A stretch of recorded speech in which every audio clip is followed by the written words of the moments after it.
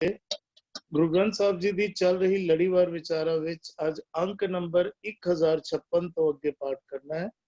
ਮਾਰੂ ਰਾਗ ਵਿੱਚ ਮਹਿਲਾ ਤੀਜਾ ਦੇ ਸੋਹਲਿਆਂ ਦੇ ਪਾਠ ਚੱਲ ਰਹੇ ਹਨ, ਜਿਸ ਵਿੱਚ 12ਵੇਂ ਸੋਹਲੇ ਦੀ ਕੱਲ ਸਮਾਪਤੀ ਹੋਈ ਸੀ। ਅੱਜ 13ਵੇਂ ਸੋਹਲੇ ਦੀ ਆਰੰਭਤਾ ਹੋਣੀ ਹੈ। ਮਾਰੂ ਮਹਿਲਾ ਤੀਜਾ। मेरे प्रभ साचे एक खेल रचाया,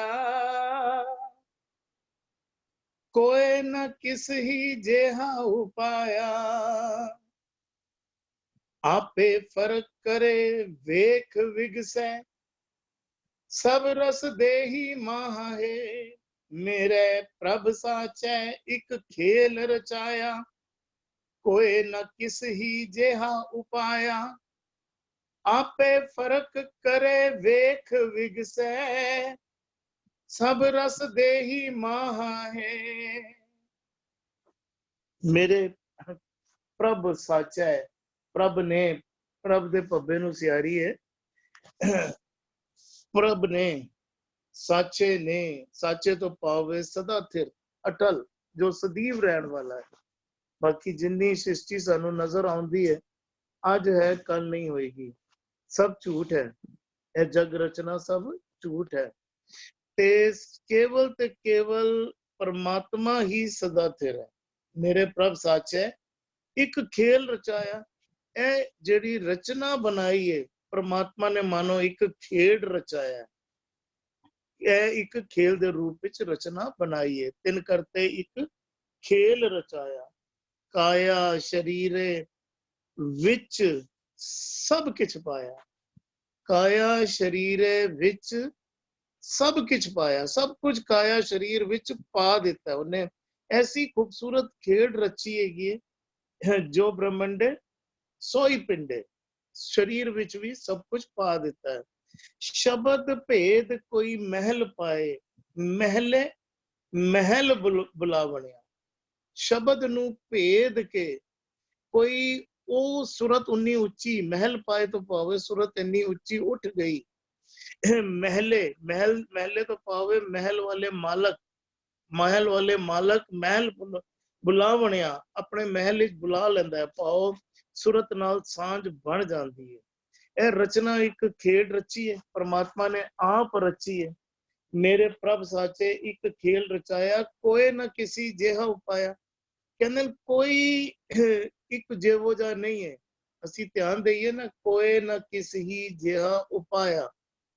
ਅਸੀਂ ਕਿੰਨੇ ਵੱਖ-ਵੱਖ ਕਿਸਮ ਦੇ ਜੀ ਜੰਤ ਪੰਛੀ ਦੇਖਦੇ ਆ, ਕਿਸੇ ਦੀ ਸੁਰਤ ਦੂਜੇ ਨਾਲ ਨਹੀਂ ਮਿਲਦੀ। ਕੁੱਤੇ ਦੀ ਬਿੱਲੀ ਨਾਲ ਨਹੀਂ ਮਿਲਦੀ, ਤੋਤੇ ਦੀ ਮੋਰ ਨਾਲ ਨਹੀਂ ਮਿਲਦੀ। ਸਾਰੇ ਅਸੀਂ ਤੱਕੀ ਜੀ ਜੰਤ ਵੱਖ-ਵੱਖ ਰੂਪਾਂ ਦੇ ਹਨ। ਇੱਥੇ ਤੱਕ ਉਹਨਾਂ ਦੀ ਆਵਾਜ਼ਾਂ ਵੀ ਵੱਖ-ਵੱਖ ਹਨ। ਸਾਰੇ ਹੀ ਵੱਖ-ਵੱਖ। परमात्मा ने कैसा खूबसूरत रचना बनाई है। कोई ना किसी जहा उपाया, आपे फर्क करे वेख विगसे। यह फर्क परमात्मा ने आप ही किया होया, और सारी रचना की संभालना करके विगसे, वेख के, वेख भी रहा है, संभालना भी कर रहा है। विगसे, विगसे तो पावे खिड़ाव विच भी है, सारियां नू देख के खिड़ाव विच भी रहता है। सब रस देही माहा है। कहते जिन्ने भी रस ਹਨ ਨਾ, ਸਾਰੇ ਦੇਹੀ ਵਿੱਚ ਹੀ ਮੌਜੂਦ ਹਨ। ਹੁਣ ਇਹ ਜਿਹੜੀ ਗੱਲ ਹੈ, ਥੋੜੀ ਭੇਦ ਵਾਲੀ ਗੱਲ ਹੈ। ਜਿਹੜੀ ਬਾਹਰ ਮੁਖੀ ਗੱਲ ਕਰ ਰਹੇ ਹਨ, ਸਾਰੀ ਰਚਨਾ ਵੱਖ-ਵੱਖ ਬਣਾਈ ਹੈ, ਉਹ ਅੰਦਰ ਦੀ ਵੀ ਗੱਲ ਕਰ ਰਹੇ ਹਨ ਕਿ ਅੰਦਰ ਵੀ ਜੋ ਬ੍ਰਹਮੰਡੇ ਸੋਈ ਪਿੰਡ ਹੈ, ਜੋ ਬ੍ਰਹਮੰਡ ਵਿੱਚ ਹੈ ਉਹੀ ਉਹ ਪਿੰਡ ਵਿੱਚ ਵੀ ਹੈ। ਸਾਰੀ ਚੀਜ਼ ਜਿਹੜੀ ਅੰਦਰ ਦਾ ਵਿਸ਼ਾ ਹੈ ਨਾ, ਇਹ ਵਿਸ਼ਾ ਸੁਖਵਿੰਦਰ ਵੀਰ ਜੀ ਤੇ ਭੁਪਿੰਦਰ ਵੀਰ ਜੀ ਬਹੁਤ ਸੋਹਣਾ ਖੋਲਦੇ ਹਨ, ਅੰਦਰ ਦੀ ਸ੍ਰਿਸ਼ਟੀ ਦਾ। ਤੇ ਇਹ ਵਿਸ਼ਾ ਮੈਂ ਉਹਨਾਂ ਨੂੰ ਬੇਨਤੀ ਕਰਾਂਗਾ, ਚੰਗੀ ਤਰ੍ਹਾਂ ਉਹ ਅੰਦਰ ਦਾ ਵਿਸ਼ਾ ਚੰਗੀ ਤਰ੍ਹਾਂ ਖੋਲਣਗੇ। ਅਸੀਂ ਜਿਹੜੀ ਦੇਹੀ, ਸਾਰੇ ਰਸ ਦੇਹੀ ਵਿੱਚ ਪਾਏ ਨਾ, ਥੋੜਾ ਜਿਹਾ ਇਸ ਪਾਸੇ ਅਸੀਂ ਇਸ ਪਾਸੇ ਥੋੜਾ ਜਿਹਾ ਧਿਆਨ ਦੇ ਲਈਏ। ਇੱਕ ਪੰਕਤੀ, ਇੱਕ ਸ਼ਬਦ ਜਿਹੜਾ ਅਸੀਂ ਆਮ ਸੁਣਦੇ ਵੀ ਹਾਂ, ਪੜ੍ਹਦੇ ਵੀ ਹਾਂ। ਅਸੀਂ ਰਸ ਸੋਇਨਾ ਰਸ ਰੂਪਾ ਕਾਮਣ, रस परमल की वास, रस घोड़े रस सेजा मंदर, रस मीठा रस मास, एते रस शरीर के कै घट नाम निवास। हुण असीं ध्यान दईए ना, साडी 9 गोलकां बाहर मुखीआं, ਬਾਹਰ ਤੱਕਦੀਆਂ ਹਨ ਤੇ ਬਾਹਰ ਦੇ ਪਦਾਰਥਾਂ ਤੋਂ, ਬਾਹਰ ਦੇ ਜੋ ਵੀ ਦੇਖਦੀਆਂ ਹਨ, ਵੱਖ-ਵੱਖ ਰੰਗਾਂ ਤੋਂ, ਰੂਪਾਂ ਤੋਂ ਪ੍ਰਭਾਵਿਤ ਹੁੰਦੀਆਂ ਹਨ, ਆਕਰਸ਼ਿਤ ਹੁੰਦੀਆਂ ਹਨ ਤੇ ਉਹ ਰਸ ਜਿਹੜੀ, ਉਹ ਰਸਾਂ ਦੀ ਮੈਲ, ਉਹਨਾਂ ਦੀ ਭੁੱਖ ਕਹਿ ਲਈਏ, ਤ੍ਰਿਸ਼ਨਾਵਾਂ ਕਹਿ ਲਈਏ, ਉਹਨੂੰ ਅੰਦਰ ਇਕੱਠਾ ਕਰੀ ਜਾਂਦੀ ਹੈ, ਉਹ ਮੈਲ ਇਕੱਠੀ ਕਰੀ ਜਾਂਦੀ ਹੈ ਅੰਦਰ। ਬਾਹਰ ਮੁਖੀ ਜਦੋਂ ਤੱਕ ਸਾਡੀ ਸੁਰਤ ਰਹਿੰਦੀ ਹੈ ਤਦ ਤੱਕ ਅੰਦਰ ਮੈਲ ਇਕੱਠੀ ਹੁੰਦੀ ਰਹਿੰਦੀ ਹੈ। ਹੁਣ ਗੁਰੂ ਸਾਹਿਬ ਸਮਝਾਣਾ ਕਰ ਰਹੇ ਨੇ, ਇਤੇ ਰਸ ਸਰੀਰ ਕੇ ਕਹਿ ਘਟ ਨਾਮ ਨਿਵਾਸ। ਕਹਿੰਦੇ ਮਨੁੱਖ ਜਿਹੜਾ ਹੈ 9 ਗੋਲਕਾਂ ਦੇ ਰਾਹੀਂ ਬਾਹਰ ਮੁਖੀ ਹੋ ਕੇ ਜੁੜਿਆ ਰਹਿੰਦਾ ਹੈ ਤੇ ਨਾਮ ਕਿਹੜੀ ਥਾਂ ਤੇ ਟਿਕੇਗਾ? ਕਹਿ ਘਟ ਨਾਮ ਨਿਵਾਸ, ਨਾਮ ਕਿਸ ਤਰੀਕੇ ਦੇ ਨਾਲ ਮਨ ਵਿੱਚ ਵਸੇਗਾ? ਰਸ ਸਾਰੇ ਹੀ ਹਨ, ਧਿਆਨ ਦੇਣਾ, ਅਗਰ ਅਸੀਂ ਧਿਆਨ ਦਈਏ ਨਾ, ਰਸ ਸੋਇਨਾ, ਰਸ ਰੂਪਾ, ਕਾਮਣ, ਰੂਪ ਵੀ ਰਸ ਹੈ, ਕਾਮਣ, ਕਾਮਣ ਇਸਤਰੀ ਨੂੰ ਕਹਿੰਦੇ ਨੇ, ਉਹ ਵੀ ਰਸ ਹੈ, ਰਸ ਪਰਮਲ ਕੀ ਵਾਸ, ਖੁਸ਼ਬੂ ਵੀ ਰਸ ਹੈ, ਰਸ ਘੋੜੇ, ਰਸ ਸੇਜਾ ਮੰਦਰ, ਸੇਜਾ ਮੰਦਰ ਤੇ ਮਕਾਨ ਹੋ ਗਿਆ, ਸੇਜ ਬਿਸਤਰਾ ਹੋ ਗਿਆ, ਘੋੜੇ ਹੋ ਗਿਆ, ਘੋੜੇ ਉਸ ਸਮੇਂ ਦੀ ਸਵਾਰੀ ਹੋ ਗਈ, ਅੱਜ ਗੱਡੀਆਂ ਅਸੀਂ ਲੈ ਲਈਏ। ਰਸ ਮੀਠਾ, ਰਸ ਮਾਸ, ਮਿੱਠਾ ਵੀ ਰਸ ਹੈ, ਮਾਸ ਵੀ ਰਸ ਹੈ, ਸਾਰੇ ਰਸਾਂ ਦਾ ਜ਼ਿਕਰ ਕਰ ਰਹੇ ਹਨ। ਇੱਕ ਬਰੀਕ ਜੇ ਭੇਦ ਨੂੰ ਸਮਝਣ ਦੀ, ਗੁਰੂ ਸਾਹਿਬ ਰਸਾਂ ਨੂੰ ਤਿਆਗਣ ਦਾ ਜ਼ਿਕਰ ਨਹੀਂ ਕਰ ਰਹੇ। ਜੇ ਤਿਆਗਾਂਗੇ ਤੇ ਸਭ ਕੁਝ ਹੀ ਛੱਡਣਾ ਪਏਗਾ। ਕੀ ਛੱਡਾਂਗੇ ਅਸੀਂ? ਰਸ ਹੋਏ ਨਾ, ਰਸ ਰੂਪਾ, ਕਾਮਣ, ਕਾਮਣ ਇਸਤਰੀ ਨੂੰ ਵੀ ਛੱਡਣਾ ਪੈਣਾ, ਅਸੀਂ ਰੂਪ ਨੂੰ ਵੀ ਛੱਡਣਾ ਪੈਣਾ, ਸੋਨੇ ਨੂੰ ਵੀ ਛੱਡਣਾ ਪੈਣਾ, ਪਰਮਲ ਕੀ ਵਾਸ ਨੂੰ ਛੱਡਣਾ ਪੈਣਾ, ਘੋੜੇ ਸਵਾਰੀਆਂ ਨੂੰ ਛੱਡਣਾ ਪੈਣਾ। ਅਗਰ ਅਸੀਂ ਉਸ ਮੁਤਾਬਕ ਅਸੀਂ ਭੁਲੇਖੇ ਵਿੱਚ ਪੈ ਜਾਵਾਂਗੇ। ਗੁਰੂ ਸਾਹਿਬ ਕਹਿ ਰਹੇ ਕਿ ਸਾਰਿਆਂ ਵਿੱਚ ਰਹਿੰਦੇ ਹੋਏ ਸਾਰਿਆਂ ਤੋਂ ਨਿਰਲੇਪ ਹੋ ਕੇ, ਕਿਉਂਕਿ ਅੰਮ੍ਰਿਤ ਰਸ ਵੀ ਅੰਦਰ ਪਿਆ, ਨਾਮ ਰਸ ਜਿਹੜਾ ਹੈ ਉਹ ਵੀ ਅੰਦਰ ਪਿਆ, ਲੇਕਿਨ ਕਿਉਂਕਿ ਸਾਡੀ 9 ਗੋਲਕਾਂ ਬਾਹਰ ਮੁਖੀਆਂ, ਉਹ ਉਸ ਅੰਮ੍ਰਿਤ ਕੁੰਡ ਦੇ ਨਾਲ ਸਾਂਝ ਨਹੀਂ ਬਣਨ ਦੇ ਰਹੀਆਂ। ਅਸੀਂ, ਸਾਡੇ ਅੰਦਰ ਤ੍ਰਿਸ਼ਨਾਵਾਂ ਤੇ ਭੁੱਖਾਂ ਵੱਧਦੀਆਂ ਜਾ ਰਹੀਆਂ, ਅਸੀਂ ਉਸ ਅੰਮ੍ਰਿਤ ਕੁੰਡ ਦੇ ਨਾਲ ਸਾਂਝ ਨਹੀਂ ਬਣਨ ਦੇ ਰਹੀਆਂ। ਤੇ ਗੁਰੂ ਸਾਹਿਬ ਕਈ ਥਾਵਾਂ ਤੇ ਨਾ, ਮੱਤ ਵਿੱਚ ਰਤਨ ਜਵਾਹਰ ਮਾਣਿਕ, ਜੇ ਗੁਰ ਕੀ ਸਿੱਖ ਸੁਣੀ, ਮੱਤ ਵਿੱਚ ਰਤਨ ਜਵਾਹਰ ਮਾਣਿਕ ਮੱਤ ਵਿੱਚ ਮੌਜੂਦ ਹਨ, ਪਰ ਪ੍ਰਗਟ ਕਿਸ ਤਰ੍ਹਾਂ ਹੁੰਦੀਆਂ? ਜੇ ਇੱਕ ਗੁਰ ਕੀ ਸਿੱਖ ਸੁਣੀ, ਗੁਰੂ ਦੀ ਸਿੱਖਿਆ ਦੇ ਰਾਹੀਂ ਪ੍ਰਗਟ ਹੁੰਦੀਆਂ। ਸਤਿਗੁਰ ਵਚਨ ਰਤਨ ਹੈ, ਜੋ ਮੰਨੇ ਸੋ ਹਰ ਰਸ ਖਾਏ। ਜੋ ਇਸ ਹਰ ਰਸ ਨੂੰ ਮੰਨ ਲੈਂਦਾ ਹੈ, ਉਸਦੀ ਹਰੀ ਰਸ ਦੇ ਨਾਲ ਸਾਂਝ ਬਣ ਜਾਂਦੀ ਹੈ। ਅਗਰ ਅਸੀਂ ਧਿਆਨ ਦਈਏ, ਦੇਹੀ ਦੇ ਅੰਦਰ ਹਰ ਕਿਸਮ ਦੇ ਰਸ ਮੌਜੂਦ ਹਨ ਔਰ ਅੰਮ੍ਰਿਤ ਰਸ ਵੀ ਮੌਜੂਦ ਹੈ। ਗੁਰੂ ਸਾਹਿਬ ਕਹਿ ਰਹੇ ਨੇ, ਅਸੀਂ ਜਦੋਂ ਪਾਠ ਕਰਦੇ ਹਾਂ ਨਾ, ਮੋਤੀ ਤਾਂ ਮੰਦਰ ਉਸਰੇ, ਰਤਨੀ ਤਾਂ ਹੋਏ ਜੜਾਓ। ਗੁਰੂ ਸਾਹਿਬ ਕਿਧਰੇ ਵੀ ਮਾਇਆ, ਧਨ ਦੌਲਤ, ਪਰਿਵਾਰ ਤਿਆਗਨ ਦਾ ਜ਼ਿਕਰ ਨਹੀਂ ਕਰਦੇ। ਕਹਿੰਦੇ ਨੇ ਇੰਨੀ ਅਮੀਰੀ ਹੋਏ ਕਿ ਮੋਤੀ ਤਾਂ ਮੰਦਰ ਕਹਿੰਦੇ ਨੇ ਮਕਾਨ ਨੂੰ, ਇੰਨੀ ਅਮੀਰੀ ਹੋਏ ਕਿ ਮਕਾਨ ਵਿੱਚ ਮੋਤੀ ਜੜੇ ਹੋਣ। ਪਰ ਅਖੀਰਲੀ ਪੰਕਤੀ ਵਿੱਚ ਕੀ ਕਹਿੰਦੇ ਨੇ? ਮਤ ਦੇਖ ਭੂਲਾ ਵਿਸਰੇ, ਮੇਰਾ ਚਿਤ ਨਾ ਆਵੇ ਨਾ। ਕਿਧਰੇ ਇਹ ਨਾ ਹੋਏ ਕਿ ਤੇਰਾ ਨਾਮ ਭੁੱਲ ਜਾਵਾਂ ਮੈਂ, ਤੇਰਾ ਚਿਤ ਨਾ ਆਵੇ ਨਾ। ਕਿਧਰੇ ਇਹ ਨਾ ਹੋਏ ਕਿ ਇਹਨਾਂ ਰਸਾਂ ਨੂੰ ਦੇਖ ਕੇ ਤੇਰੇ ਨਾਮ ਨੂੰ ਭੁੱਲ ਜਾਵਾਂ। ਤੇ ਗੁਰੂ ਸਾਹਿਬ ਨੇ ਇਹ ਰਚਨਾ ਇੱਕ ਖੇਡ ਬਣਾਈ ਹੈ ਤੇ ਇਸਦੇ ਰਸਾਂ ਦੇ ਵਿੱਚ ਕਿਧਰੇ ਅਸੀਂ ਫਸ ਕੇ ਹੋਰ ਤੇ ਹੋਰ ਭੁੱਖਾਂ ਵਧਾ ਕੇ, ਕਿਧਰੇ ਇਹ ਨਾ ਹੋਏ ਜਿਹੜਾ ਅਸਲ ਰਸ ਹੈ, ਜਿਸ ਰਸ ਨੇ ਆਨੰਦ ਦੇਣਾ ਹੈ, ਜਿਸ ਰਸ ਦੇ ਨਾਲ ਸ਼ਾਂਤੀ ਦੀ ਪ੍ਰਾਪਤੀ ਹੋਣੀ ਹੈ, ਕਿਧਰੇ ਇਹ ਨਾ ਹੋਏ ਉਸ ਰਸ ਤੋਂ ਅਸੀਂ ਵਾਂਝੇ ਰਹਿ ਜਾਈਏ। ਕੱਲ ਵੀ ਸਾਂਝ ਪਾਈ ਸੀ ਕਿ ਇੱਕ ਸਰੀਰ ਦੇ ਸਫ਼ਰ ਦੀ ਤੇ ਇੱਕ ਮਨ ਦੇ ਸਫ਼ਰ ਦਾ ਜ਼ਿਕਰ ਕੀਤਾ ਸੀ। ਸਰੀਰ ਦਾ ਸਫ਼ਰ ਹਰ ਵਕਤ ਨਹੀਂ ਅਸੀਂ ਕਰਦੇ, ਹਰ ਵਕਤ ਅਸੀਂ ਕਰ ਵੀ ਨਹੀਂ ਸਕਦੇ। ਸਰੀਰ ਥੱਕ ਜਾਂਦਾ ਹੈ, ਸਾਨੂੰ ਆਰਾਮ ਕਰਨਾ ਪੈਂਦਾ ਹੈ, ਸਰੀਰ ਨੂੰ ਆਰਾਮ ਦੇਣਾ ਪੈਂਦਾ ਹੈ। ਲੇਕਿਨ ਮਨ ਦਾ ਸਫ਼ਰ ਕਦੀ ਮੁੱਕਦਾ ਨਹੀਂ, ਮਨ ਹਮੇਸ਼ਾ ਸਫ਼ਰ ਵਿੱਚ ਰਹਿੰਦਾ, ਮਨ ਹਮੇਸ਼ਾ ਦੌੜਦਾ ਰਹਿੰਦਾ। ਹੁਣ ਮਨ ਦੇ ਵਿੱਚ ਜਿਹੋ ਜਿਹੀ ਭੁੱਖ ਹੁੰਦੀ ਹੈ ਨਾ, ਮਨ ਉਸ ਰਾਹ ਤੇ ਸਫ਼ਰ ਕਰਨ ਲੱਗ ਪੈਂਦਾ। ਮਨ ਵਿੱਚ ਜੈਸੀ ਭੁੱਖ ਹੋਏਗੀ, ਮਨ ਉਸ ਪਾਸੇ ਟੁਰਨ ਲੱਗ ਪਏਗਾ, ਮਨ ਉਸ ਰਸ ਵਿੱਚ ਹੋਰ ਬੜੀ ਦੂਰ ਤੱਕ ਲੰਘ ਜਾਏਗਾ। ਬੜੀ, ਜਿਸ ਤਰ੍ਹਾਂ ਹੁੰਦਾ ਨਾ, ਅਸੀਂ ਕਹਿੰਦੇ ਆ ਚਾਂਦ ਤੇ ਤਾਰਿਆਂ ਤੱਕ ਪਹੁੰਚ ਗਿਆ, ਬੜਾ ਲੰਬਾ ਸਫ਼ਰ ਤੱਕ। ਜਦੋਂ ਅਸੀਂ ਤ੍ਰਿਸ਼ਨਾਵਾਂ, ਭੁੱਖਾਂ ਜਾਂ ਟੈਨਸ਼ਨਾਂ ਦੇ ਬਾਰੇ ਮਨ ਬਹੁਤ ਜ਼ਿਆਦਾ ਖਚਿਤ ਹੁੰਦਾ ਹੈ ਤੇ ਇਸ ਤਨ ਦੇ ਵਿੱਚ, ਇਸ ਮਨ ਦੇ ਵਿੱਚ ਰੋਗ ਵੱਧਦੇ ਹਨ। ਸਾਨੂੰ ਡਿਪਰੈਸ਼ਨ ਵਾਲੇ ਪਾਸੇ, ਸੁਸਾਈਡਲ ਸੋਚ ਵਾਲੇ ਪਾਸੇ ਮਨ ਲੈ ਜਾਂਦਾ ਹੈ। और जदों इस मन नू साचे नाम की लागे भूख, उत भूखे खाए चलिए दुख। जदों सच नाम दी भुख लग जाती है ना, ते मन जिहड़ा है आनंद वाले पासे सफर करता है। कोशिश करिए शब्द दे राही मन नू सच वाले पासे टोरना करिए, सच वाले सफर ते मन नू लेके जाइए, जिदे नाल मन दे विचों हर किस्म दे रोग, हर किस्म दी टेंशनां दूर हो और मन आनंद विच रहना शुरू कर दे, सदैव दे आनंद दी प्राप्ति हो जाए जी।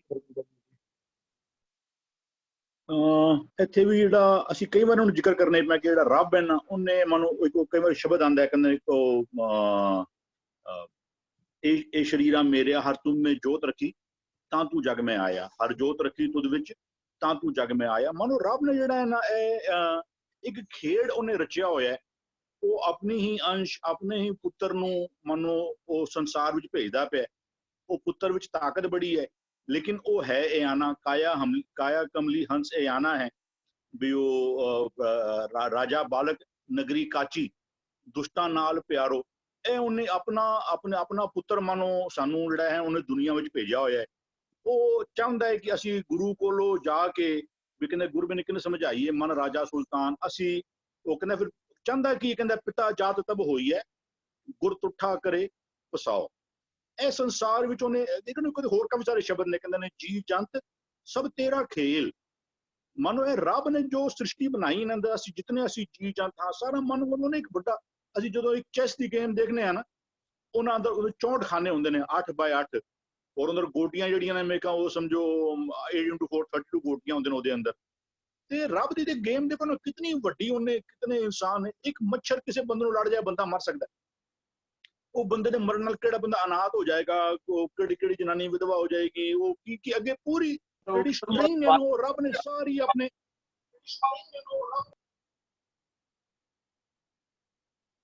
ਰੱਬ ਨੇ ਸਾਰੀ ਸਟ੍ਰਿੰਗ ਜਿਹੜੀ ਹੈ ਨਾ ਉਹਨੇ ਉਹ ਅਸੀਂ ਕਈ ਵਾਰ ਕਹਿੰਦੇ ਆ ਵੀ ਇੱਕ ਤੀਰ ਸੇ ਦੋ ਨਿਸ਼ਾਨੇ ਲਗਾਣੇ। ਰੱਬ ਤੇ ਆਪਣੇ ਇੱਕ ਕੀਤੇ ਹੋਏ ਜੋ ਰੱਬ ਫੈਸਲੇ ਕਰਦਾ ਹੈ ਨਾ, ਉਹਦੇ ਨਾਲ ਕਿਤਨੇ ਲਾਈਵਸ ਜਿਹੜੇ ਨੇ ਨਾ ਉਹ ਇਫੈਕਟ ਹੁੰਦੇ ਨੇ। ਇੱਕ ਸੁਨਾਮੀ ਆਈ, ਲੱਖ ਬੰਦਾ ਮਰ ਗਿਆ। ਉਹ ਤਾਂ ਰੱਬ ਜਿਹੜਾ ਨਾ ਇਹ ਹੈ ਸਾਰਾ ਉਹਦਾ ਖੇਡ ਹੈ। ਮਤਲਬ ਕੋਈ ਸਮਝੇ ਕਿ ਰੱਬ ਜਿਹੜਾ ਹੈ ਨਾ ਉਹਨੇ ਆਪ ਇਹ ਖੇਡ ਬਣਾਇਆ। ਕਹਿੰਦੇ ਆਪਣਾ ਖੇਲ ਆਪ ਕਰ ਦੇਖਿਆ, ਕਹਿੰਦੇ ਖੇਲ ਸੰਕੋਚ ਹੈ ਉਹ ਨਾਨਕ ਇੱਕ ਹੈ। ਅਸੀਂ ਜਦੋਂ ਕੋਈ ਲੂਡੋ ਦੀ ਗੇਮ ਖੇਡਣ ਨੂੰ ਬਣਾਈਏ 10-15 ਮਿੰਟ ਕੋਈ ਵੀ ਗੇਮ ਖੇਡਣ ਨੂੰ ਬਣਾਈਏ ਵੀ ਉਹਨੂੰ 10 ਥੋੜਾ ਟਾਈਮ ਖੇਡਿਆ ਉਹਨੂੰ, ਤੇ ਉਸ ਤੋਂ ਬਾਅਦ ਅਸੀਂ ਜਦੋਂ ਸਾਡਾ ਦਿਲ ਕਰਦਾ ਅਸੀਂ ਗੇਮ ਬੰਦ ਕਰ ਦਿੰਦੇ ਹਾਂ। ਵੀ ਉਹ ਕਹਿੰਦੇ ਉਹ ਇਹਦੇ ਅੰਦਰ ਨਾ ਉਹਨੇ ਸਾਨੂੰ ਭਟਕਾਉਣ ਵਾਲੀ ਗੱਲ ਵੀ ਹੈ ਨਾ, ਉਹ ਸਾਨੂੰ ਵੀ ਉਹ ਚਾਹੁੰਦੇ ਕਿ ਤੂੰ ਗੁਰੂ ਕੋਲ ਜਾ, ਲੇਕਿਨ ਉਹਨੇ ਕਹਿੰਦਾ ਹਰ ਭਾਣਾ ਤਾਂ ਪਰਮਾਇਆ ਕਰ ਪਰਪੰਚ ਖੇਲ ਉਪਾਇਆ। ਉਹਨੇ ਇਹ ਪਰਪੰਚ ਇਹ ਜਿਤਨੇ ਇਹ ਵਿਸ਼ੇ ਵਿਕਾਰ ਨੇ ਨਾ ਇਹਦੇ ਨਾਲ ਉਹ ਕਹਿੰਦਾ ਰਸ ਉਹ ਕਹਿੰਦਾ ਕੂੜ ਮਿੱਠਾ ਕੂੜ ਮਾਖਿਓ। ਇਹ ਬਣਾਇਆ ਕਿੰਨੇ ਮਿੱਠਾ? ਇਹ ਰੱਬ ਨੇ ਹੀ ਬਣਾਇਆ। ਇਹ ਰੱਬ ਉਹਨੇ ਤੁਹਾਨੂੰ ਡਿਸਟਰੈਕਟ ਕਰਕੇ ਰੱਖਿਆ ਹੋਇਆ ਹੈ। ਉਹ ਫਿਰ ਤੁਹਾਨੂੰ ਗੁਰੂ ਕੋਲੋਂ ਭੇਜਦਾ ਪਿਆ ਤੁਹਾਨੂੰ।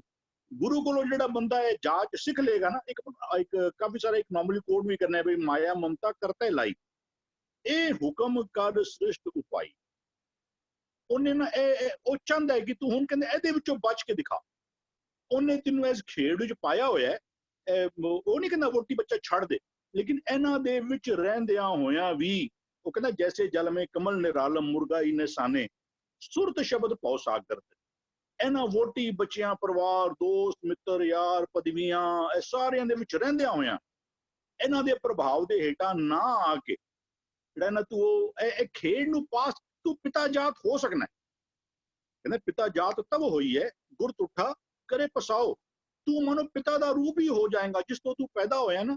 ਜਿਸ ਤੇ ਉਪਜਿਆ ਨਾਨਕਾ ਸੋਈ ਫਿਰ ਹੋਆ। ਜਿੱਥੋਂ ਪੈਦਾ ਹੋਇਆ ਸੀ ਨਾ ਤੂੰ ਉਹਦਾ ਹੀ ਸਰੂਪ ਬਣ ਜਾਏਗਾ। ਜੇ ਨਾ ਬਣ ਸਕਿਆ ਤੇ ਫਿਰ ਤੇ ਇਹਦੇ ਖੇਡ ਹੈ ਬਈ ਇਹ ਤੇ ਪਾਸ ਔਰ ਫੇਲ ਜਿਹੜੀ ਖੇਡ ਹੈ। ਕਹਿੰਦਾ ਉਹ ਸਭ ਕੁਝ ਹਰ ਕਾ ਖੇਲ ਹੈ। ਕਹਿੰਦਾ ਗੁਰਮੁਖ ਕਿਸੇ ਬੁਝਾਈ।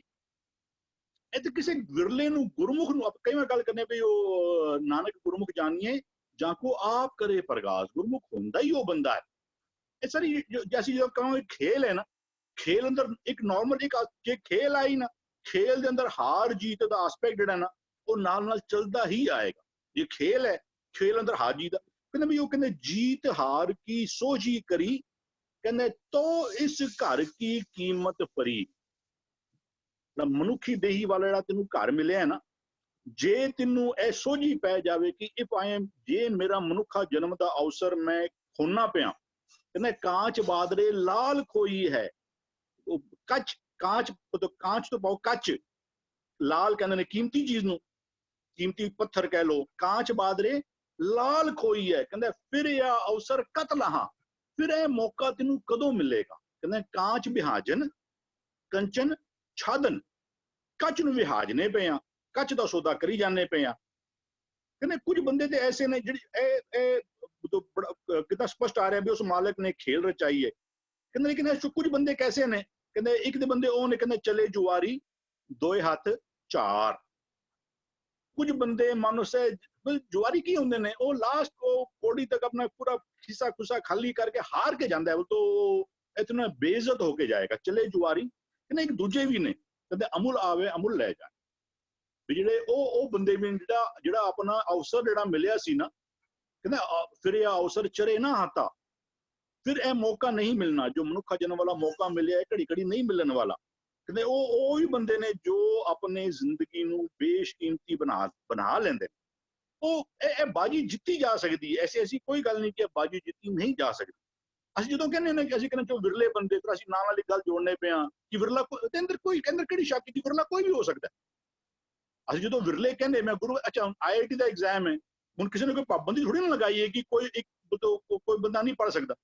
ਲੇਕਿਨ ਹਾਂ ਇੱਕ ਗੱਲ ਪੱਕੀ ਹੈ ਕਿ IIT ਦੇ ਐਗਜ਼ਾਮ ਵਿੱਚ 10 ਲੱਖ ਬੰਦਿਆਂ ਵਿੱਚੋਂ ਸਿਰਫ 1000 ਬੱਚਾ ਪਾਸ। ਤੇ ਐਸੀ ਕੋਈ ਗੱਲ ਨਹੀਂ ਕਿ ਕੋਈ ਐਸਾ ਕੋਈ ਪਾਬੰਦੀ ਨਹੀਂ ਕਿ ਕੋਈ ਬੰਦਾ ਨਹੀਂ ਜਿੱਤ ਸਕਦਾ। ਲੇਕਿਨ ਇਹਨੂੰ ਖੇਡਣ ਵਾਲ ਜਿਹੜੀ ਖੇਡ ਹੈ ਨਾ, ਅੱਛਾ ਖੇਡ ਖੇਡਣੀ ਕਿਵੇਂ, ਜਿਹੜਾ ਬੰਦਾ ਇੱਥੋਂ ਫੇਲ ਨਾ ਹੋਵੇ, ਪਾਸ ਹੋ ਕੇ ਜਾਵੇ। ਦੇਖੋ ਗੁਰੂ ਪੂਰਾ ਹੈ, ਗੁਰੂ ਨੇ ਪੂਰੀ ਤੁਹਾਨੂੰ ਕਹਿੰਦੇ ਕਹੋ ਕਬੀਰ ਤੇ ਜਨ ਕਭੂ ਨਾ ਹਾਰੇ, ਕਹਿੰਦਾ ਢਾਲ ਜੋ ਜਾਣਾ ਹੈ ਪਾਸਾ। ਜਦੋਂ ਉਹ ਗੇਮ ਖੇਡੀ ਜਾਂਦੇ ਨਾ ਵਿੱਚ, ਅਸੀਂ ਲੂਡੋ ਖੇਲਣੇ ਪਿਆ ਸੀ, ਉਹ ਜਿਹੜੇ ਡਾਈਸ ਹੁੰਦੇ ਨੇ, ਛੱਕਾ ਜਿਹਨੂੰ ਕਹਿੰਦੇ ਆ, ਆਪਾਂ ਨੂੰ ਕਾਸਟ ਕਰਨੇ ਆ, ਉਹਨਾਂ ਨੂੰ ਉਹ ਢਾਲਨੇ ਆ ਅਸੀਂ ਉਹਨੂੰ। ਕਹਿੰਦਾ ਕਹੋ ਕਬੀਰ ਤੇ ਜਨ ਕਭੂ ਨਾ ਹਾਰੇ, ਉਹ ਆਪਣੀ ਜੀਵਨ ਦੀ ਬਾਜੀ ਕਦੀ ਨਹੀਂ ਹਾਰਨਗੇ। ਕਿਹੜੇ ਬੰਦੇ, ਕਹਿੰਦੇ ਢਾਲ ਜੋ ਜਾਣਾ ਹੈ ਪਾਸਾ, ਜਿਨ੍ਹਾਂ ਨੂੰ ਇਹ ਬਾਜੀ ਖੇਡਣ ਦਾ ਤਰੀਕਾ ਆ ਗਿਆ ਨਾ।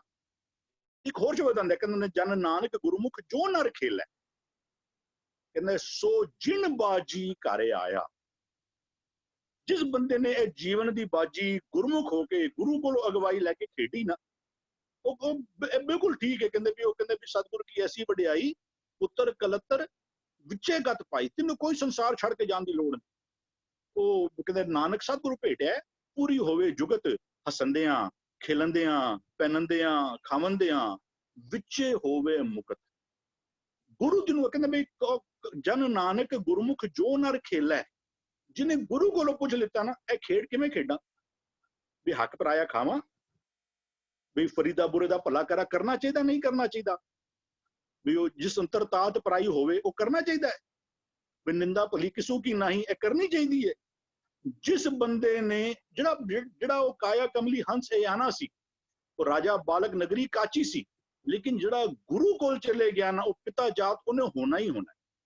ਮੈਂ ਉਹ ਜਿਹੜਾ ਅਬ ਤੋਂ ਜਾਇ ਚੜੇ ਸਿੰਘਾਸਨ ਮਿਲੇ ਸਾਰੰਗ ਪਾਣੀ, ਰਾਮ ਕਬੀਰਾ ਏਕ ਪਏ ਹੈ, ਹਰ ਜਨ ਐਸਾ ਚਾਹੀਏ ਜੈਸਾ ਹਰ ਹੀ ਹੋਏ।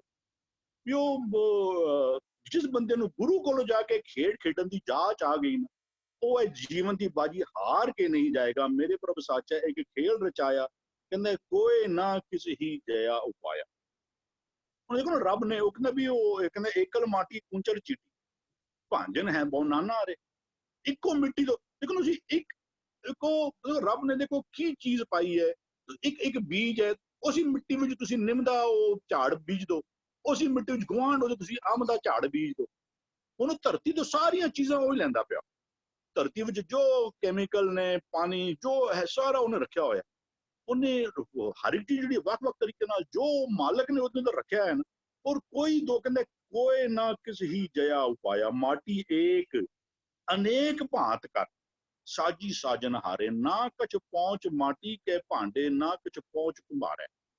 ਨਾ ਕੁੰਭਾਰ ਵਿੱਚ ਕੋਈ ਫਾਲਟ ਹੈ, ਤੇ ਨਾ ਉਹ ਜੋ ਉਹਨੇ ਬਣਾਇਆ ਨਾ ਮਿੱਟੀ ਦਾ ਭਾਂਡਾ, ਇਹ ਉਹਨੇ ਵੱਖ-ਵੱਖ ਉਹਨੇ ਅਸੀਂ ਜਿਹੜਾ ਅਸੀਂ ਕਹਿੰਦੇ ਵੀ ਉਹ ਵਿਸਮਾਦ ਨਾਦ, ਵਿਸਮਾਦ ਵੇਦ, ਵਿਸਮਾਦ ਜੀ, ਕਿੰਨੇ ਤਰੀਕੇ ਦੇ ਉਹਨੇ। ਦੇਖੋ ਨਾ, ਪਹਿਲਾਂ ਤੇ ਮਤਲਬ ਕੋਈ ਦੋ ਬੰਦਿਆਂ ਦੇ ਫਿੰਗਰਪ੍ਰਿੰਟਸ ਨਹੀਂ ਮਿਲਦੇ, ਕੋਈ ਦੋ ਦਾ DNA ਮੈਚ ਨਹੀਂ ਹੋਣਾ, ਕੋਈ ਕਿਸੇ ਦੋ ਬੰਦੇ ਦੀ ਆਵਾਜ਼, ਭਰਾਵਾਂ ਦੀ ਆਵਾਜ਼ ਨਹੀਂ ਮਿਲਦੀ। ਜਦੋਂ ਉਹ ਕਹਿੰਦਾ ਨੈਕਸਟ ਲਾਈਨ ਕਹਿੰਦੇ ਕਹਿੰਦਾ ਆਪੇ ਫਰਕ ਕਰ ਵੇਖ ਵਿਕਸੈ, ਆਪੇ ਫਰਕ ਕਰੇ ਵੇਖ ਵਿਕਸੈ। ਇਹ ਫਰਕ ਨਾ ਵੀ ਉਹ ਵਿਸਮਾਦ ਜੀ, ਵਿਸਮਾਦ ਭੇਦ, ਭੇਦ ਦਾ ਭਾਵ ਡਿਫਰੈਂਸ। ਵੀ ਅਸੀਂ ਕਹਿੰਦੇ ਵੀ ਆਪਣਾ भेदभाव खत्म कर लो, आपस में बैठ के अपने भेदभाव और थोड़े जो डिफरेंस ऑफ ओपीनियन है ना उन्होंने सॉल्व कर लो। भी विस्माद जी इतने किस्म दे जी, वो कोयल दी आवाज वखरी ते कां दी वखरी ते मुर्गे दी वखरी ते पीकॉक दी वखरी। और उन्होंने जो मतलब ਅਸੀਂ ਜੇ ਅਸੀਂ ਕਹਿੰਦੇ ਜੋ ਹਿਊਮਨ ਰੇਸ, ਉਹਨਾਂ ਵਿੱਚੋਂ ਜੇ ਮੇਰਾ ਭਰਾ ਆਵਾਜ਼ ਲਗਾਉਂਦਾ ਪਿਆ ਤੇ ਮੈਨੂੰ ਪਛਾਣ ਆ ਜਾਂਦੀ ਕਿ ਮੇਰਾ ਭਰਾ ਆਵਾਜ਼ ਲਗਾਉਂਦਾ ਪਿਆ। ਅਜੇ ਸ਼ਕਲ ਨਹੀਂ ਦੇਖੀ ਹੁੰਦੀ, ਫੋਨ ਚੁੱਕੀ ਦਾ ਨਾਮ ਹੁਣ ਤੱਕ ਨਾਮ ਆ ਜਾਂਦੇ ਨੇ, ਤੇ ਵੈਸੇ ਵੀ ਨਾਮ ਉਹ ਆਵਾਜ਼ ਸੁਣ ਕੇ ਬੰਦਾ ਕਈ ਬੱਚੇ ਕਹਿੰਦੇ ਮੇਰਾ ਭਰਾ। ਉਦੋਂ ਕਿਤਨਾ ਰੱਬ ਨੇ ਨਾ ਕਹਿੰਦੇ ਆਪੇ ਫਰਕ ਕਰੇ, ਮਤਲਬ ਰੱਬ ਨੇ ਕਿਤਨੀ ਵੱਡੀ ਖੇਡ ਜਿਹੜੀ ਨਾ ਉਸ ਮਾਲਕ ਨੇ ਬਣਾ ਕੇ ਰੱਖੀ ਹੋਈ ਹੈ। ਕਹਿੰਦੇ ਆਪੇ ਫਰਕ ਕਰੇ ਵੇਖ ਵਿਗਸੈ। ਉਹ ਇਹ ਤਮਾਸ਼ਾ ਦੇਖ ਕੇ ਨਾ ਕਹਿੰਦੇ ਕਰ ਆਸਨ ਡਿਠੋ ਚਾਓ, ਬੜੇ ਚਾਓ ਦੇ ਨਾਲ ਹੈ ਜਿਹੜਾ ਜੋ ਉਹਨੇ ਖੇਡ ਬਣਾਇਆ ਨਾ, ਉਹਨੇ ਉਹ ਮਾਇਆ ਮਮਤਾ ਕਰਤੇ ਲਾਈ, ਉਹਨੇ ਫਿਰ ਗੁਰੂ ਬਣਾ ਦਿੱਤਾ, ਉਹਨੇ ਧਰਮਰਾਜ ਦਾ ਸਿਸਟਮ ਬਣਾ ਦਿੱਤਾ। ਫਿਰ ਉਹ ਕਹਿੰਦੇ ਇਸ ਚੋਂ ਮੈਨੂੰ ਪਾਸ ਹੋ ਕੇ ਦਿਖਾ। ਠੀਕ ਹੈ ਜੀ, ਅਸੀਂ ਕਹਿੰਦੇ ਵੀ ਉਹ ਔਖਾ ਹੈ, IIT ਦਾ ਐਗਜ਼ਾਮ ਕੁਛ ਔਖਾ ਨਹੀਂ ਹੁੰਦਾ, ਲੇਕਿਨ ਉਹਦੇ ਰਿਵਾਰਡਸ ਵੀ ਤੇ ਉਤਨੇ ਨੇ। ਉਸ ਤੋਂ ਬਾਅਦ ਉਸ ਬੰਦੇ ਨੂੰ ਕਦੀ ਫਾਈਨੈਂਸ਼ੀਅਲ ਸੋਚ ਨਹੀਂ ਹੋ ਸਕਦੀ। ਕਹਿੰਦੇ ਆਪੇ ਫਰਕ ਕਰੇ ਵੇਖ ਵਿਕਸੈ, ਕਹਿੰਦੇ ਸਭ ਰਸ ਦੇਹੀ ਮਾਹਾ ਹੈ। ਹੁਣ ਇਹਨੇ ਦੇਖੋ ਦੋਨੋਂ ਰਸ, ਇੱਕ ਨਾਮ ਦਾ ਰਸ ਤੇ ਇੱਕ ਜਿਹੜਾ ਨਾ ਉਹ ਵਿਕਾਰਾਂ ਦਾ ਰਸ, ਮਾਇਆ ਦਾ ਰਸ, ਦੂਜਾ ਭਾਵ ਜੋ ਮਰਜ਼ੀ ਉਹਨੂੰ ਕਹਿ ਲਓ। ਸਤਿਗੁਰੂ ਜੀ ਨੂੰ ਕੋਟ ਕਹਿੰਦੇ ਰਸ ਸੋਇਨਾ, ਰਸ ਰੂਪਾ ਕਾਮਨ, ਰਸ ਪਰਮਲ ਕੀ ਵਾਸ, ਰਸ ਘੋੜੇ, ਰਸ ਸੇਜਾ ਮੰਦਰ, ਰਸ ਮੀਠਾ, ਰਸ ਮਾਸ, ਇੱਥੇ ਰਸ ਸਰੀਰ ਕੇ। ਕਹਿੰਦਾ ਕਹਿ ਘਟ ਜੇ ਤੂੰ ਇਹਨਾਂ ਵਿੱਚ ਇਹ ਸਾਰੇ ਇਹ ਰਸ ਦਾ ਸਵਾਦ ਮਾਲਕ ਨੇ ਸਾਡੇ ਵਿੱਚ ਪਾਇਆ ਹੋਇਆ। ਉਹ ਕਹਿੰਦੇ ਕਹਿੰਦਾ ਇਹ ਰਸ ਛਾੜ ਉਹ ਰਸ ਆਵਾ, ਕਹਿੰਦੇ ਉਹ ਰਸ ਪੀਆ ਇਹ ਰਸ ਨਹੀਂ ਪਾਵਾ। ਜਦੋਂ ਤੂੰ ਇਹਨਾਂ ਰਸਾਂ ਨੂੰ ਛੱਡੇਗਾ ਫਿਰ ਤੈਨੂੰ ਉਹਦਾ ਨਾਮ ਦਾ ਰਸ ਆਏਗਾ। ਕਹਿੰਦੇ ਇਹ ਰਸ ਛਾੜ ਉਹ ਰਸ ਆਵਾ, ਕਹਿੰਦਾ ਇਹ ਰਸ ਪੀਆ। ਜਦੋਂ ਤੂੰ ਇਹ ਰਸ ਪੀ ਲਿੱਤਾ, ਨਾਮ ਦਾ ਰਸ ਪੀ ਲਿੱਤਾ ਨਾ, ਕਹਿੰਦਾ ਜਾ ਕੋ ਰਸ ਹਰ ਰਸ ਹੈ ਆਇਓ, ਕਹਿੰਦੇ ਸੋ ਅਨ ਰਸ ਨਾਹੀ ਲਪਟਾਇਓ। ਫਿਰ ਉਹ ਜਿਹੜੇ ਵਿਸ਼ੇ ਵਿਕਾਰ ਵਾਲੇ ਜਿਹੜੇ ਨਾ, ਮੈਨੂੰ ਉਹਦਾ ਮਿਲ ਜਾਏ ਭਾਵੇਂ 100 ਬੰਦਾ ਉਹਨੂੰ ਮੈਨੂੰ ਮਾਰਨਾ ਪਵੇ, ਮੇਰੀ ਸੀਟ ਨਹੀਂ ਜਾਣੀ ਚਾਹੀਦੀ। ਕਹਿੰਦੇ ਨਹੀਂ, ਜਿਨ੍ਹਾਂ ਨੂੰ ਇਹ ਨਾਮ ਦਾ ਰਸ, ਜਿਨ੍ਹਾਂ ਨੂੰ ਕਹਿੰਦੇ ਜਾਂ ਕੋ ਰਸ ਹਰ ਰਸ ਹੈ ਆਇਓ, ਕਹਿੰਦੇ ਸੋ ਅਨ ਰਸ ਨਾਹੀ ਲਪਟਾਇਓ। ਫਿਰ ਉਹ ਬਾਕੀ ਹੈ ਚੌਧਰੀ ਮਤਲਬ ਇਹ ਕਹਿ ਲੋ ਅਹੁਦਾ ਤੇ ਪੈਸਾ ਤੇ ਇਸ਼ਰਤ ਤੇ ਡਰ ਤੇ ਭਰਮ ਤੇ ਵਹਿਮ, ਇਹ ਵਿਕਾਰਾਂ ਦਾ ਪ੍ਰਭਾਵ, ਉਹ ਕਿਸੇ ਦੇ ਹੇਠਾਂ, ਉਹ ਪਰਮਾਤਮਾ ਦੇ ਨਾਮ ਦੇ ਰਸ ਵਿੱਚ ਜੀਣਾ ਜਿਹੜਾ ਨਾ, ਉਹਨੇ ਮਾਲਕ ਦੀ ਖੇਡ ਹੈ। ਮਾਲਕ ਨੇ ਆਪੇ ਬਣਾਇਆ। ਹੁਣ ਕਹਿੰਦੇ ਇਸ ਚੋਂ ਮੈਨੂੰ ਪਾਸ ਹੋ ਕੇ ਦਿਖਾ, ਇਹ ਹੀ ਸਾਰੀ ਖੇਡ, ਕਹਿੰਦਾ ਇਸ ਚੋਂ ਮੈਨੂੰ ਪਾਸ ਹੋ ਕੇ ਦਿਖਾ। ਹਾਂਜੀ ਜੀ ਜੀ ਬਿਲਕੁਲ ਹੈ। ਜੀਵਨਬਾਜੀ ਜਿੱਤੀ ਜਾ ਸਕਦੀ ਹੈ ਬਸ਼ਰਤੇ ਗੁਰੂ ਦੇ ਆਖੇ ਲੱਗ ਕੇ ਟੁਰਨਾ ਕਰੀਏ। ਅਸੀਂ ਧਿਆਨ ਦਈਏ ਨਾ, ਸਾਡੀ ਇਹ ਜਿਹੜੀ ਰਸਾਂ ਦਾ ਜ਼ਿਕਰ ਹੋ ਰਿਹਾ ਹੈ, ਤਨ ਦੀ ਖੁਰਾਕ ਹੈ, ਮਨ ਦੀ ਖੁਰਾਕ, ਮਨ ਦਾ ਜੀਵਨ ਨਾਮ ਹੈ। ਜਦੋਂ ਮਨ ਦੀ ਖੁਰਾਕ ਇਹ ਬਾਹਰ ਦੇ ਰਸ ਬਣ ਜਾਂਦੇ ਹਨ ਤੇ ਮਨ ਜਿਹੜਾ ਮੈਲ ਵਾਲੇ ਪਾਸੇ ਜਾਣ ਲੱਗ ਪੈਂਦਾ। ਜੀ ਵਿੰਦਰੀ ਭੂਆ ਜੀ, ਆਪ ਜੀ ਪਲੀਜ਼। ਹਾਂਜੀ, ਵਾਹਿਗੁਰੂ ਜੀ ਕਾ ਖਾਲਸਾ, ਵਾਹਿਗੁਰੂ ਜੀ ਕੀ ਫਤਿਹ। ਜੀ ਫਤਿਹ। ਅੱਛਾ, ਇਹ ਤਾਂ ਤਿੰਨਾਂ ਤੁਕਾਂ ਦੇ ਵਿੱਚ ਹੀ ਦੋ ਸੰਸਾਰ ਦੀ ਗੱਲ ਕੀਤੀ ਹੈ, ਇੱਕ ਬਾਹਰ ਦੀ ਤੇ ਇੱਕ ਅੰਦਰ ਦੀ। ਜਿਹੜਾ ਉਸਨੇ ਰਚਾਇਆ ਹੈ, ਜੋ the universe outside we see, the nature, जितने भी जानवर, जितने भी पेड़ पौधे, जितने भी नदियां, जो भी रिश्तेदार, the relationship, यही संसार साडे अंदर, जो ब्रह्मंड है सो पिंड है, जो खोजे सो पाए। तो हुण सानू अंदर दी खेड दा सोचना चाहिए कि जो भी रिश्ते बाहर है, जितने भी जानवर, जितने भी जूना है, साडे अंदर ही है। और देखोगे कि इस जर्नी दे विच कोई भी मेल नहीं खाता, कोई भी मेल नहीं खाता। सो अगर असी अंदर की तरफ देखिए तो असी देखेंगे कि साडे अंदर दोनों चीज़ां, एक नाम का भी वासा हैगा वे और साडे मन दे अंदर कूड़ दी पाल भी हैगी है। ये दोनों चीज़ां हैगियां। हुण असी बोलिए कि भाई ये दूसरियां other people outside the body are responsible for it, no, they are not responsible for it. असी बाहर दे संसार नूं देख के, साडियां इंद्रियां उन्हां नूं देख के, हुण ओ किहड़ा रस माणेगा, नाम दा रस या उन्हां वाइसेस दा रस। ਅਗਰ ਤੇ ਅਸੀਂ ਗੁਰੂ ਦੀ ਗੱਲ, ਗੁਰੂ ਦੀ ਸਿੱਖਿਆ ਨੂੰ ਸਮਝਿਆ, ਸਤਿਗੁਰੂ ਜੋ ਸਾਨੂੰ ਕਹਿ ਰਿਹਾ, ਜਿਸ ਮਾਰਗ ਤੇ ਸਾਨੂੰ ਚੱਲਣ ਵਾਸਤੇ ਕਹਿ ਰਿਹਾ, ਅਗਰ ਅਸੀਂ ਉਸ ਨੂੰ ਪੂਰੀ ਚੱਲ ਕੇ ਅਸੀਂ ਇੰਪਲੀਮੈਂਟ ਕੀਤਾ ਤੇ ਫਿਰ ਅਸੀਂ ਉਹਦੇ ਗੁਣਾਂ ਦਾ, ਨਾਮ ਦਾ ਰਸ ਮਾਣਾਂਗੇ। ਔਰ ਅਗਰ ਅਸੀਂ ਉਸ ਤੋਂ ਮਨਮੁਖ ਹੋ ਗਏ ਔਰ ਅਸੀਂ ਦੂਸਰੇ ਸੰਸਾਰਿਕ ਚੀਜ਼ਾਂ ਵਿੱਚ ਫਸ ਗਏ ਤੇ ਫਿਰ ਸਮਝੋ ਸਾਡੇ ਅੰਦਰ ਬਿਖ ਹੈ, that the poison, ਅਸੀਂ ਉਸ ਨੂੰ ਹੀ ਮਾਣਦੇ ਰਵਾਂਗੇ। So it's talking about the thing. So there should be no blame game ਕਿ ਬਈ ਕਿਸੇ ਹੋਰ ਦੀ ਵਜ੍ਹਾ ਸੇ ਅਸੀਂ ਲੋਕ ਇਹ ਚੀਜ਼ਾਂ ਨੂੰ ਅਸੀਂ ਮੰਨਦੇ ਹਾਂ। No, it is because of our own ਅਗਿਆਨਤਾ। ਸਾਡੇ ਅੰਦਰ ਗਿਆਨ ਨਹੀਂ ਹੈ, ਅਸੀਂ ਸਤਿਗੁਰੂ ਦੀ ਗੱਲ ਨਹੀਂ ਮੰਨਦੇ, ਇਸ ਕਰਕੇ ਸਾਡੇ ਅੰਦਰ ਦਾ ਬਿਖ ਜਿਹੜਾ ਇਕੱਠਾ ਹੋਇਆ, ਹਉਮੈ ਦੀ ਪਾਲ ਜਿਹੜੀ ਇਕੱਠੀ ਹੋਈ ਹੈ, ਕੂੜ ਦੀ ਪਾਲ ਜਿਹੜੀ, ਅਸੀਂ ਉਸ ਨੂੰ ਮੰਨਦੇ ਹਾਂ। ਅਗਰ ਅਸੀਂ ਉਸ ਚੀਜ਼ ਨੂੰ, ਉਹ ਕਹਿੰਦੇ ਅਗਰ ਤੁਸੀਂ ਇੱਕ ਸਿੱਖ ਦੀ ਤੁਸੀਂ ਗੱਲ ਸੁਣ ਲਓ ਜੋ ਸਤਿਗੁਰੂ ਸਾਨੂੰ ਕਹਿੰਦਾ ਹੈ, ਤੇ ਫਿਰ ਤੁਸੀਂ ਉਸ ਨਾਮ ਦਾ ਰਸ ਵੀ ਮਾਣ ਸਕਦੇ ਹੋ। ਵਾਹਿਗੁਰੂ ਜੀ ਕਾ ਖਾਲਸਾ, ਵਾਹਿਗੁਰੂ ਜੀ ਕੀ ਫਤਿਹ। ਜੀ ਜੀ, ਬਿਲਕੁਲ ਠੀਕ ਭੂਆ ਜੀ। ਬਾਹਰ ਦੇ ਪਦਾਰਥ ਰਿਸਪੌਂਸਿਬਲ ਨਹੀਂ ਹਨ, ਇਹ ਸਾਡਾ ਮਨ ਜਦੋਂ ਉਹਦੇ ਵਿੱਚ ਡੁੱਬਣ ਲੱਗ ਪੈਂਦਾ ਤਾਂ ਅਸੀਂ ਮੈਲ ਇਕੱਠੀ ਕਰਨ ਲੱਗ ਪੈਂਦੇ ਹਾਂ। ਬਿਲਕੁਲ ਠੀਕ ਸਮਝਾਇਆ ਆਪ ਜੀ ਨੇ। ਜੀ ਸੁਖਵਿੰਦਰ ਵੀ ਜੀ।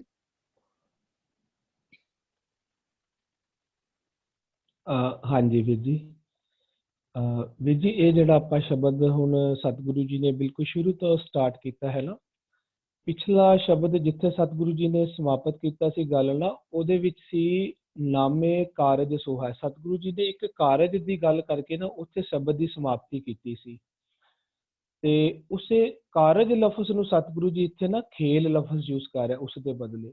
ਮੈਂ ਆਪਣੇ ਕੋਲੋਂ ਨਹੀਂ ਬੋਲ ਰਿਹਾ ਵੀ ਕਾਰਜ ਨੂੰ ਹੀ ਇੱਥੇ ਖੇਲ ਆਖਿਆ ਜਾ ਰਿਹਾ, ਕਿਉਂਕਿ ਗੁਰਬਾਣੀ ਦੇ ਵਿੱਚ ਇੱਕ ਸ਼ਬਦ ਆਉਂਦਾ ਹੈ, ਅਸੀਂ ਉਹ ਸ਼ਬਦ ਪੜ੍ਹਦੇ ਹਾਂ, ਕਰ ਕਿਰਪਾ ਆਪਣੇ ਘਰ ਆਇਆ, ਤਾਂ ਮਿਲ ਸਖੀਆਂ ਕਾਜ ਰਚਾਇਆ। ਜੋ ਉਰੇ ਬੋਲਿਆ ਜਾ ਰਿਹਾ ਨਾ, ਮੇਰਾ ਪ੍ਰਭ ਸੱਚ ਹੈ, ਇੱਕ ਖੇਲ ਰਚਾਇਆ, ਉਸ ਸ਼ਬਦ ਵਿੱਚ ਸਤਿਗੁਰੂ ਜੀ ਸਾਨੂੰ ਸਮਝਾਉਂਦੇ ਨੇ, ਕਹਿੰਦੇ ਨੇ ਕਰ ਕਿਰਪਾ ਆਪਣੇ ਘਰ ਆਇਆ, ਤਾਂ ਮਿਲ ਸਖੀਆਂ ਕਾਜ ਰਚਾਇਆ। ਕਹਿੰਦੇ ਨੇ ਉਸ ਵਕਤ ਜਦੋਂ ਮਨ ਸੱਚ ਦੀ ਪ੍ਰਾਪਤੀ ਕਰਕੇ ਆਪਣੇ ਅੰਦਰ ਨਿਜ ਘਰ ਦੇ ਵਿੱਚ ਜਾਂਦਾ ਹੈ, ਜਿਸ ਨੂੰ ਉੱਪਰ ਗੁਰਬਾਣੀ ਆਖ ਰਹੀ ਹੈ, ਇੱਕ ਨਾਨਕ ਨਾਮ ਰਤੇ ਬੈਰਾਗੀ। ਜਦੋਂ ਨਾਮ ਵਿੱਚ ਰਤ ਜਾਂਦਾ ਹੈ ਨਾ ਮਨ, ਤੇ ਨਾਮੇ ਇੱਕ ਕਾਰਜ ਸੋਹਾ। ਜਿਹੜੇ ਉਹ ਕਾਰਜ ਦੀ ਗੱਲ ਕਰਕੇ ਸਤਿਗੁਰੂ ਜੀ ਨੇ ਸਮਾਪਤੀ ਕੀਤੀ ਸ਼ਬਦ ਨਾ, ਇੱਥੋਂ ਕਾਰਜ ਤੋਂ ਗੱਲ ਸਟਾਰਟ ਕਰ ਰਹੇ ਨੇ, ਜਿਸ ਨੂੰ ਕਹਿੰਦੇ ਨੇ ਇੱਕ ਖੇਲ ਰਚਾਇਆ। ਫਿਰ ਉਸ ਖੇਲ ਨੂੰ ਹੀ ਸਤਿਗੁਰੂ ਜੀ ਕਾਜ ਕਹਿੰਦੇ ਨੇ। ਉਸ ਸ਼ਬਦ ਵਿੱਚ ਮੈਂ ਫਿਰ ਦੁਬਾਰਾ ਰਿਪੀਟ ਕਰਦਾ, ਕਰ ਕਿਰਪਾ ਆਪਣੇ ਘਰ ਆਇਆ, ਤਾਂ ਮਿਲ ਸਖੀਆਂ ਕਾਜ ਰਚਾਇਆ। ਕਹਿੰਦੇ ਨੇ ਅੱਗੇ ਫਿਰ ਕਾਜ ਨਹੀਂ ਸ਼ਬਦ ਯੂਜ਼ ਕਰਦੇ, ਅੱਗੇ ਫਿਰ ਦੇਖੋ ਉਸ ਸ਼ਬਦ ਦੀ ਕੀ ਯੂਜ਼ ਕਰਦੇ, ਕਹਿੰਦੇ ਨੇ ਖੇਲ ਦੇਖ ਮਨ ਅਨੰਦ ਭਇਆ, ਸ਼ੋਹ ਵਿਆਹਣ ਆਇਆ। ਪਹਿਲੀ ਤੁਕ ਦੇ ਵਿੱਚ ਸ਼ਬਦ ਸਤਿਗੁਰੂ ਨੇ ਯੂਜ਼ ਕੀਤਾ ਕਾਜ ਰਚਾਇਆ, ਅਗਲੀ ਤੁਕ ਦੇ ਵਿੱਚ ਸਤਿਗੁਰੂ ਜੀ ਸ਼ਬਦ ਯੂਜ਼ ਕਰ ਰਹੇ ਨੇ ਖੇਲ ਦੇਖ ਮਨ ਆਨੰਦ ਭਇਆ। ਉੱਤੇ ਸਤਿਗੁਰੂ ਜੀ ਨੂੰ ਇਹ ਯੂਜ਼ ਕਰਨਾ ਚਾਹੀਦਾ ਨੇ ਕਾਜ ਦੇਖ ਮਨ ਆਨੰਦ ਭਇਆ, ਲੇਕਿਨ ਦੋਨੋਂ ਸਤਿਗੁਰੂ ਜੀ ਲਫ਼ਜ਼ ਅਲੱਗ-ਅਲੱਗ ਯੂਜ਼ ਕਰਦੇ ਨੇ, ਉਹਨਾਂ ਦਾ ਇੱਕੋ ਹੀ ਮਤਲਬ ਭਾਵ ਇੱਕੋ ਹੀ ਹੁੰਦਾ ਹੈ। ਇੱਥੇ ਵੀ ਦੇਖੋ ਦੋ ਸ਼ਬਦਾਂ ਵਿੱਚ ਸਤਿਗੁਰੂ ਜੀ ਨਾਲ ਯੂਜ਼ ਕਰ ਰਹੇ ਨੇ, ਨਾਨਕ ਨਾਮੇ ਕਾਰਜ ਸੋਹਾ ਹੈ, ਅਗਲੇ ਸ਼ਬਦ ਵੀ ਸਟਾਰਟ ਕਰ ਰਹੇ ਨੇ ਮੇਰਾ ਪ੍ਰਭ ਸੱਚ ਹੈ, ਇੱਕ ਖੇਲ ਰਚਾਇਆ, ਇੱਕ ਕਾਜ ਰਚਾਇਆ। ਇਹ ਕਾਜ ਕਿੱਥੇ ਰਚਾਇਆ ਉਹ ਧਿਆਨ ਰੱਖਣਾ ਪਏਗਾ। ਇਸੇ ਸ਼ਬਦ ਦੇ ਇਸੇ ਬੰਦ ਦੇ ਵਿੱਚ ਅਖੀਰਲੀ ਤੁਕ ਵਿੱਚ ਸਤਿਗੁਰੂ ਜੀ ਕਹਿੰਦੇ ਨੇ ਦੇਹੀ ਮਾਹਾ ਹੈ। ਇਹ ਬਾਹਰ ਵਾਲੇ ਖੇਲ ਦੀ ਗੱਲ ਨਹੀਂ ਚੱਲ ਰਹੀ। ਸਾਨੂੰ ਆਪਣਾ ਧਿਆਨ ਬਿਲਕੁਲ ਸ਼ਬਦ ਦੇ ਵਿੱਚ ਰੱਖਣਾ ਪਏਗਾ। ਸ਼ਬਦ ਆਪਣੇ ਆਪ ਹੀ ਆਪਣੀ ਵਿਚਾਰਧਾਰਾ ਖੋਲ ਕੇ ਰੱਖਦੇ, ਸ਼ਬਦ ਦੇ ਵਿੱਚੋਂ ਸਾਨੂੰ ਸ਼ਬਦ ਦੀ ਵਿਚਾਰਧਾਰਾ ਸਮਝ ਆ ਹੀ ਜਾਏਗੀ। ਦੇਖੋ ਉਹਦੇ ਵਿੱਚ ਸਾਨੂੰ ਸਮਝਾ ਰਹੇ ਨੇ, ਕਹਿੰਦੇ ਨੇ ਇਹ ਸਾਰੀ ਗੱਲ ਜਿਹੜੀ ਚੱਲ ਰਹੀ ਹੈ ਨਾ, ਮੇਰਾ ਪ੍ਰਭ ਸੱਚ ਹੈ, ਇੱਕ ਖੇਲ ਰਚਾਇਆ, ਕੋਈ ਨਾ ਕਿਸੇ ਹੀ ਜੀਆ ਉਪਾਏ, ਆਪੇ ਫਰਕ ਕਰੇ ਵੇਖ ਵਿਖਸਿਆ ਸਭ ਰਸ। ਇਹ ਸਾਰੀ ਗੱਲਾਂ ਦਾ ਜਿਹੜਾ ਨਿਚੋੜ ਕਹਿੰਦੇ ਨੇ ਕਿੱਥੇ ਸਾਰਾ ਕੁਝ ਇੱਕ ਜੋ ਗੱਲ ਚੱਲ ਰਹੀ ਹੈ ਖੇਲ ਦੀ, ਇਹ ਜਿਹੜਾ ਕੋਈ ਨਾ ਕਿਸੇ ਜੀਆ ਉਪਾਇਆ ਵੇਖ ਵਿਖਸਿਆ, ਕਿਹੜੀ ਜਗ੍ਹਾ ਸਭ ਰਸ ਨੇ, ਕਹਿੰਦੇ ਨੇ ਦੇਹੀ ਮਾਹਾ ਹੈ। ਇਹ ਦੇਹੀ ਦੇ ਅੰਦਰ ਵਾਲੇ ਕਾਜ ਦੀ ਗੱਲ ਚੱਲ ਰਹੀ ਹੈ, ਦੇਹੀ ਦੇ ਅੰਦਰ ਵਾਲੇ ਇੱਕ ਖੇਲ ਦੀ ਗੱਲ ਚੱਲ ਰਹੀ ਹੈ। ਇੱਕ ਬਿਲਕੁਲ ਇਸ ਦੇ ਨਾਲ ਇੱਕ ਢੁਕਦਾ ਸ਼ਬਦ ਹੋ ਰਿਹਾ ਸਤਿਗੁਰੂ ਜੀ ਉਹਦੇ ਵਿੱਚ ਵੀ ਸਾਨੂੰ ਸਮਝਾਉਂਦੇ ਨੇ, ਕਹਿੰਦੇ ਨੇ ਤਿੰਨ ਕਰਤੈ ਇੱਕ ਖੇਲ ਰਚਾਇਆ, ਕਾਇਆ ਸਰੀਰੇ ਵਿੱਚ ਸਭ ਕਿਛ ਪਾਇਆ। ਤਿੰਨ ਕਰਤੈ ਇੱਕ ਖੇਲ ਰਚਾਇਆ, ਕਾਇਆ ਸਰੀਰੇ ਵਿੱਚ ਸਭ ਕਿਛ ਪਾਇਆ। ਉਸੇ ਸ਼ਬਦ ਦੇ ਵਿੱਚ ਸਤਿਗੁਰੂ ਜੀ ਆਖਦੇ ਨੇ ਗੁਰਮੁਖ ਧਰਤੀ, ਗੁਰਮੁਖ ਪਾਣੀ, ਗੁਰਮੁਖ ਪਵਨ ਬੈਸੰਤਰ, ਖੇਲੇ ਵਿਡਾਣੀ। ਇਹਦੇ ਵਿੱਚ ਧਰਤੀ, ਪਾਣੀ, ਪਵਨ, ਬਸੰਤਰ ਇਹ ਸਾਰਿਆਂ ਦੀ ਗੱਲ ਕਰ ਰਹੇ ਨੇ, ਕਿਉਂਕਿ ਜਿਹੜਾ ਬਾਹਰਲੀ ਸ੍ਰਿਸ਼ਟੀ ਵੀ ਇਹਨਾਂ ਚੀਜ਼ਾਂ ਦੇ ਨਾਲ ਹੀ ਸਤਿਗੁਰੂ ਜੀ ਨੇ ਬਣਾਈ ਹੈ ਨਾ, ਹੁਕਮ ਦੇ ਵਿੱਚ ਇਹੀ ਚੀਜ਼ਾਂ ਦੇ ਵਿੱਚ ਬਣੀ ਹੈ। ਲੇਕਿਨ ਜਦੋਂ ਉਹ ਮਨ ਜਿਸ ਨੇ ਜਿਹੜਾ ਕਹਿੰਦਾ ਵੀ ਸਤਿਗੁਰੂ ਜੀ ਮੈਂ ਸਚਿਆਰ ਹੀ ਬਣਨਾ, ਮੈਂ ਤੁਹਾਡੇ ਵਰਗਾ ਹੀ ਬਣਨਾ, ਮੈਂ ਹੁਕਮ ਵਿੱਚ ਹੀ ਲੀਨ ਹੋਣਾ, ਤਾਂ ਸਤਿਗੁਰੂ ਜੀ ਧਰਮ ਖੰਡ ਵਿੱਚ ਉਸਨੂੰ ਪਤਾ ਕੀ ਸਮਝਾਉਂਦੇ ਨੇ, ਉਸਨੂੰ ਕਹਿੰਦੇ ਨੇ, ਗੱਲ ਕਿੱਥੋਂ ਸਤਿਗੁਰੂ ਜੀ ਸਟਾਰਟ ਕਰਦੇ ਨੇ, ਧਰਮ ਖੰਡ ਵਿੱਚੋਂ ਕਹਿੰਦੇ ਨੇ ਰਾਤੀ, ਰੁੱਤੀ, ਥਿਤੀ, ਵਾਰ, ਪਵਨ, ਪਾਣੀ, ਅਗਨੀ, ਪਾਤਾਲ। ਉੱਥੇ ਵੀ ਪਵਨ, ਪਾਣੀ, ਅਗਨੀ, ਪਾਤਾਲ ਭਾਵ ਕਿ ਜਿਹਦੇ ਦੇ ਨਾਲ, ਜਿਨ੍ਹਾਂ ਚੀਜ਼ਾਂ ਦੇ ਨਾਲ ਬਾਹਰਲੀ ਸ੍ਰਿਸ਼ਟੀ ਵੀ ਬਣੀ ਹੈ, ਅੰਦਰਲੀ ਸ੍ਰਿਸ਼ਟੀ ਦੀ ਗੱਲ ਸਮਝਾਉਂਦੇ ਨੇ। ਕਹਿੰਦੇ ਤੂੰ ਜਿਹੜਾ ਅੰਦਰਲਾ ਕਾਜ ਰਚਾਣਾ ਹੈ, ਅੰਦਰ ਸ੍ਰਿਸ਼ਟੀ ਰਚਾਣੀ ਹੈ, ਅੰਦਰ ਵਾਲਾ ਜਿਹੜਾ ਖੇਲ ਹੈ, ਉਹਦੇ ਵਿੱਚ ਤੈਨੂੰ ਦੱਸਦੇ ਆ ਪਵਨ, ਪਾਣੀ, ਅੱਗ, ਪਵਨ, ਪਾਣੀ, ਅੱਗ ਤੇ ਧਰਤੀ ਕਿਹੜੀ ਹੋਏਗੀ। ਕਹਿੰਦੇ ਨੇ ਪਵਨ, ਪਾਣੀ, ਅਗਨੀ, ਪਾਤਾਲ, ਇਸ ਵਿੱਚ ਧਰਤੀ ਥਾਪ ਰੱਖੀ ਧਰਮਸਾਲ, ਇਸ ਵਿੱਚ ਜੀ ਜੁਗਤ ਕੇ ਰੰਗ, ਜਿਸ ਨੂੰ ਕਹਿੰਦੇ ਜੀ ਜੰਤ ਸਭ ਤੇਰਾ ਖੇਲ, ਵਿਜੋਗ ਮਿਲ ਵਿਛੜਿਆ ਸੰਜੋਗੀ ਮੇਲ। ਕਹਿੰਦੇ ਨੇ ਇਸ ਵਿੱਚ ਜੀ ਜੁਗਤ ਕੇ ਰੰਗ, ਤਿੰਨ ਕੇ ਨਾਮ ਅਨੇਕ ਨਤ। ਕਹਿੰਦੇ ਉੱਥੇ ਕਰਮੀ ਕਰਮੀ ਹੋਏ ਵਿਚਾਰ, ਸੱਚਾ ਆਪ, ਸੱਚਾ ਦਰਬਾਰ, ਜਿਹਨੂੰ ਕਹਿੰਦੇ ਮੇਰਾ ਪ੍ਰਭ ਸੱਚ ਹੈ, ਸੱਚਾ ਆਪ, ਸੱਚਾ ਦਰਬਾਰ, ਤਿੱਥੈ ਸੋਹਣ ਪੰਜ ਪ੍ਰਵਾਨ, ਨਦਰੀ ਕਰਮ ਪਵੈ ਨਿਸ਼ਾਨ। ਇਹ ਧਰਮ ਖੰਡ ਦੇ ਵਿੱਚ ਆਵਾਜ਼, ਧਰਮ ਖੰਡ ਜਦੋਂ ਸਤਿਗੁਰੂ ਜੀ ਸਾਡੀ ਯਾਤਰਾ ਸਟਾਰਟ ਕਰਵਾਉਂਦੇ ਆ, ਧਰਮ ਖੰਡ ਵਿੱਚ ਸਾਨੂੰ ਪਹਿਲਾਂ ਇਹ ਦ੍ਰਿੜ ਕਰਵਾਇਆ ਜਾਂਦਾ ਹੈ ਕਿ ਜਿਵੇਂ ਬਾਹਰ ਵਾਲੀ ਧਰਤੀ ਹੁਕਮ ਵਿੱਚ ਇਹਨਾਂ ਚੀਜ਼ਾਂ ਨੇ, ਪੰਜ ਚੀਜ਼ਾਂ ਦੇ ਮਿਲਾਪ ਦੇ ਨਾਲ ਬਾਹਰਲੀ ਧਰਤੀ ਸਜ ਜਾਂਦੀ ਹੈ, ਬਾਹਰਲਾ ਖੇਲ ਰਚ ਜਾਂਦਾ ਹੈ, ਅੰਦਰ ਵਾਲਾ ਖੇਲ ਵੀ ਇਹਨਾਂ ਚੀਜ਼ਾਂ ਦੇ ਨਾਲ ਹੀ ਰਚੇਗਾ। ਲੇਕਿਨ ਅੰਦਰ ਵਾਲੀ ਧਰਤੀ, ਅੰਦਰ ਵਾਲੇ ਖੇਲ ਦੀ ਧਰਤੀ ਕਿਹੜੀ ਹੈ, ਕਹਿੰਦੇ ਨੇ ਅੰਦਰ ਵਾਲੀ ਧਰਤੀ ਦਾ ਪਾਣੀ ਕਿਹੜਾ, ਕਹਿੰਦੇ ਪੌਣ ਪਾਣੀ, ਪਵਨ ਗੁਰੂ, ਪਾਣੀ ਪਿਤਾ, ਮਾਤਾ ਧਰਤ ਮਹੱਤ। ਇਹ ਵਾਲੇ ਦਿਵਸ ਰਾਤ ਦੋ ਦਾਇਦਾ ਖੇਲਾ ਸਗਲ ਜਗਤ। ਹੁਣ ਉਸੇ ਨੂੰ ਹੀ ਉਸ ਸ਼ਬਦ ਵਿੱਚ ਆਖ ਰਹੇ ਨੇ, ਤਿੰਨ ਕਰਤਾ ਇੱਕ ਖੇਲ ਰਚਾਇਆ, ਕਾਇਆ ਸਰੀਰਾਂ ਵਿੱਚ ਸਭ ਕੁਝ ਪਾਇਆ। ਉਹਦੇ ਚ ਆਖਦੇ ਨੇ ਗੁਰਮੁਖ ਧਰਤੀ, ਗੁਰਮੁਖ ਪਾਣੀ, ਗੁਰਮੁਖ ਪਵਨ, ਬਹਿ ਸੰਤਰ, ਖੇਲੇ ਵਿਡਾਣੀ। ਜੇ ਅਸੀਂ ਜਿਹੜੇ ਸੁਣ ਰਹੇ ਨਾ, ਜੇ ਸ਼ਬਦ ਖੋਲ ਕੇ ਆਪਣੇ ਅੱਗੇ ਰੱਖ ਲੈਣ ਤਾਂ ਉਹਨਾਂ ਨੂੰ ਹੋਰ ਜ਼ਿਆਦਾ ਈਜ਼ੀ ਨਾਲ ਸਮਝ ਆ ਜਾਏਗਾ। ਉਹ ਸ਼ਬਦ ਸਟਾਰਟ ਹੁੰਦਾ ਹੈ ਉਤਪਤ ਪਰਲੋ ਸ਼ਬਦੇ ਹੋਵੇ, ਸ਼ਬਦੇ ਹੀ ਫਿਰ ਉਪਤ ਹੋਵੇ। ਅੰਦਰ ਵਾਲੀ ਜਿਹੜੀ ਸ੍ਰਿਸ਼ਟੀ ਸਾਜਦੀ ਹੈ ਨਾ, ਇਹ ਸ਼ਬਦ ਦੇ ਨਾਲ ਸਜਦੀ ਹੈ। ਇਹਦੀ ਉਤਪਤੀ ਵੀ ਸ਼ਬਦ ਦੇ ਨਾਲ ਹੁੰਦੀ ਹੈ, ਇਹ ਜਦੋਂ ਮਿਟਦਾ ਉਦੋਂ ਵੀ ਸ਼ਬਦ ਦੇ ਨਾਲ ਹੀ ਮਿਟਦਾ ਹੈ। ਜਦੋਂ ਸਤਿਗੁਰੂ ਜੀ ਦਾ ਸ਼ਬਦ ਛੋੜ ਦਿੰਦਾ ਹੈ, ਦੂਸਰਾ ਸ਼ਬਦ ਦੀ ਸਤਿਗੁਰੂ ਤੋਂ ਬਿਨਾਂ ਹੋਰ ਕੱਚੀ ਬਾਣੀ ਵਾਲੇ ਸ਼ਬਦ ਆਸਰਾ ਲੈ ਲੈਂਦਾ, ਅੰਦਰ ਵਾਲੀ ਸ੍ਰਿਸ਼ਟੀ ਦਾ ਵਿਨਾਸ਼ ਵੀ ਹੋ ਜਾਂਦਾ ਹੈ। ਉਹਦੇ ਵਿੱਚ ਸਾਨੂੰ ਸਤਿਗੁਰੂ ਜੀ ਅੰਦਰ ਵਾਲੀ ਸ੍ਰਿਸ਼ਟੀ ਦੀ ਸਾਜਨਾ ਦੀ ਪਹਿਲਾਂ ਅਜੇ ਸ੍ਰਿਸ਼ਟੀ ਸਾਜੀ ਸਾਨੂੰ ਸੂਝ ਦਿੰਦੇ ਨੇ ਕਿਸ ਤਰ੍ਹਾਂ ਹੁੰਦੀ ਹੈ। ਉਹਦੇ ਵਿੱਚ ਜਿਸ ਨੂੰ ਉਰੇ ਦੱਸ ਰਹੇ ਨੇ ਗੁਰਮੁਖ ਧਰਤੀ, ਗੁਰਮੁਖ ਪਾਣੀ, ਗੁਰਮੁਖ ਪਵਨ ਬਸੰਤਰ, ਉਸੇ ਨੂੰ ਜਪਜੀ ਸਾਹਿਬ ਵਿੱਚ ਆਖਦੇ ਨੇ ਪਵਨ ਗੁਰੂ, ਪਾਣੀ ਪਿਤਾ, ਮਾਤਾ ਧਰਤ ਮਹੱਤ। ਇਹ ਜਦੋਂ ਇਹ ਵੇਲੇ ਜਿਹੜੇ ਮਨ ਇਸ ਤਰੀਕੇ ਦੇ ਨਾਲ ਜਿਹੜਾ ਅੰਦਰਲਾ ਖੇਲ ਰਚਾਉਂਦੇ ਨਾ, ਉਸ ਨੂੰ ਸਤਿਗੁਰੂ ਜੀ ਉਰੇ ਆਖਦੇ ਨੇ ਕਿ ਜਦੋਂ ਮਨ ਨੇ ਨਾਮ ਦੇ ਵਿੱਚ ਰੱਤ ਕੇ ਬੈਰਾਗੀ ਹੋ ਗਿਆ, ਤਾਂ ਸਖੀਆਂ ਦੇ ਨਾਲ ਮਿਲ ਕੇ ਜਿਹੜੀ ਸੱਚਖੰਡ ਵਾਲੀ ਫਿਲਾਸਫੀ ਹੈ ਸਤਿਗੁਰੂ ਜੀ ਦੀ ਨਾ, ਉਹ ਉਰੇ ਉਹ ਗੱਲ ਚੱਲ ਰਹੀ ਹੈ।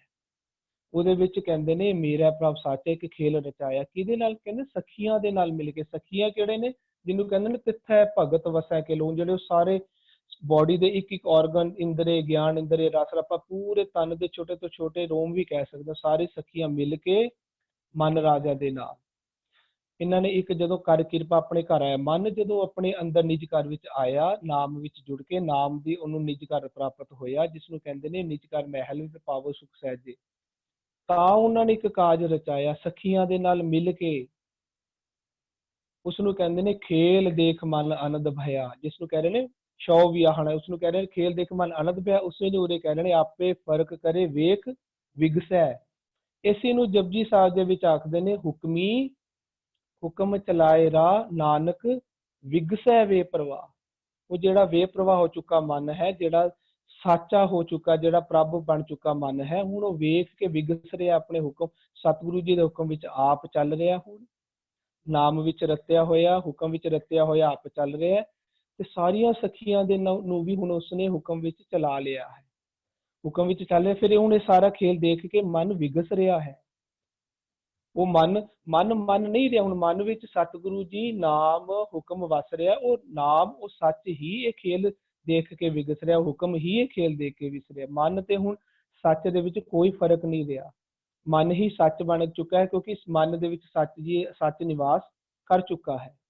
ਜਿਸ ਨੂੰ ਉਰੇ ਇੱਕ ਇਸ ਤਰ੍ਹਾਂ ਬੋਲ ਰਹੇ ਨੇ, ਉਸ ਨੂੰ ਜਪਜੀ ਸੱਚ ਆਖਦੇ ਨੇ, ਹੁਕਮੀ ਹੁਕਮ ਚਲਾਏ ਰਾਹ ਨਾਨਕ ਵਿਗਸੈ ਵੇ ਪ੍ਰਵਾਹ, ਆਪੇ ਫਰਕ ਕਰੇ ਵੇਖ ਵਿਗਸੈ। ਇਹ ਸਾਰਾ ਕੁਝ ਵੇਖ ਕੇ ਵਿਗਸ ਵੀ ਰਿਹਾ ਹੈ। ਵੇਖਦਾ ਕਿਸ ਤਰ੍ਹਾਂ ਪਿਆ?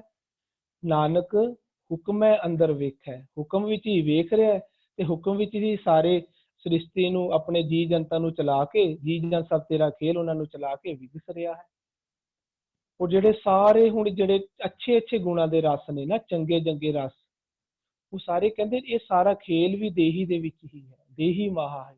ਇਹ ਸਤਿਗੁਰੂ ਜੀ ਉਹ ਗੱਲ ਸਾਨੂੰ ਸਮਝਾ ਰਹੇ ਨੇ। ਅਸੀਂ ਆਪਣਾ ਸ਼ਬਦ ਦੇ ਨਾਲ, ਪਿਛਲੇ ਸ਼ਬਦ ਦੇ ਨਾਲ ਇसी ਨੂੰ ਕੰਟੀਨਿਊ ਕਰਕੇ ਜੋੜਾਂਗੇ। ਜਿਹੜਾ ਸਤਿਗੁਰੂ ਜੀ ਨੇ ਕਾਰਜ ਵਾਲਾ ਲਫ਼ਜ਼, ਕਾਰਜ ਦੀ ਗੱਲ ਕੀਤੀ ਸੀ, ਉਸੇ ਨੂੰ ਹੀ ਇਸ ਵਿੱਚ ਖੇਲ ਰਚਾਇਆ ਆਖ ਕੇ ਸਤਿਗੁਰੂ ਜੀ ਸਮਝਾਣਾ ਕਰ ਰਹੇ ਹਨ। ਹਾਂਜੀ ਵੀਰ ਜੀ, ਤੁਹਾਡੀ ਅੰਦਰ ਦੀ ਸ੍ਰਿਸ਼ਟੀ ਦੀ ਪਕੜ ਬਹੁਤ ਅੱਛੀ ਹੈ, ਬਹੁਤ ਅੱਛੇ ਤਰੀਕੇ ਨਾਲ ਆਪ ਜੀ ਸਮਝਾਣਾ ਕਰਦੇ ਹੋ। ਇਹਦੇ ਵਿੱਚ ਵੀਰ ਜੀ ਇੱਕ ਚੀਜ਼ ਹੋਰ ਦੱਸੋ, ਕੋਈ ਨਾ ਕਿਸੇ ਜਿਹਾ ਉਪਾਇਆ, ਇਹ ਗਿਆਨ ਇੰਦਰੀਆਂ ਤੇ ਕਰਮ ਇੰਦਰੀਆਂ ਦਾ ਜ਼ਿਕਰ ਚੱਲ ਰਿਹਾ ਵੀਰ ਜੀ। ਜਿਸ ਨੂੰ ਗੁਰਬਾਣੀ ਆਖਦੀ ਨਾ, ਤਾਂ ਮਿਲ ਸਖੀਆਂ। ਦੇਖੋ ਪਹਿਲਾਂ ਜਿਹੜੀਆਂ ਸਖੀਆਂ ਸਨ ਨਾ, ਉਹ ਸਾਰੀਆਂ ਇੱਕੋ ਜਿਹੀਆਂ ਸੀ, ਭਾਵ ਇੱਕ ਸਾਰੀਆਂ ਹੀ ਵਿਕਾਰਾਂ ਵਿੱਚ ਡੁੱਬੀਆਂ ਹੋਈਆਂ ਸਨ। ਉਹ ਆਪਣੀ ਆਪਣੀ ਕੁਆਲਿਟੀਜ਼ ਗਵਾ ਚੁੱਕੀਆਂ ਸੀ, ਭਾਵ ਸਾਰੇ ਹੀ ਇੱਕੋ ਜਗ੍ਹਾ ਤੇ ਨਿਵਾਸ ਕਰ ਰਹੇ ਸਨ। ਜਿਸ ਨੂੰ ਗੁਰਬਾਣੀ ਕਹਿੰਦੀ ਹੈ, ਜੰਮਪੁਰ ਵਾਸੀ ਜਮਾ ਦੇ ਸਾਰੇ ਹੀ ਜਮਾ ਵਿੱਚ ਵਸ ਪਏ ਸਨ। ਸਾਰਿਆਂ ਦਾ ਰੂਪ ਕਿਹੜਾ ਹੋ ਸਕੇ ਸੀ? ਜਮਾ ਵਾਲਾ ਰੂਪ। ਸਾਰੇ ਇੱਕੋ ਹੀ ਤਰ੍ਹਾਂ ਦੇ ਹੋ ਗਏ ਸਨ, ਭਾਵ ਸਾਰੇ ਮਿਲ ਕੇ ਇੱਕੋ ਹੀ ਕੰਮ ਕਰਦੇ ਸਨ। ਉਹ ਕਿਹੜਾ ਸੀ? ਆਪਣੀ ਮੱਤ ਦੇ ਅਨੁਸਾਰ ਵਿਕਾਰ ਕੰਮ ਕਰਨੇ, ਔਗਣੀ ਔਗਣਾ ਦੇ ਵਿੱਚ ਜੀ ਸਾਰੇ ਇੱਕੋ ਹੀ ਕੰਮ ਕਰਦੇ ਸਨ। ਉਹਨਾਂ ਦੀ ਆਪਣੀ ਜਿਹੜੀ ਉਹਨਾਂ ਦੀ ਪਰਸਨੈਲਿਟੀ ਸੀ, ਉਹਨਾਂ ਦੀ ਇੰਡੀਵਿਜੂਅਲਿਜ਼ਮ, ਉਹ ਉਹਨਾਂ ਦੀ ਆਪਣੀ ਗੱਲ ਸੀ ਨਾ, ਜਿਹੜੀ ਉਹਨਾਂ ਦੀ ਸੀ, ਉਹ ਖਤਮ ਹੋ ਗਈ ਸੀ। ਅੱਖਾਂ ਨੇ ਜੋ ਕੰਮ ਕਰਨਾ ਸੀ ਕਰ ਹੀ ਨਹੀਂ ਰਹੇ ਸੀ। ਅੱਖਾਂ ਵੀ ਵਿਕਾਰ ਦੇਖ ਰਹੇ ਸਨ, ਕੰਨ ਵੀ ਵਿਕਾਰ ਸੁਣ ਰਹੇ ਸਨ, ਉਹ ਹੱਥ ਵੀ ਬੁਰੇ ਕੰਮ ਕਰ ਰਹੇ ਸਨ, ਪੈਰ ਵੀ ਬੁਰੇ ਕੰਮ ਕਰ ਰਹੇ। ਉਹਨਾਂ ਦੀ ਆਪਣੀ ਹਸਤੀ ਤਾਂ ਖਤਮ ਹੀ ਹੋਈ ਪਈ ਸੀ। ਹੁਣ ਉਹ ਜਦੋਂ ਇਹਨਾਂ ਨੂੰ ਜਦੋਂ ਸਾਨੂੰ ਹੁਕਮ ਸਮਝ ਆਉਂਦਾ ਹੈ ਵੀਰ ਜੀ, ਅਸੀਂ ਇਹਨਾਂ ਸਾਰੇ ਆਪਣੇ ਆਰਗਨਸ ਨੂੰ ਵੀ ਜੋ ਕੰਮ ਉਹਨਾਂ ਨੂੰ ਪ੍ਰਮਾਤਮਾ ਨੇ ਇਹਨਾਂ ਦੇ ਵਸ ਲਗਾਇਆ, ਫਿਰ ਅਸੀਂ ਉਹਨਾਂ ਨੂੰ ਉਸ ਕੰਮ ਦੇ ਅਕੋਰਡਿੰਗ ਕਰਦੇ ਹਾਂ। ਹੱਥਾਂ ਦਾ ਜੋ ਕੰਮ ਹੈ, ਅੱਖਾਂ ਦਾ ਕੰਮ ਹੈ ਦੇਖਣਾ, ਹੱਥਾਂ ਦਾ ਕੰਮ ਹੈ ਲਿਖ ਨਾਮ ਵਿਚਾਰ ਲਿਖ ਅੰਤ ਨਾ ਪਾਰਾਵਾਰ, ਇਹ ਸਾਡੇ ਹੱਥਾਂ ਨੇ ਕੰਮ ਕਰਨਾ ਹੈ। ਮਤਲਬ ਹੁਣ ਸਾਰੇ ਆਪਣੇ ਆਪਣੇ ਕੰਮ ਕਰਨ ਲੱਗ ਗਏ ਨੇ। ਪਹਿਲਾਂ ਸਾਰੇ ਮਿਲ ਕੇ ਕੀ ਕੰਮ ਕਰਦੇ ਸੀ? ਇੱਕੋ ਹੀ ਸਾਰੇ ਵਿਕਾਰ ਇਕੱਠੇ ਕਰਦੇ ਸੀ, ਸਾਰੇ ਔਗਣ ਇਕੱਠੇ ਕਰਦੇ ਸੀ, ਸਾਰੇ ਭੈੜ ਹੀ ਸੋਚਦੇ ਸੀ, ਭੈੜ ਹੀ ਦੇਖਦੇ ਸੀ, ਭੈੜ ਹੀ ਕਰਦੇ ਸੀ, ਭੈੜੇ ਹੀ ਬਣੀ ਜਾ ਰਹੇ ਸੀ। ਅਲੱਗ-ਅਲੱਗ ਤਾਂ ਕੋਈ ਨਹੀਂ ਸੀ ਨਾ ਹੋ ਰਿਹਾ। ਇੱਥੇ ਸਾਨੂੰ ਉਹ ਅਵਸਥਾ ਸਮਝਾ ਰਹੇ ਨੇ, ਜਦੋਂ ਸਾਡੇ ਅੰਦਰ ਮਨ ਦੇ ਵਿੱਚ ਰਾਮ ਸੱਚ ਹੁਕਮ ਵਸ ਜਾਂਦਾ ਨਾ, ਤਾਂ ਫਿਰ ਮਨ ਨਾ ਕੀ ਕਰਦਾ, ਫਿਰ ਮਨ ਇਹ ਸਾਰੇ ਅੱਖਾਂ ਨੂੰ ਵੀ ਸਮਝਾਉਂਦਾ, ਉਹ ਸੱਚ ਸਮਝਾਉਂਦਾ, ਉਹ ਸੱਚ ਸਾਡੇ ਅੱਖਾਂ ਨੂੰ ਵੀ ਸਮਝਾਉਂਦਾ ਵੀ ਅੱਖੋਂ ਤੁਹਾਨੂੰ ਭੈੜ ਦੇਖਣ ਲਈ ਨਹੀਂ, ਤੁਹਾਨੂੰ ਸਾਰਿਆਂ ਵਿੱਚ ਰੱਬ ਦੇਖ ਕੇ ਤੁਸੀਂ ਰੱਬ ਨੂੰ ਦੇਖਣਾ ਸਾਰਿਆਂ ਵਿੱਚ। ਫਿਰ ਤੁਸੀਂ ਜੋ ਪੜ੍ਹਨਾ ਹੈ, ਤੁਹਾਡੇ ਥਰੂ ਪੜ੍ਹਨਾ ਹੈ, ਜੋ ਉਹ ਤੁਸੀਂ ਸੱਚ ਨੂੰ ਪੜ੍ਹਨਾ ਹੈ। ਤੁਸੀਂ ਸਾਰਿਆਂ ਨੂੰ ਜੋ ਉਹਨਾਂ ਦੇ ਕੰਮ ਹੈ, ਉਹਨਾਂ ਦੇ ਕਰਨ ਵਾਲੇ, ਉਹ ਉਹਨਾਂ ਨੂੰ ਸਮਝਾ ਦਿੱਤੇ ਜਾਂਦੇ ਤੇ ਉਹ ਅਲੱਗ-ਅਲੱਗ ਉਹ ਕੰਮ ਕਰਨ ਲੱਗ ਜਾਂਦੇ। ਇਸੇ ਲਈ ਕਹਿੰਦੇ ਨੇ ਫਿਰ ਉਹ ਕੋਈ ਨਾ ਕਿਸੇ ਕੋਈ ਫਿਰ ਸਾਰੇ ਇੱਕ ਜਿਵੇਂ ਨਹੀਂ ਹੁੰਦੇ, ਸਾਰੇ ਅਲੱਗ-ਅਲੱਗ ਆਪਣੇ ਆਪਣੇ ਕੰਮ, ਆਪਣੀ ਆਪਣੀ ਜ਼ਿੰਮੇਵਾਰੀਆਂ ਪੂਰੇ ਉਸ ਤਰੀਕੇ ਨਾਲ ਨਿਭਾ ਰਹੇ ਹੁੰਦੇ ਨੇ। ਜਿਵੇਂ ਇੱਕ ਜਿਸ ਤਰ੍ਹਾਂ ਆਪਾਂ ਗੱਲ ਕਰ ਰਹੇ ਨੇ, ਇੱਕ ਦੇਸ਼ ਵਿੱਚ ਜਦੋਂ ਇੱਕ ਰਾਜੇ ਦੇ ਕੰਟਰੋਲ ਵਿੱਚ ਸਾਰਾ ਕੁਝ ਹੁੰਦਾ ਤੇ ਉਹਦੇ ਜਿਹੜੇ ਮੰਤਰੀਆਂ ਨੂੰ ਜੋ ਕੰਮ ਦਿੱਤਾ ਜਾਂਦਾ ਨਾ, ਜੇ ਫਾਈਨੈਂਸ ਮਿਨਿਸਟਰ ਨੂੰ ਫਾਈਨੈਂਸ ਦਾ ਕੰਮ ਦਿੱਤਾ, ਉਹ ਸਿਰਫ ਫਾਈਨੈਂਸ ਦੇਖਦਾ ਹੈ, ਤੇ ਉਸ ਦੂਸਰੇ ਮੰਤਰੀ ਨੂੰ ਜਿਸ ਨੂੰ ਐਗਰੀਕਲਚਰ ਦਾ ਕੰਮ ਦਿੱਤਾ, ਉਹ ਐਗਰੀਕਲਚਰ ਦਿੱਤਾ। ਜਦੋਂ ਮਨ ਰਾਜਾ ਪਾਗਲ ਹੋ ਜਾਂਦਾ ਹੈ, ਫਿਰ ਕੀ ਕਹਿੰਦੇ, ਸਾਰੇ ਮੰਤਰੀ ਆਪਣੀ ਮਰਜ਼ੀ ਦਾ ਕੰਮ ਕਰਦੇ ਨੇ, ਰਾਜੇ ਵੱਲੋਂ ਅਲੋਟਡ ਕੀਤਾ ਕੰਮ ਨਹੀਂ, ਭਾਵ ਜੋ ਸਾਨੂੰ ਹੁਕਮ ਦੇ ਵਿੱਚ ਜੋ ਸਾਡੇ ਆਰਗਨਸ ਨੂੰ, ਸਾਡੇ ਬੋਡੀ ਰੋਮ ਨੂੰ ਜੋ ਕੰਮ ਦਿੱਤੇ ਸੀ, ਉਹ ਕੰਮ ਕਰਨਾ ਛੋੜ ਦਿੰਦੇ ਆ, ਸਾਰੇ ਇੱਕੋ ਜਿਹੇ ਬਣ ਜਾਂਦੇ ਆ। ਕਿਹੜੇ? ਵਿਕਾਰੀ। ਇਹ ਸਤਿਗੁਰੂ ਜੀ ਉਸ ਭਾਵ ਦੇ ਵਿੱਚ ਸਾਨੂੰ ਸਮਝਾ ਰਹੇ ਨੇ। ਹੁਣ ਅਸੀਂ ਕਹਿੰਦੇ ਨੇ, ਹੁਣ ਅਸੀਂ ਸਾਰੇ ਅਲੱਗ-ਅਲੱਗ ਸਭ ਆਪਣੇ ਤਰੀਕੇ ਨਾਲ ਹੋ ਗਏ। ਅਸੀਂ ਜੋ ਸਤਿਗੁਰੂ ਜੀ ਨੇ ਸਾਨੂੰ ਕੰਮ ਲਾਏ ਸਨ, ਅੱਖਾਂ ਹੁਣ ਹੱਥ ਸੱਚ ਲਿਖ ਰਹੀ ਨੇ, ਲਿਖ ਨਾਮ ਸਲਾਹ ਲਿਖ ਅੰਤ ਨਾ ਪਾਰਾਵਾ, ਇਹ ਲਿਖ ਰਹੀਆਂ ਨੇ। ਅੱਖਾਂ ਸਤਿਗੁਰੂ ਜੀ ਬੇਅੰਤਤਾ ਵਾਲੀ ਬਾਣੀ ਹੀ ਪੜ੍ਹ ਰਹੀਆਂ ਨੇ, ਦਿਮਾਗ ਉਸੇ ਨੂੰ ਹੀ ਸੋਚ ਰਿਹਾ। ਕੰਨ ਹੁਣ ਬੁਰੇ ਕੰਮ ਨਹੀਂ ਸੋਚਦੇ, ਪਹਿਲਾਂ ਸਭ ਇੱਕੋ ਹੀ ਕੰਮ ਕਰਦੇ ਸਨ।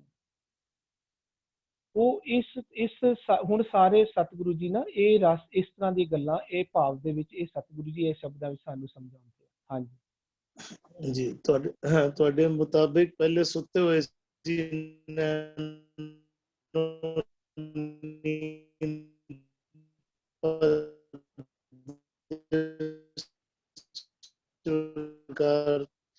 ਸ਼ਵਨ ਸੋਏ ਸੁਣਨੇ ਸੁੱਤੇ ਹੋਏ ਤੋਂ ਜਾਗृत ਹੋ ਜਾਣਾ।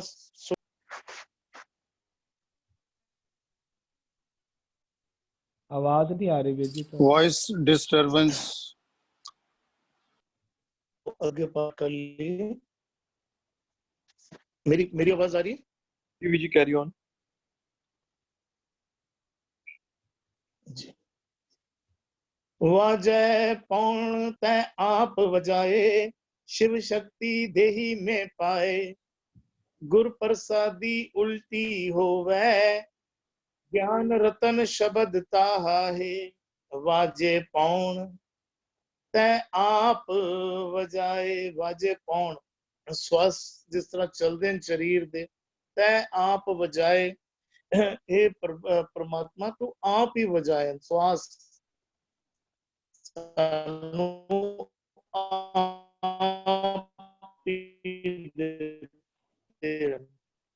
शिव शक्ति देही में पाए, कह लिए शक्ति असी माया नु कह लिए, या शिव असी चेतनता नु कह लिए।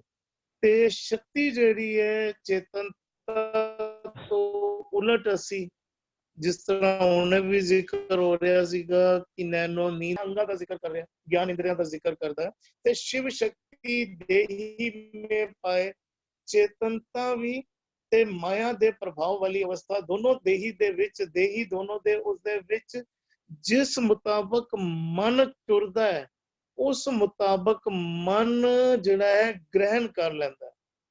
ਜਦੋਂ ਗੁਰੂ ਦੇ ਸੱਚ ਨੂੰ ਦੇਖ ਕੇ ਮਨ ਟੁਰਨਾ ਕਰਦਾ ਹੈ ਤੇ ਮਨ ਚੇਤਨਤਾ ਵਾਲੇ ਪਾਸੇ ਜਾਂਦਾ ਹੈ। ਜਦੋਂ ਮਨ ਜਿਹੜਾ ਹੈ ਬਾਹਰ ਮੁਖੀ ਹੋ ਕੇ ਬਾਹਰ ਦੇ ਪਦਾਰਥਾਂ ਵੱਲ ਆਕਰਸ਼ਿਤ ਹੁੰਦਾ ਹੈ ਤੇ ਮਾਇਆ ਤੋਂ ਪ੍ਰਭਾਵਿਤ ਹੋ ਕੇ ਨਿੰਦਰਾ ਵਾਲੇ ਪਾਸੇ ਜਿਹੜਾ ਮਨ ਟੁਰਨ ਲੱਗ ਪੈਂਦਾ ਹੈ। शिव शक्ति देही में पाए, गुर प्रसादी उल्टी होवे। उल्टी होवे तो की पावे, क्योंकि साडा सारे जेड़े अंदर दे ज्ञान इंद्रिय ना वो उल्टे होए हैं। उल्टे होए हैं तो की पावे, माया दे प्रभाव हेठ कार विहार कर रहे हैं, वो विकारी बने बैठे हैं। ते जदों गुरु दी बख्शिश द्वारा इंज समझना करिए, गुरु the guidance they which, Guru the guidance तो मन एक्सेप्ट कर लेंदा है और विकारां वल्लों उलट जांदा है। गुर प्रसादी उल्टी होवे, विकारां वल्लों उलट जांदा है, भाव सीधा हो जाना। किसी चीज उल्टी चीज नूं असी पलट जाइए ते सीधी हो जाती है। अजे साडा मन बाहर मुखी होके उल्टा होया ते उस पासों उलट गया ते भाव सीधा हो गया। गुर प्रसादी, गुरु दी बख्शिश द्वारा गुर प्रसादी उल्टी होवे, ज्ञान रतन शब्द ताहा है। ਹੁਣ ਦੇਖੋ ਗੁਰ ਪ੍ਰਸਾਦੀ, ਜਦੋਂ ਗੁਰੂ ਦੀ ਗਾਈਡੈਂਸ ਵਿੱਚ ਸ਼ਬਦ ਦੇ ਰਾਹੀਂ ਸਾਂਝ ਬਣਦੀ ਹੈ ਨਾ, ਤਾਹਾ ਹੈ ਤਾਂ ਪਾਵੇ ਉਸ ਦੀ ਗਿਆਨ ਰਤਨ। ਹੁਣ ਗਿਆਨ ਦੇ ਬਾਰੇ ਪਹਿਲਾਂ ਵੀ ਸਾਂਝ ਬਣ ਚੁੱਕੀ ਹੈ। ਗਿਆਨ ਰਤਨ ਗੁਰੂ ਸਾਹਿਬ ਇੱਥੇ ਇਸਤੇਮਾਲ ਕਰ ਰਹੇ ਹਨ। ਗਿਆਨ ਰਤਨ ਇੱਕ ਗਿਆਨ ਸ਼ਬਦ ਦਾ ਗਿਆਨ ਹੈ। ਸ਼ਬਦ ਦਾ ਗਿਆਨ ਜਿਹੜਾ ਅਸੀਂ ਪੜ੍ਹ ਕੇ ਹਾਸਲ ਕਰਦੇ ਹਾਂ। ਇੱਕ ਗਿਆਨ ਹੈ ਜਦੋਂ ਸ਼ਬਦ ਦੇ ਗਿਆਨ ਤੋਂ ਮਨ ਸ਼ਬਦ ਦੇ ਗਿਆਨ ਨੂੰ ਐਕਸੈਪਟ ਕਰ ਲੈਂਦਾ, ਜਦੋਂ ਸੱਚ ਦੀ ਰਾਹ ਤੇ ਟੁਰਨ ਲੱਗ ਪੈਂਦਾ। ਕਹਿੰਦੇ ਗਿਆਨ ਰਤਨ, ਗਿਆਨ ਰਤਨ ਜਿਹੜੀ ਉਹ ਅਵਸਥਾ ਹੈ ਨਾ, ਜਿਹਨੂੰ ਵਿਜ਼ਡਮ ਵੀ ਕਿਹਾ ਜਾਂਦਾ, ਜਿਸ ਨੂੰ ਤਤ ਗਿਆਨ ਵੀ ਕਿਹਾ ਜਾਂਦਾ ਹੈ। ਜਦੋਂ ਮਨ ਉਸ ਸ਼ਬਦ ਨੂੰ ਐਕਸੈਪਟ ਕਰਕੇ ਟੁਰਨ ਲੱਗ ਪੈਂਦਾ ਹੈ ਨਾ, ਗਿਆਨ ਰਤਨ ਸ਼ਬਦ ਤਾਹਾ ਹੈ, ਤਾਂ ਉਸ ਦੀ ਗਿਆਨ ਰਤਨ ਵਾਲੀ ਅਵਸਥਾ ਬਣਦੀ ਹੈ। ਤਾਂ ਇੰਜ ਸਮਝ ਲਈਏ ਗਿਆਨ ਰਤਨ ਦੀ ਤਾਂ ਪ੍ਰਾਪਤੀ ਹੁੰਦੀ ਹੈ, ਤਾਂ ਉਹ ਉੱਚਤਮ ਵਾਲੀ ਅਵਸਥਾ ਪ੍ਰਾਪਤ ਹੁੰਦੀ ਹੈ। ਇਹ ਵਰਡ ਉੱਚਾ ਹੋਵੇ ਕੋਏ, ਇਸ ਉੱਚੇ ਕੋ ਜਾਣੇ ਸੋਏ, ਉਹ ਉੱਚੀ ਵਾਲੀ ਅਵਸਥਾ ਸੁਰਤ ਉੱਥੇ ਜਾ ਕੇ ਟਿਕ ਜਾਂਦੀ ਹੈ। ਅਸੀਂ 16 ਸਾਹਿਬ ਦਾ ਵੀ ਪਾਠ ਕਰਦੇ ਹਾਂ ਨਾ, ਜੈ ਘਰ ਕੀਰਤ ਆਖੀਏ, ਤਿਤ ਘਰ ਗਾ। ਫਿਰ ਅੱਗੇ ਕੀ ਕਹਿੰਦੇ ਨੇ, ਤਿਤ ਘਰ ਗਾਵੋ ਸੋਇਲਾ। ਇੱਕ ਪਾਸੇ ਆਂਦਾ ਹੈ ਜੈ ਘਰ ਔਰ ਇੱਕ ਆਂਦਾ ਤਿਤ ਘਰ। ਅਸੀਂ ਇਹਨੂੰ ਸੌਖੇ ਅੱਖਰਾਂ ਵਿੱਚ ਕਹਿੰਦੇ ਆ ਕਿ ਜੈ ਘਰ ਜਿਸ ਸਤ ਸੰਗਤ ਵਿੱਚ ਬੈਠ ਕੇ ਕੀਰਤ ਹੋ ਸਕਦੀ ਹੈ, ਉੱਤੇ ਬੈਠ ਕੇ ਕੀਰਤੀ ਕਰੀਏ। ਇੱਕ ਸਤ ਸੰਗਤ ਬਾਹਰ ਦੀ ਸਤ ਸੰਗਤ ਹੈ ਜਿਹੜੀ ਅਸੀਂ ਗੁਰੂ ਦੇ ਨਾਲ ਵੀ ਬੈਠ ਕੇ ਕਰਦੇ ਹਾਂ, ਗੁਰੂ ਦੇ ਨਾਲ ਅਸੀਂ ਵਿਚਾਰ ਸਿੱਖਦੇ ਹਾਂ, ਗੁਰੂ ਨੂੰ ਪੁੱਛਦੇ ਹਾਂ। ਤੇ ਜਦੋਂ ਸੁਰਤ ਉੱਪਰ ਟਿਕ ਜਾਂਦੀ ਹੈ ਨਾ, ਜੈ ਘਰ ਕੀਰਤ ਆਖੀਏ, ਇਹ ਉੱਚੀ ਟਿੱਕੀ ਹੋਈ ਸੁਰਤ ਵਿੱਚ ਗੁਰੂ ਸਾਹਿਬ ਕਹਿ ਰਹੇ ਉਸ ਉੱਚੀ ਟਿੱਕੀ ਹੋਈ ਸੁਰਤ ਵਿੱਚ ਤਿਤ ਘਰ ਗਾਵੋ ਸੋਇਲਾ, ਉਸ ਅਵਸਥਾ ਦਾ ਜ਼ਿਕਰ ਕਰ ਰਹੇ ਹਨ। ਗਿਆਨ ਰਤਨ ਗਿਆਨ ਰਤਨ ਦਾ ਜ਼ਿਕਰ ਕਰ ਰਹੇ ਹਨ। ਗਿਆਨ ਰਤਨ ਸ਼ਬਦ ਤਾਹਾ ਹੈ। ਸ਼ਬਦ ਦੇ ਰਾਹੀਂ ਗੁਰੂ ਦੀ ਗਾਈਡੈਂਸ ਵਿੱਚ ਸ਼ਬਦ ਦੇ ਰਾਹੀਂ ਉਹ ਗਿਆਨ ਰਤਨ ਦੀ ਪ੍ਰਾਪਤੀ ਹੋ ਜਾਂਦੀ ਹੈ। ਜੀ ਅਰਵਿੰਦਰ ਵੀਰ ਜੀ। ਜਿਹੜਾ ਪਹਿਲੀ ਪੰਕਤੀ ਕਹਿ ਰਹੀ ਵੀ ਵਾਜੇ ਪਵਨ ਤੈਂ ਆਪ ਵਜਾਏ, ਵੀ ਸਾਡੇ ਵਿੱਚ ਜਿਹੜਾ ਸਵਾਸਾਂ ਰੂਪੀ ਪਵਨ ਦਾ ਜਿਹੜਾ ਪ੍ਰਵਾਹ ਜਿਹੜਾ ਚੱਲਦਾ ਪਿਆ ਨਾ, ਉਹ ਇੱਕ ਹੋਰ ਸ਼ਬਦ ਸੀ, ਕਹਿੰਦਾ ਜੇਤੇ ਜੀ ਜੀਵੇ ਲੈ ਸਾਹਾ। ਜਿਤਨੇ ਵੀ ਜੀਵ ਨੇ ਉਹ ਸਵਾਸ ਲੈ ਕੇ ਹੀ ਜਿਉਂਦੇ ਪਏ ਨੇ। ਜੇਤੇ ਜੀ ਜੀਵੇ ਲੈ ਸਾਹਾ, ਅੱਗੇ ਕਹਿੰਦੇ ਨੇ ਜੇ ਜਿਵਾਲੇ ਤਾਂ ਕੀ ਅਸਾਹ। ਸਾਡੇ ਅੱਜ ਦੇ ਸ਼ਬਦ ਦਾ ਉਹ ਕੰਟੈਕਸਟ ਨਹੀਂ ਹੈ ਬਹੁਤ। ਇਹ ਜਿਹੜਾ ਕਹਿ ਰਿਹਾ ਵੀ ਜਿਤਨੇ ਵੀ ਸਰੀਰ ਨੇ, ਕਹਿੰਦੇ ਮੇਰੇ ਹਰ ਅੰਤਰ ਵਾਜਾ ਕੌਣ ਹੈ ਮੇਰਾ, ਮੇਰੇ ਗੋਵਿੰਦਾ। ਗੁਰ ਆਪ ਵਜਾਏ ਤਿਉ ਵਾਜੇ ਜੀਓ। ਸਾਡੇ ਵਿੱਚ ਜਿਹੜਾ ਮਨ ਜਿਹੜਾ ਸਵਾਸਾ ਰੂਪੀ ਜਿਹੜਾ ਵਾਜਾ ਜਿਹੜਾ ਸਾਡਾ ਵੱਜਦਾ ਪਿਆ ਨਾ, ਉਹ ਆਪ ਪਰਮਾਤਮਾ, ਉਹ ਆਪ ਸਾਡੇ ਮਨੋ ਪ੍ਰਾਣ ਸਵਾਸ ਰੂਪ ਪੈ ਕੇ ਬੈਠਿਆ ਹੋਇਆ ਹੈ। ਇਹ ਸਾਡਾ ਵਾਜਾ ਜਿਹੜਾ ਹੈ ਨਾ, ਉਹ ਆਪ ਉਹ ਵਜਾਉਂਦਾ ਪਿਆ। ਸਾਰੇ ਜਿਹੜਾ ਪਿੱਛੋਂ ਚੱਲੀ ਆਉਂਦਾ ਪਿਆ ਕਿ ਰੱਬ ਨੇ ਇੱਕ ਖੇਡ ਬਣਾਇਆ, ਉਹਨੇ ਸਾਨੂੰ ਸ੍ਰਿਸ਼ਟੀ ਵਿੱਚ ਭੇਜਿਆ ਵੀ ਹਰ ਤੁਮ ਮੇ ਜੋਤ ਰੱਖੀ ਤਾਂ ਤੂੰ ਜਗ ਮੈਂ ਆਇਆ।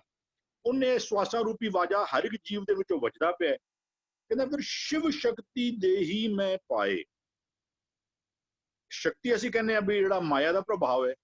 ਸ਼ਿਵ ਜਿਹੜਾ ਕਹਿ ਲੋ, ਜਿਹੜਾ ਗੁਰਮਤਿ ਦਾ ਪ੍ਰਭਾਵ ਕਹਿ ਲੋ, ਰੱਬ ਦਾ ਅੰਸ਼ ਕਹਿ ਲੋ, ਰੱਬੀ ਗਿਆਨ ਕਹਿ ਲੋ, ਨਾਮ ਦੀ ਸੋਝੀ ਕਹਿ ਲੋ।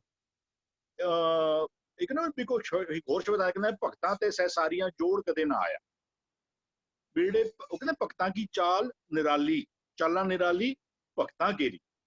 ਇੱਕ ਉਹ ਨੇ ਜੋ ਦੁਨੀਆ, ਕਹਿੰਦੇ ਦੁਨੀਆ ਵਜਾਈ ਵਜਦੀ ਹੰਬੀ ਵਜਾ ਨਾਲ। ਕਹਿੰਦਾ ਸੋਈ ਜਿਉ ਨਾ ਵਜਦਾ ਜਿਸ ਅੱਲਾਹ ਕਰਦਾ ਸਾਰ।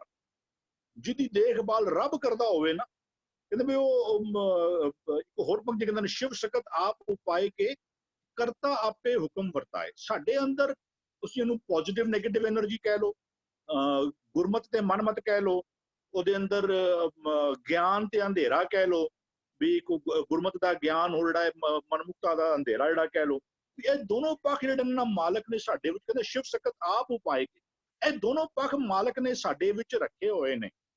ਵੀ ਸ਼ਿਵ ਸ਼ਕਤੀ ਦੇ ਹੀ ਮੈਂ ਪਾਏ। ਇੱਕ ਅਸੀਂ ਹੋਰ ਕਹਿੰਦੇ ਨੇ ਬਿਕ ਅੰਮ੍ਰਿਤ ਕਰਤਾਰ ਉਪਾਏ, ਸੰਸਾਰ ਬਿਰਖ ਕੋ ਦੋਏ ਫਲ ਲਾਏ। ਉਸ ਮਾਲਕ ਨੇ ਇਹ ਮਾਇਆ ਰੂਪੀ ਜ਼ਹਿਰ ਵੀ ਆਪ ਪੈਦਾ ਕੀਤਾ ਹੋਇਆ। ਪਰ ਅਸੀਂ ਕਹੀਏ ਕਿ ਜਿਤਨੇ ਵੱਡੇ ਜਿਹੜੇ IIT ਕਹਿ ਲੋ, IAS ਕਹਿ ਲੋ, ਇਹ ਔਖੇ ਔਖੇ ਸਵਾਲ ਕਿਉਂ ਕਰਦੇ ਨੇ? कभी किसी ने उन्होंने नहीं पूछा अरे तुम इतना बच्चों को परेशान क्यों करते हो, बच्चों को इतने डिफिकल्ट क्वेश्चंस क्यों पूछते हो। ਅਸੀਂ ਤੇ ਚਾਹ ਨਾਲ ਆਪਣੇ ਬੱਚਿਆਂ ਨੂੰ ਤੇ ਭੇਜਨੇ ਪਿਆ, ਕਿਉਂਕਿ ਬੱਚੇ ਦਾ ਜੀਵਨ ਸੰਵਰ ਜਾਏਗਾ ਜੇ ਉਹ ਇਹਨਾਂ ਹਾਲਾਤਾਂ ਤੋਂ ਨਿਕਲ ਗਿਆ ਨਾ, ਜੇ ਉਹ ਐਗਜ਼ਾਮ ਪਾਸ ਕਰ ਗਿਆ ਤੇ ਫਿਰ ਉਹ ਮਨ ਉਹ ਜਿਹੜਾ ਸਿਸਟਮ ਕੰਟਰੀ ਨੂੰ ਰਨ ਕਰਦਾ ਪਿਆ ਨਾ, ਜਿਹੜੇ IAS ਦੇ ਬੱਚੇ ਪਾਸ ਹੋ ਜਾਣਗੇ ਹੈ ਵਿਰਲੇ। ਉਦੋਂ ਲੱਖਾਂ ਅੰਦਰ ਬੱਚਾ ਬਹਿੰਦਾ ਹੈ, ਕਈ ਹਜ਼ਾਰਾਂ ਅੰਦਰ ਬੜਾ ਨਾ ਸਿਰਫ ਉਹ ਹਜ਼ਾਰ ਵੀ ਨਹੀਂ, ਮਤਲਬ ਪਰ ਲੱਖ ਸ਼ਾਇਦ ਮੈਂ ਕਹਾਂ 1000 ਬੰਦਾ ਵੀ ਨਹੀਂ ਉਹ ਪਾਸ ਹੁੰਦਾ ਹੋਣਾ। ਲੇਕਿਨ ਇਹ ਉਹਨੇ ਦੋਨੋਂ ਐਸਪੈਕਟ ਨੇ ਤੁਹਾਨੂੰ ਪ੍ਰਮਾਣ ਵਾਸਤੇ ਭਟਕਾਉਣ ਵਾਸਤੇ ਨਾ, ਉਹਨੇ ਇਹ ਮਾਇਆ ਦਾ ਪ੍ਰਭਾਵ ਸ਼ਿਵ ਸ਼ਕਤੀ ਦੇ ਹੀ ਮੈਂ ਪਾਇਆ। ਜਾਂ ਵੀ ਉਹ ਇੱਕ ਹੋਰ ਸ਼ਬਦ ਆਉਂਦਾ ਹੈ ਕਹਿੰਦੇ ਵੀ ਗੁਰ ਪ੍ਰਸਾਦੀ ਸਿਵ ਕਰ ਜੰਮੈ ਵਿੱਚੋਂ ਸ਼ਕਤ ਗਵਾਏ। ਗੁਰੂ ਦੀ ਕਿਰਪਾ ਦੇ ਸਦਕਾ ਅਸੀਂ ਗੁਰਮਤ ਵਾਲੇ, ਕਹਿੰਦੇ ਸਤਿਗੁਰ ਕੇ ਜਨਮੈ ਗਵਨ ਮਿਟਾਇਆ।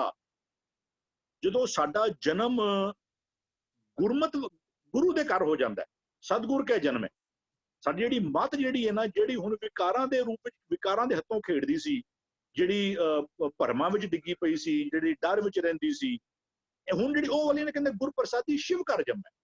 ਉਹਦੇ ਅੰਦਰ ਜਿਹੜਾ ਰੱਬੀ ਗਿਆਨ ਸਪਿਰਿਚੁਅਲਿਟੀ ਕਹਿ ਲਓ ਉਹਨੂੰ, ਉਹ ਇਹ ਹੈ ਕਿਸੇ ਕਹਿੰਦੇ ਕਿ ਹੋਰ ਸ਼ਬਦ ਆਉਂਦਾ, ਕਹਿੰਦਾ ਸ਼ਿਵ ਆਗੇ ਸ਼ਕਤੀ ਹਾਰਿਆ ਐਵੇਂ ਹਰ ਪਾਇਆ। ਜਿਸ ਨੂੰ ਇਹ ਉਹ ਜਿਹੜਾ ਇੱਕ ਵਾਰ ਪਰਮਾਰਥ ਦੇ ਮਾਰਗ ਤੇ ਟੁਰਨਾ ਸ਼ੁਰੂ ਹੋ ਜਾਂਦਾ ਵੀ ਕੋਈ ਕਹਿੰਦੇ ਦੂਜਾ ਸ਼ਬਦ ਕਹਿੰਦਾ ਜਗਤ ਪਾਸ ਤੇ ਸਗਲ ਜਗਤ ਕੇ ਪੰਜ ਸਿਕਦਾਰ, ਕਹਿੰਦਾ ਰਾਮ ਭਗਤ ਕੇ ਪਾਣੀ ਹਾਰ ਲੂਟ ਲਹਿ ਸਾਕਤ ਪਤ ਖੋਏ। ਕਹਿੰਦਾ ਭਗਤ ਜਨਾਮ ਪੱਗ, ਮੇਰੇ ਵਰਡ ਸ਼ਬਦ ਇੱਥੋਂ ਤੇ ਹੋ ਸਕਦੇ ਨੇ ਥੋੜੇ ਜਿਹੇ, ਭਗਤ ਜਨਾਮ ਪੱਗ ਮਲ ਮਲ ਤੋਏ। ਵੀ ਇਹ ਮਾਇਆ ਜਿਹੜੀ ਹੈ ਨਾ ਹੈ, ਉਹ ਕਹਿੰਦਾ ਸਰਪਨੀ ਤੇ ਉੱਪਰ ਨਹੀਂ ਬਲੀਆ, ਬੜੀ ਤਾਕਤਵਰ ਹੈ। ਵੀ ਸਰਪਨੀ ਕਹਿ ਲੋ, ਮਾਇਆ ਕਹਿ ਲੋ, ਸਰਪਨੀ ਤੇ ਉੱਪਰ ਨਹੀਂ ਬਲੀਆ। ਕਹਿੰਦੇ ਜਿਨ ਬ੍ਰਹਮਾ ਵਿਸ਼ਨ ਮਹਾਦੇਵ ਛਲਿਆ, ਉਹਨੇ ਵੱਡੇ ਵੱਡੇ ਉਹ ਜਿਹੜੇ ਰਾਜੇ ਨੇ ਉਹਨਾਂ ਨੂੰ ਵੀ ਛਲ ਕੇ ਰੱਖਿਆ ਹੋਇਆ। ਲੇਕਿਨ ਜਿਹਦੇ ਅੰਦਰ ਉਹ कहते कानो काटी नाको काटी काट कूट कर डारी, जिसने जिदा वो कहते गुर प्रसादी शिव कर जम्मे या सतगुर के जन्मे गमन मिटाया, जिदा वो हो जाएगा ना, कहता फिर शिव आगे शक्ति हारिया। आम दुनिया दी की हालत है, कहता शक्ति घर जगत सूता, नाचै टापै अवरों गावे, मन मुख भगत ना होई। संसार की आम हालत की है, कहता शक्ति घर जगत सूता, ए माया दे प्रभाव दे हेठा बंदा अज्ञानता दी निंदर विच खूब सुता पे, ओनू ए रब दे खेड़ दी समझ भी नहीं आ रही। रब ने ते खेड़ बनाया सी तेनू, तेनू उन्हें भरमान वास्ते उलझान वास्ते उन्हें ते खेड़ बनाया सी, लेकिन ए माया इस बंदा जेड़ा ना ओ श्रवण सोए सुनिंद विचार रसना सोई झूठे लोभ साध, ये सारा ओदे अंदर ही जेड़ा बड़ा ओना उलझ के बह गया होया भी ओ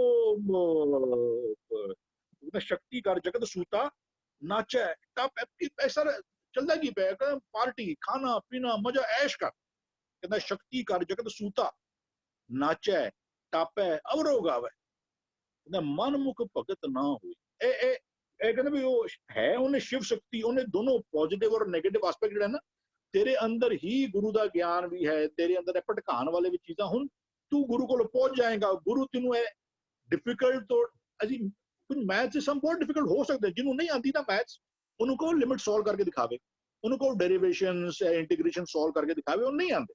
तो जो बंदा गुरु को चले जावे वो कहना कोई गल ही नहीं।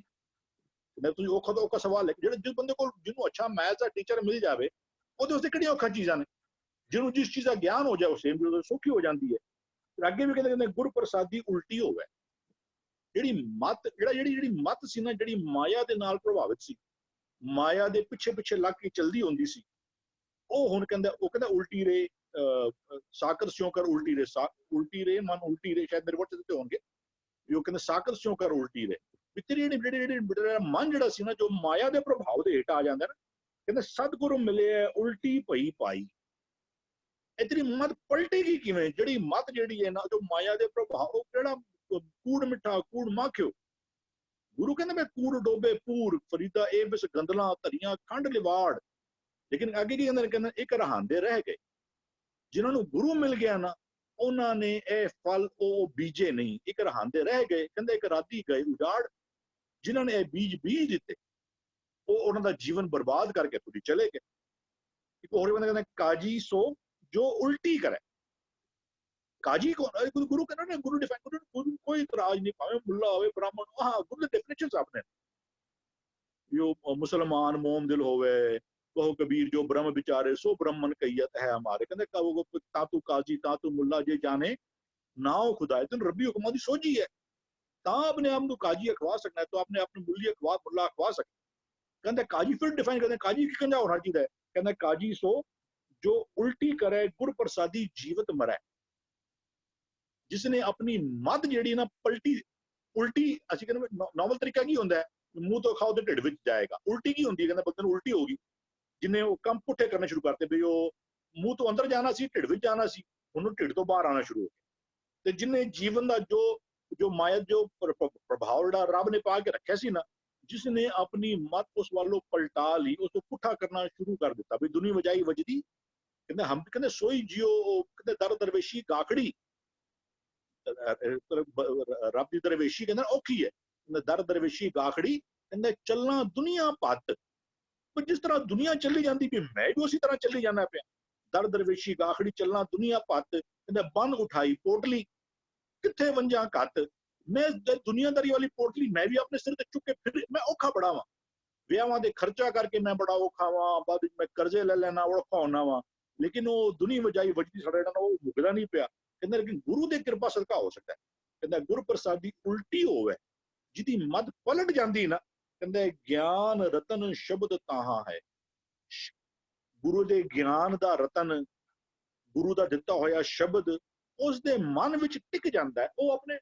ऐसा बंदा कहते सो जिन बाजी कर आए, वो फिर अपनी जीवन की बाजी जी है ना, वो चले जुआरी दो हाथ चार वाला काम नहीं करता, वो अपनी जीवन की बाजी जड़ा है ना, वो इथों दी जिद के जाता है।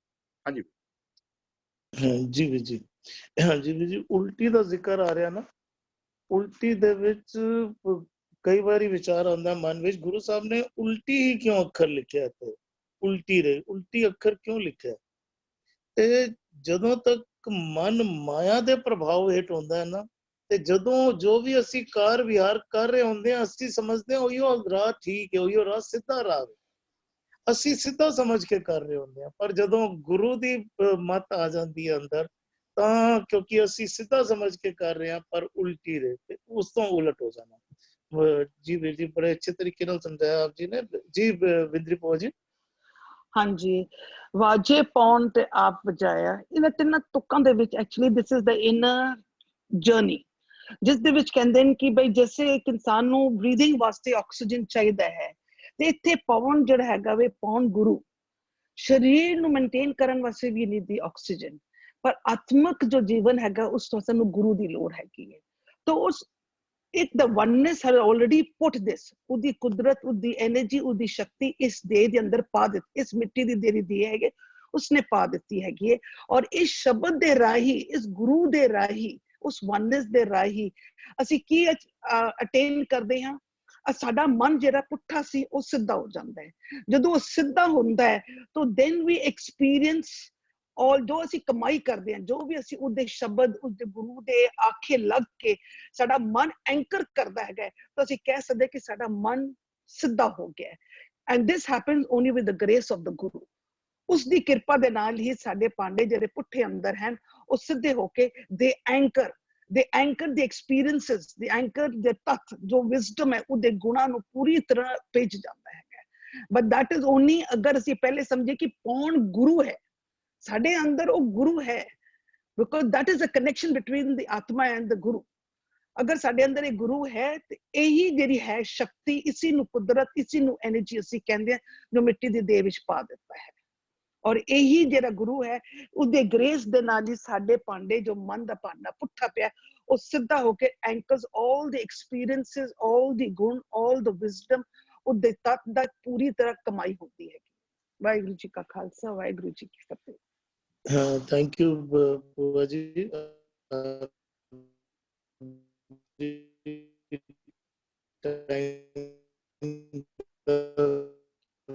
वॉइस ध्यान रख के बिल्कुल शॉर्ट ही बड़ा किया। जी सुखविंदर भी जी, सुखविंदर भी जी, आप जी आराम करें। आप जी दी ऑडियो भूपिंदर भी जी भी इन है ने।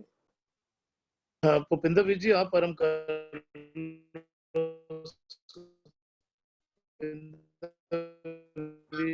अभी थोड़ा नेटवर्क डिस्टर्ब, म्यूट कर लियो। ऑडियो ऑफ आ रही है। वाहिगुरू जी का खालसा, वाहिगुरू जी की फतेह। आ रही है आवाज? जी भी जी कैरी ऑन।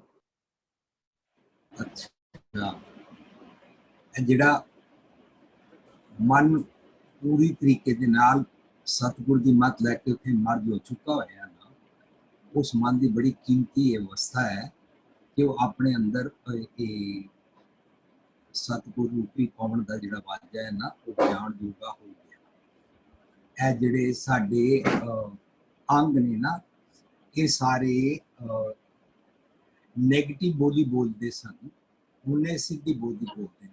ਜਦੋਂ ਨਾ ਉਹ ਕਬੀਰ ਛੂਛਾ ਕੱਟ ਦੇ विजी थोड़ा सा क्लोज हो गया, वॉइस स्लो आ रही है। या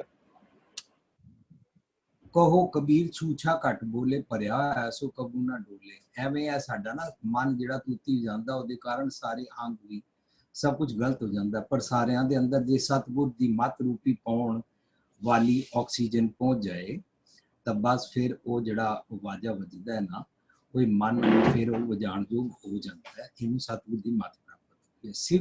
शिव शक्ति देही में पाए। ये शिव शक्ति की होंदा है?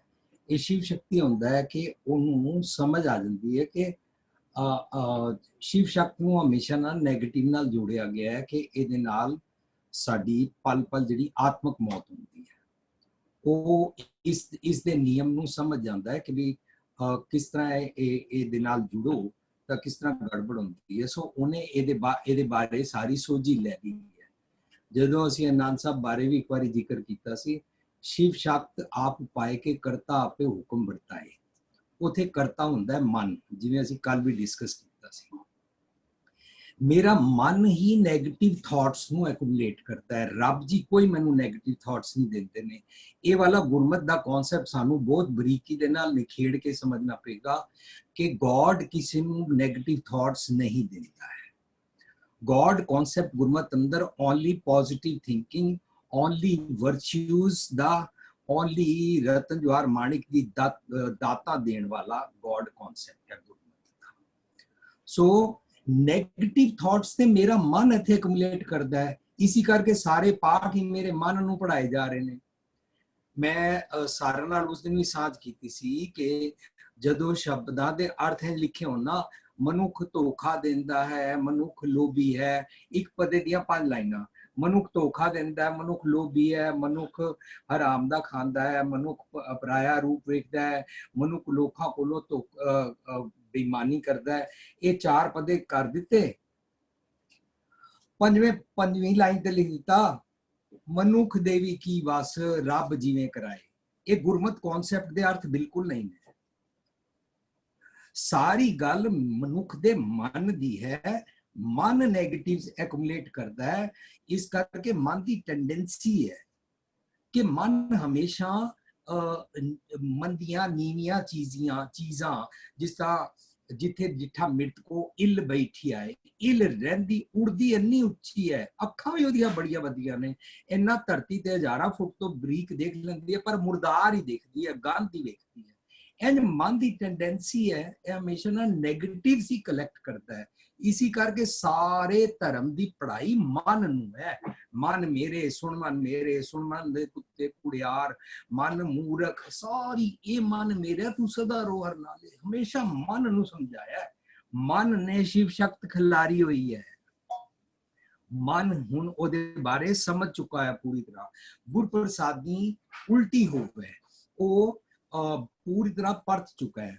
ਇੱਕ ਵਾਰੀ ਮੈਂ ਐਗਜ਼ਾਮਪਲ ਦਿੱਤੀ ਸੀ, ਜੇ ਮਨੁੱਖ ਆਪਣੇ ਗਲਤ ਚੀਜ਼ਾਂ ਕਰਕੇ ਭਟਕ ਗਿਆ ਹੈ ਨਾ, ਤੇ ਉਹ ਗਲਤ ਚੀਜ਼ਾਂ ਦੇ ਰਸਤੇ ਵਾਪਸ ਵੀ ਆ ਸਕਦਾ ਹੈ। ਜੇ ਅੱਜ ਇੰਟਰਨੈਟ ਔਰ ਫੋਨ ਜਾਂ ਲੈਪਟਾਪ ਮੀਡੀਆ ਦੇ ਰਾਹੀਂ ਗਲਤ ਪਾਸੇ ਚਲਾ ਗਿਆ ਨਾ, ਤਾਂ ਇसी ਪਾਸੇ ਵਾਪਸ ਆ ਕੇ ਸਿੱਧੇ ਰਾਹ ਤੇ ਵੀ ਟੁਰ ਸਕਦਾ। ਜਿਵੇਂ ਤੁਸੀਂ ਅੱਜ ਜ਼ੂਮ ਤੇ ਸਾਰਿਆਂ ਨਾਲ ਬਾਣੀ ਦੀ ਵਿਚਾਰ ਕਰ ਰਹੇ ਹੋ, ਪਰ ਬੰਦਾ ਇਹਦੇ ਤੇ ਗਲਤ ਕੰਮ ਵੀ ਕਰਦਾ ਹੈ। ਬੰਦਾ ਟੀਵੀ ਤੇ ਮੀਡੀਆ ਤੇ ਦੇਖਦਾ ਹੈ, ਗਲਤ ਖਬਰਾਂ ਔਰ ਗਲਤ ਚੀਜ਼ਾਂ ਦਾ ਪ੍ਰਚਾਰ ਹੁੰਦਾ ਹੈ, ਲੇਕਿਨ ਇਹਦੇ ਤੇ ਚੰਗੀਆਂ ਗੱਲਾਂ ਦਾ ਵੀ ਪ੍ਰਚਾਰ ਹੋ ਸਕਦਾ ਹੈ। ਸੋ ਮਨੁੱਖ ਜਿਹੜੇ ਰਸਤੇ ਤੇ ਭਟਕ ਕੇ ਗਿਆ ਸੀ ਨਾ, ਉਸੇ ਰਸਤੇ ਤੋਂ ਯੂ ਟਰਨ ਲੈ ਕੇ ਵਾਪਸ ਆ ਜਾਂਦਾ ਨਾ, ਉਹਨੂੰ ਕਹਿੰਦੇ ਨੇ ਕਹਿੰਦਿਆਂ ਚਾਂਗੇਂਦਿਆਂ ਮੱਤੀ ਦਿੰਦਿਆਂ ਨਿਤ ਜੋ ਸ਼ੈਤਾਨ ਵੰਜਾਇਆ। ਜਿਨ੍ਹਾਂ ਨੇ ਸਤਿਗੁਰ ਦੀ ਮੱਤ ਲੈ ਕੇ ਸ਼ੈਤਾਨ ਮੰਦੇ ਖਿਆਲ ਸ਼ਿਵ ਸ਼ਕਤ ਵਾਲੇ ਜਮਾ ਵਾਲੇ ਵੰਜਾ ਦਿੱਤੇ, ਤੋੜ ਦਿੱਤੇ। ਸੇ ਕਿਤ ਫੇਰ ਚਿਤ, ਉਹ ਮੁੜ ਕੇ ਭਟਕਣਾ ਵਾਲੇ ਰਸਤੇ ਤੇ ਨਹੀਂ ਪੈਂਦੇ ਨੇ, ਉਹਨਾਂ ਨੇ ਉਲਟੀ ਮੱਤ ਦੇ ਬਦਲਾਏ ਕਰ ਲਿਆ। ਜਿਹਦਾ ਨਾ ਜੋ ਨਾਮਾ ਹਰਗੁਣ ਉਚਰੈ, ਉਹਦੇ ਕਹਿੰਦੇ ਨੇ ਲੈ ਕਮਲੀ ਚੱਲਿਓ ਪਲਟਾਏ। ਮੈਂ ਆਪਣੀ ਸੋਚਣੀ ਪਲਟਾ ਲਈ ਹੈ। ਸੋ ਗੁਰਪ੍ਰਸਾਦੀ ਉਲਟੀ ਹੋ ਗਿਆ। ਗਿਆਨ ਰਤਨ ਸ਼ਬਦ ਤਾਹਾ, ਉਹਨੂੰ ਗਿਆਨ ਦੇ ਰਤਨ ਦੀ ਰੋਸ਼ਨੀ ਪ੍ਰਾਪਤ ਹੋ ਜਾਂਦੀ ਹੈ। ਉਹ ਇਸ ਪ੍ਰਾਪਤ ਕਰਕੇ ਹੀ ਤਾਂ ਉਹ ਵਾਜਾ ਪਾਉਣ ਵਜਾ ਸਕਦਾ ਹੈ। ਇਸ ਪ੍ਰਾਪਤ ਕਰਕੇ ਹੀ ਅੰਦਰ ਦੀ ਸ਼ਿਵ ਸ਼ਕਤ ਨੂੰ ਪਛਾਣ ਪਾਉਂਦਾ ਹੈ ਕਿ ਮੈਂ ਕਿਹੜੇ ਪਾਸੇ ਗਲਤ ਹੁੰਦਾ। ਉਹਨੂੰ ਕਹਿੰਦੇ ਨੇ ਵਿਖਿਆ ਸ਼ਕਤ ਰਿਓ ਨਿਸ ਬਾਸੁਰ ਕੀਨੋ ਆਪਣੋ ਪਾਇਓ। ਮਨ ਨੂੰ ਸਮਝ ਆ ਚੁੱਕੀ ਹੋਈ ਹੈ ਕਿ ਮੈਂ ਆਪਣੀ ਮਨ ਮਰਜ਼ੀਆਂ ਕਰਦਾ ਸੀ। ਵਿਖਿਆ ਸ਼ਕਤ ਨੂੰ ਸਾਕਤ ਸ਼ਕਤ ਕਹਿੰਦੇ ਨੇ, ਸਾਕਤ ਸ਼ਕਤ ਨੂੰ ਸ਼ਿਵ ਸ਼ਕਤ ਕਹਿੰਦੇ ਨੇ। ਸੋ ਜਿਹੜਾ ਸ਼ਾਕਤ ਮਤ ਵਾਲੀ ਸ਼ਿਵ ਸ਼ਕਤ ਵਾਲੀ ਸਾਰੀਆਂ ਗੱਲਾਂ ਆਤਮਕ ਮੌਤ ਦਿੰਦੀਆਂ ਨੇ ਸਾਨੂੰ, ਨੈਗੇਟਿਵ ਥਾਟ ਪ੍ਰੋਸੈਸ ਵੱਲ ਪ੍ਰੇਰਦੀਆਂ ਨੇ ਸਾਨੂੰ। ਪ੍ਰੇਰਦੀਆਂ ਹੀ ਨਹੀਂ ਨੇ, ਫਿਰ ਸਾਡੇ ਕੋਲੋਂ ਮੰਦੇ ਕਰਮ ਵੀ ਕਰਾ ਲੈਂਦੀਆਂ ਨੇ, ਕਿਉਂਕਿ ਸਾਡੀ ਅੰਦਰ ਦਾ ਪਰਲੋਕ ਖਰਾਬ ਹੋ ਚੁੱਕਾ ਹੋਇਆ ਹੈ। ਜਿਹਦਾ ਅੰਦਰ ਦਾ ਪਰਲੋਕ ਖਰਾਬ ਹੋ ਜਾਏ ਨਾ, ਉਹਨੂੰ ਕਹਿੰਦੇ ਨੇ ਲੋਕ ਗਿਓ ਪਰਲੋਕ ਗਵਾਇਓ। ਜਿਹਦਾ ਅੰਦਰੋਂ ਪਰਲੋਕ ਚਲਾ ਗਿਆ ਨਾ, ਖਰਾਬ ਹੋ ਗਿਆ, ਮੈਲਾਈਨ ਹੋ ਗਿਆ, ਉਹਦੇ ਬਾਹਰਲੇ ਐਕਸ਼ਨ ਲੋਕ ਵਾਲੇ ਵੀ ਮੰਦੇ ਹੋ ਜਾਂਦੇ ਨੇ। ਇਸ ਕਰਕੇ ਪਹਿਲਾਂ ਪਰਲੋਕ ਸਵਾਰਨਾ ਹੈ ਅਸੀਂ। ਜਿਹੜੇ ਲੋਕੀ ਕਰਮ ਕਾਂਡ ਔਰ ਪਾਖੰਡ ਕਰਦੇ ਨੇ, ਉਹ ਬਾਹਰਲੇ ਲੋਕ ਮਤਲਬ ਬਾਹਰਲੇ ਅੰਗਾਂ ਨਾਲ ਕਰਮ ਕਾਂਡ ਕਰਦੇ ਨੇ, ਉਹਨਾਂ ਨੂੰ ਅੰਦਰਲੇ ਆਪਣੇ ਅੰਦਰ ਦੀ ਸੋਝੀ ਨਹੀਂ ਹੈ। ਹਰ ਹਰ ਕਰੇ ਨੇ ਕਪਟ ਕਮਾਵੇ, ਹਿਰਦਾ ਸ਼ੁੱਧ ਨਾ ਹੋਈ। ਹਿਰਦੇ ਦੀ ਤੇ ਗੱਲ ਹੀ ਨਹੀਂ ਕਰਦੇ। ਗੁਰੂ ਸਾਹਿਬ ਕਹਿੰਦੇ ਹਿਰਦਾ ਤੇਰਾ ਪ੍ਰਲੋਕ ਹੈ, ਪਹਿਲਾਂ ਇਹਨੂੰ ਸਵਾਰ ਲੈ, ਇਹਨੂੰ ਸਵਾਰ ਕੇ ਫਿਰ ਤੇਰੇ ਬਾਹਰ ਵਾਲੇ ਐਕਸ਼ਨ ਵੀ ਠੀਕ ਹੋ ਜਾਣਗੇ। ਸੋ ਸ਼ਿਵ ਸ਼ਕਤ ਬੜਾ ਸੁਚੇਤ ਹੋ ਜਾਂਦਾ। शिव शक्ति देही में पाए ਨੂੰ समझ आ चुकी हुई है पूरी, और अपने सारे अंगों ਨੂੰ ਵੀ ऑर्डर कर ਦਿੰਦਾ ਹੈ। आपी ने आप साजियो, आपी ने रचियो नाओ, सारे अंगों ਨੂੰ ਇਹ ਨਿਯਮ ਵੀ ਦੇ ਦਿੰਦਾ ਹੈ ਕਿ ਦੂਈ ਕੁਦਰਤ ਸਾਜੀ, ਮੈਂ ਕੁਦਰਤ ਸਾਜ ਦਿੱਤੀ ਹੈ ਤੁਹਾਡੇ ਅੰਦਰ, ਸਾਰਿਆਂ ਦੇ ਅੰਦਰ, ਸਭ ਨੂੰ ਦੱਸ ਦਿੱਤਾ ਹੈ ਕਿ ਜੇ ਨੈਗੇਟਿਵ ਵਾਲੇ ਪਾਸੇ ਗਏ ਤਾਂ ਡਿਸਟਰਬ ਹੋ ਜਾਵਾਂਗੇ। ਜਦੋਂ ਕਹਿੰਦੇ ਆ ਨਾ ਇਹ श्रवणों मेरे साचा सुनने ਨੂੰ पठाए, शरीर लाए सुनो सत बाणी, जित सुनी मन तन हरिया हुआ, रसना रस माणी। पर जे श्रवण पुठा काम सुन लैन ना, गंदा काम, मैलाइन थॉट प्रोसेस वाला कुछ भी माल सुन लैन, तो फिर सारा मन तन सारी रसना एवरीथिंग विल बी डिस्टर्ब। इस करके सारा नियम रच दिता है ने अंदर वाले रब जी दे कोलों सुमत लेके अपनी सारी बॉडी ਨੂੰ इन्हें फिक्सअप किया है कि we are suppose to be alert aware of Shiv Shakti. जो शिव शक्त वालों अवेयर हो जाते हैं ना, सदीवी अमृत वेला बन जाता है, गुरमुख जाग रहे वाला वेला बन जाता है। उन्होंने अवेयरनेस कहते हैं, उन्होंने उठत बैठत सोवत आई मारत चलत हरे हर गाई है। ਉਹਦਾ ਇੱਕ ਰੋਮ ਰੋਮ ਸੁੱਤਿਆਂ ਜਾਗਦਿਆਂ ਉੱਠਦਿਆਂ ਬੈਠਦਿਆਂ ਉਹਨੂੰ ਕਹਿੰਦੇ ਨੇ ਪਿੰਨੀ। ਮੇਰੀ ਰਾਤ ਜ਼ਿੰਦਗੀ ਰੂਪੀ ਰਾਤ ਪਿੰਨੀ ਹੋ ਗਈ ਹੈ। ਰਹਿ ਨੜੀਏ ਚਮਕਣ ਤਾਰੇ, ਜਾਗੇ ਸੰਤ ਦੇ ਨਾਮ ਮੇਰੇ ਰਾਮ ਪਿਆਰੇ ਸਦਾ ਜਾਗੇ। ਸਦਾ ਕਿਉਂ ਜਾਗਦੇ ਨੇ ਉਹ? ਭਾਵ ਇਹਨਾਂ ਅੱਖਾਂ ਦੇ ਨਾਲ ਇਸ ਸਰੀਰ ਕਰਕੇ ਜਾਗਣ ਦੀ ਨਹੀਂ ਗੱਲ ਚੱਲ ਰਹੀ। ਉਹ ਸਰੀਰਕ ਤੌਰ ਤੇ ਲੇਟ ਵੀ ਜਾਂਦੇ ਨੇ, और शरीरक तौर पे सौ भी जाते ने, पर सदा जागे का मतलब है alert, always alert from negative thoughts, demon thoughts, जमा वाली मत वालों, शिव शक्त वालों जागे रहते। गुर प्रसादी उल्टी हो गए, सो ले कंबली चलियो पलटाए। फिर रब्बी गुणा वाला जीवन जो जो नाम हार गुण उचरे, भगत जना का देवरा फिर है, वो मेल मिलाप ही हो गया। उन्होंने मुंह फेर के इधर रख दिता ना। जपजी च असीं यही तो गल सांझ की है, फेर के अगे रखी है अपना मुंह, अपना सोचनी दा ढंग तू पुठा किया है, इनू फेर के घुमा के इस पासे रख दे ना, सीधा कर लेना। तू घमंडी है, तू हंकारी है, तेनू धर्म दी बड़ी नॉलेज है, धर्म ग्रंथां दियां बहसां तू बहुत करदा है, दुनिया नू बड़ा धर्मी शो ऑफ करदा है, ऐ किसे काम नहीं आंदा। तू अपनी मत नू घुमा के इस पासे रख दे सतगुर वाल, फेर के अगे रखी है। जे ना रखो मुंह फेरे है, मुंह झूठा होए। तू हंकारी है, हंकारियां निंदका पिठ दे। नाम दियो मुख लाया, जो जो नाम हरगुण उचरा भगत जना का देवरा फिर ओदा मुंह फिर गया, ओदी वरनेस हो गई, ओदा फेस अपने रब वाल हो गया, मींस गॉडली क्वालिटीज वाल हो गया। इनू उल्टी मत कहते ने, उल्टी बस दुनिया इनू दुनिया दे लफ्जा च उल्टी है, दरअसल है सिद्धी है। दुनिया पुठी टुरी हुई है, जे मार्ग पंडित गए पाछे पई वीर, वो पुठा रस्ता है, ਇਹ ਸਿੱਧਾ ਰਸਤਾ ਹੈ। ਇਹ ਦੁਨਿਆਵੀ ਲੋਕਾਂ ਨੂੰ ਸਮਝਾਉਣ ਵਾਸਤੇ ਕਹਿਣਾ ਪੈ ਰਿਹਾ ਕਿ ਹੁਣ ਅਸੀਂ ਉਲਟੇ ਪਾਸੇ ਟੁਰ ਰਹੇ ਹਾਂ। दरअसल ते यह सीधा रास्ता है, जे हमारे पंडित गए पाछे पई वहीर, एक अवकट घाटी राम पीता चढ़ रहे हो कबीर, घाटी ते चढ़ना पुठा रास्ता नहीं है, ए दरअसल सीधा रास्ता है।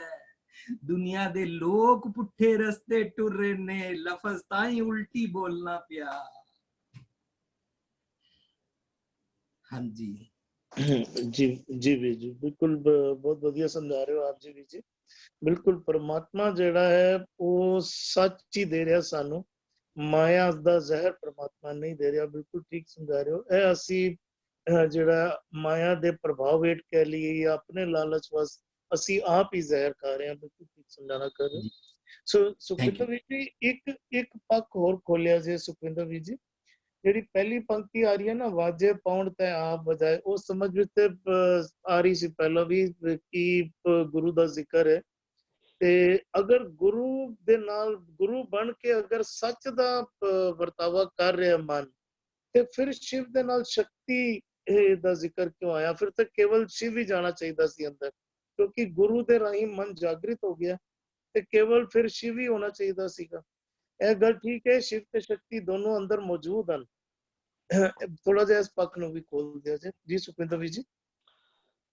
ਵੀਰ ਜੀ, ਇਹ ਉਹ ਵਾਲਾ ਮਨ ਦੀ ਗੱਲ ਚੱਲ ਰਹੀ ਹੈ ਜਿਹੜਾ ਮਨ ਨਾਮ ਰੂਪੀ ਪ੍ਰਭ ਨੂੰ ਮਿਲ ਕੇ ਪ੍ਰਭ ਹੋ ਚੁੱਕਾ ਹੈ, ਸੱਚ ਰੂਪੀ ਖਸਮ ਨੂੰ ਮਿਲ ਕੇ ਸਾਚਾ ਹੋ ਚੁੱਕਾ ਹੈ, ਔਰ ਗੁਰੂ ਰੂਪੀ ਪਵਨ ਹੁਣ ਫਿਰ ਚਲਾ ਰਿਹਾ ਹੈ ਸਾਚਾ ਬਣ ਕੇ। ਸੱਚ ਰੂਪੀ ਪਵਨ ਹੁਣ ਆਪਣੇ ਅੰਦਰ ਦੇਹੀ ਮੈਂ ਇਹ ਹੁਣ ਪਾ ਰਿਹਾ ਕੀ ਹੈ, ਜਦੋਂ ਤਾਂ ਮਨ ਹੁੰਦਾ ਹੈ ਸਾਚਾ, ਤਾਂ ਇਹ ਦੇਹੀ ਦੇ ਵਿੱਚ ਪਵਨ ਕਿਹੜੀ ਪਾਉਂਦਾ ਹੈ? ਪਵਨ ਗੁਰੂ, ਗੁਰੂ ਰੂਪੀ ਪਵਨ, ਸੱਚ ਰੂਪੀ ਪਵਨ। ਭਾਵ ਇਸੇ ਨੂੰ ਹੀ ਜਿਹੜਾ ਲਫ਼ਜ਼ ਆ ਰਿਹਾ ਨਾ ਇਸ ਵਕਤ ਹੁਣ ਇਸ ਬੰਦ ਦੇ ਵਿੱਚ, ਗਿਆਨ ਰਤਨ, ਸ਼ਬਦ, ਗੁਰ ਪ੍ਰਸਾਦੀ, ਹਨਾ, ਇਹ ਸਾਰਾ ਰਿਲੇਟ ਸਤਿਗੁਰੂ ਜੀ ਕਰ ਰਹੇ ਨੇ ਸ਼ਿਵ ਦੇ ਨਾਲ।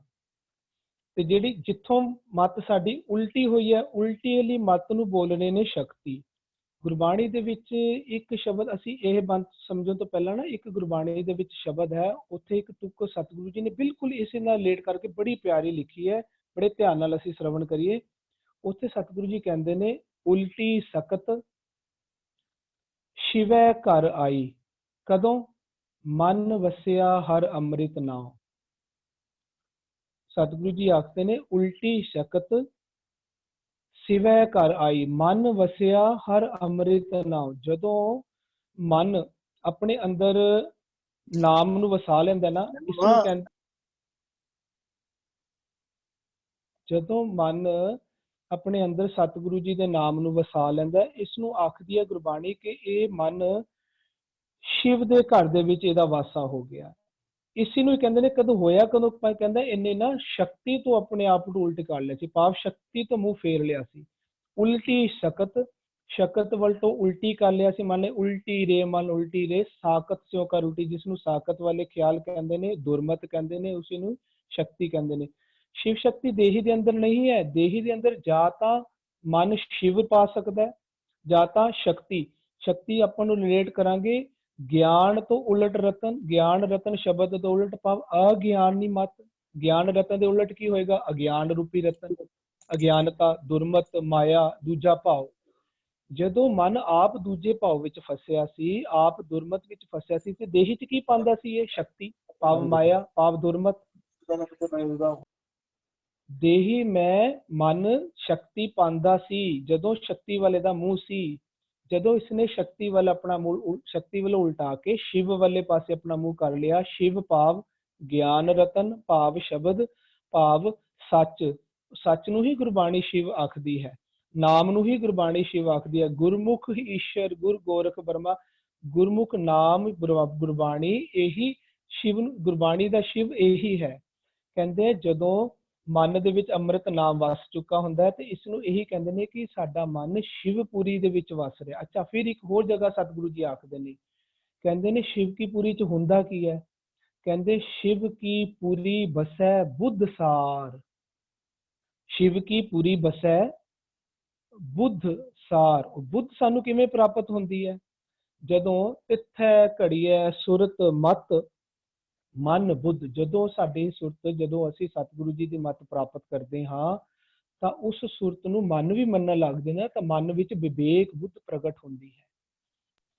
ਉਹ ਵਿਵੇਕ ਬੁੱਧ ਪ੍ਰਗਟ ਹੋਣਾ ਹੀ ਜਿਸ ਨੂੰ ਇਹ ਕਹਿੰਦੇ ਮਨ ਵਸਿਆ ਅੰਮ੍ਰਿਤ ਨਾਮ ਸ਼ਿਵ ਕੀ ਪੁਰੀ। ਕਹਿੰਦੇ ਨੇ ਉਹ ਇਸ ਤਰ੍ਹਾਂ ਹੈ ਕਿ ਸਾਡਾ ਸ਼ਿਵਪੁਰੀ ਵਿੱਚ ਨਿਵਾਸ ਹੋ ਗਿਆ। ਅੱਛਾ, ਹੁਣ ਸ਼ਿਵਪੁਰੀ ਦੀ ਗੱਲ ਆਪਾਂ ਕਰ ਰਹੇ ਨਾ, ਗੁਰਬਾਣੀ ਦੇ ਵਿੱਚ ਜਿਹੜੇ ਲਫ਼ਜ਼ ਆਉਂਦੇ ਨਾ, ਮੈਂ ਕੁਝ ਲਫ਼ਜ਼ ਨੋਟ ਕੀਤੇ ਸੀ, ਉਹ ਮੈਂ ਤੁਹਾਡੇ ਨਾਲ ਸਾਰਿਆਂ ਨਾਲ ਸ਼ੇਅਰ ਕਰਦਾ ਵੀ ਗੁਰਬਾਣੀ ਕਿੰਨਾ ਭਾਵਾਂ ਵਿੱਚ ਇਹ ਨਗਰੀ ਲਫ਼ਜ਼ ਯੂਜ਼ ਕਰਦੀ ਹੈ, ਕਿਸ ਕਿਸ ਭਾਵਾਂ ਵਿੱਚ ਗੁਰਬਾਣੀ ਨੇ ਇਹ ਲਫ਼ਜ਼ ਯੂਜ਼ ਕੀਤਾ ਹੈ। ਸ਼ਿਵ ਕੀ ਪੁਰੀ ਨੂੰ ਹੀ ਗੁਰਬਾਣੀ ਨੇ ਹੋਰ ਬਹੁਤ ਸਾਰੇ ਲਫ਼ਜ਼ਾਂ ਵਿੱਚ ਯੂਜ਼ ਕੀਤਾ। ਉਹ ਮੈਂ ਕੁਝ ਕੁ ਨੋਟ ਕੀਤੇ ਸੀ, ਉਹ ਮੈਂ ਤੁਹਾਡੇ ਨਾਲ ਸ਼ੇਅਰ ਕਰ ਰਿਹਾ।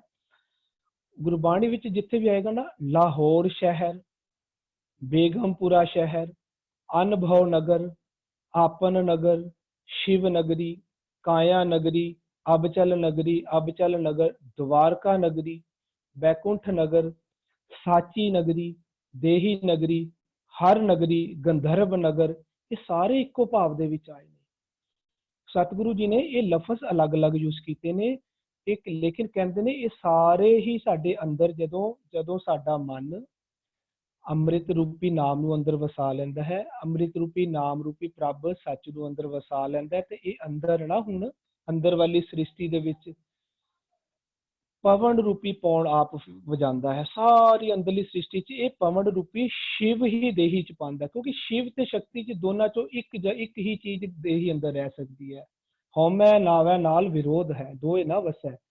ਜੇ ਮਨ ਹਉਮੈ ਵਿੱਚ ਫਸਿਆ ਤਾਂ ਅੰਦਰ ਹਉਮੈ ਹੀ ਰਹੇਗੀ, ਅੰਦਰ ਹਉਮੈ ਰੂਪੀ ਪਵਨ ਹੀ ਚੱਲੇਗੀ। ਜੇ ਮਨ ਨਾਮ ਆਪਣੇ ਅੰਦਰ ਵੀ ਇਹਦੇ 'ਚ ਵਸਾ ਲੈਂਦਾ ਤੇ ਅੰਦਰ ਮਨ ਨਾਮ ਦੀ ਪਵਨ ਹੀ, ਜਿਸ ਨੂੰ ਆਖਦੇ ਨੇ ਪਵਨ ਗੁਰੂ, ਇਹ ਪਵਨ ਰੂਪੀ ਗੁਰੂ ਹੀ ਅੰਦਰ ਚਲਾਉਂਦਾ ਹੈ।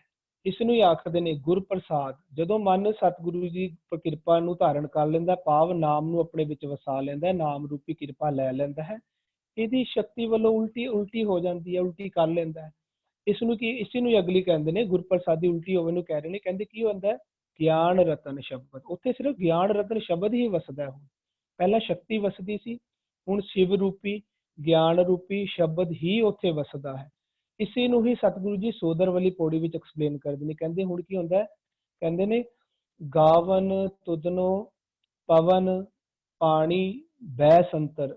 ਪਰ ਕਦੋਂ ਕਹਿੰਦੇ ਨੇ? ਗਾਵੈ ਰਾਜਾ ਧਰਮ ਦੁਆਰੇ। ਜਦੋਂ ਅੰਦਰ ਧਰਮ ਰੂਪੀ ਰਾਜਾ ਅੰਦਰਲੇ ਦੁਆਰ ਸੱਚੇ ਦਰਬਾਰ ਵਿੱਚ ਵਸਦਾ ਹੈ ਨਾ, ਧਰਮ ਰੂਪੀ ਦਰਬਾਰ, ਜਮ ਰੂਪੀ ਨਹੀਂ, ਧਰਮ ਰੂਪੀ ਸੱਚ ਰੂਪੀ ਰਾਜਾ, ਭਾਵ ਧਰਮ ਰੂਪੀ ਰਾਜਾ। ਉਹ ਮਨ ਜਿਹੜਾ ਹੁਣ ਸੱਚ ਨੂੰ ਗ੍ਰਹਿਣ ਕਰਕੇ, ਸੱਚ ਹੀ ਧਰਮ ਹੈ, ਧਰਮ ਰਾਜ ਅੰਦਰ ਬਣ ਚੁੱਕਿਆ। ਫਿਰ ਕਹਿੰਦੇ ਨੇ ਉਹਦੇ ਅੰਦਰਲੀ ਵਾਲੀ ਖੇਲ ਦੇ ਵਿੱਚ, ਅੰਦਰ ਵਾਲੇ ਮਹਿਲ ਵਿੱਚ ਗੁਰੂ ਦੇ ਨਾਮ ਰੂਪੀ ਗਾਵਨ ਤੁਧਨੋ ਪਵਨ ਪਾਣੀ ਬਸੰਤਰ, ਜਿਸ ਨੂੰ ਆਪਾਂ ਪਿਛਲੇ ਬੰਦ ਵਿੱਚ ਵੀ ਗੱਲ ਕਰਕੇ ਆਏ ਨਾ, ਗੁਰਮੁਖ ਪੌਣ, ਗੁਰਮੁਖ ਪਾਣੀ, ਗੁਰਮੁਖ ਪਵਨ ਬੈਸੰਤਰ, ਅਲਖ ਵਿਡਾਣੀ। ਉਹ ਸਤਿਗੁਰੂ ਜੀ ਉੱਥੇ ਗੱਲ ਕਰ ਰਹੇ ਸੀ, ਉਸੇ ਨੂੰ ਕਹਿੰਦੇ ਨੇ। ਕਹਿੰਦੇ ਹੁਣ ਅੰਦਰ ਜਦੋਂ ਰਾਜਾ ਧਰਮ ਬਹਿ ਜਾਂਦਾ ਨਾ ਤਖਤ ਤੇ ਅੰਦਰਲੇ ਵਾਲੇ ਤੇ, ਕਹਿੰਦੇ ਫਿਰ ਉੱਥੇ ਨਾਮ ਰੂਪੀ ਪਵਨ ਗਾਉਂਦੀ ਹੈ, ਭਾਵ ਪੂਰੀ ਸ੍ਰਿਸ਼ਟੀ ਵਿੱਚ ਨਾਮ ਹੀ ਚੱਲ ਰਿਹਾ ਹੁੰਦਾ ਹੈ। ਸ਼ਿਵ ਰੂਪੀ ਸ਼ਕਤੀ, ਸ਼ਿਵ ਰੂਪੀ ਪੌਣ, ਸ਼ਿਵ ਰੂਪੀ ਗਿਆਨ ਹੀ ਅੰਦਰ ਵਸ ਰਿਹਾ ਹੁੰਦਾ ਦੇਹੀ ਵਿੱਚ। ਹੁਣ ਉੱਥੇ ਸ਼ਕਤੀ ਨਹੀਂ ਵਸਦੀ। ਕਿਉਂ? ਸ਼ਕਤੀ ਵੱਲੋਂ ਤਾਂ ਉਲਟ ਹੋ ਗਿਆ। ਸ਼ਕਤ ਵੱਲੋਂ ਉਲਟ ਹੋਣਾ ਹੀ ਸਤਿਗੁਰੂ ਜੀ ਕਹਿੰਦੇ ਨੇ ਉਲਟੀ ਸਕਤ ਸਿਵੈ ਘਰ ਆਈ, ਮਨ ਵਸਿਆ ਹਮਨਤਰ। ਜਿਸ ਨੂੰ ਸ਼ਿਵ ਘਰ ਆਖ ਰਹੇ ਨੇ, ਉਸੇ ਨੂੰ ਗੁਰਬਾਣੀ ਸੱਚਖੰਡ ਵੀ ਆਖਦੀ ਹੈ। ਉਹ ਲਫ਼ਜ਼ ਵੀ ਯੂਜ਼ ਕੀਤਾ ਹੈ। ਉਸ ਨੂੰ ਨਿਜ ਘਰ ਵੀ ਆਖਦੀ ਹੈ, ਨਿਜ ਘਰ ਮਹਿਲ ਪਾਵੋ ਵੀ ਆਖਦੀ ਹੈ। ਇਹ ਦੇਹੀ ਦੇ ਅੰਦਰ ਵਾਲੇ ਦੀ ਗੱਲ ਚੱਲ ਰਹੀ ਹੈ। ਦੇਹੀ ਮੈਂ ਪਾਏ, ਇਹ ਜਾਂ ਸ਼ਿਵ ਪਾਉਂਦਾ ਹੈ ਮਨ, ਜਾਂ ਸ਼ਕਤੀ ਪਾਉਂਦਾ। ਇਹ ਮਨ ਪਾਉਂਦਾ, ਦੋਨਾਂ ਵਿੱਚੋਂ ਇੱਕ ਹੀ ਦੇਹੀ 'ਚ ਰਹਿ ਸਕਦੀ ਹੈ, ਦੋ ਚੀਜ਼ਾਂ ਦੇਹੀ ਵਿੱਚ ਨਹੀਂ ਰਹਿ ਸਕਦੀਆਂ। ਮਨ ਜਾਂ ਸ਼ਿਵ ਪਾਏਗਾ ਜਾਂ ਸ਼ਕਤੀ ਪਾਏਗਾ। ਹਾਂਜੀ ਜੀ ਵੀਰ ਜੀ, ਬੜੀ ਖੂਬਸੂਰਤੀ ਨਾਲ ਐਕਸਪਲੇਨ ਕੀਤਾ ਆਪ ਜੀ ਨੇ। ਅੱਜ 2 ਪਦਿਆਂ ਦਾ ਪਾਠ ਹੋਇਆ और रल मिल के पाठ कर लिए, फिर पाठ सेशन की समाप्ति है। मारू महला तीजा। मेरे प्रभ साचे एक खेल रचाया, कोई न किस ही जेहा उपाय।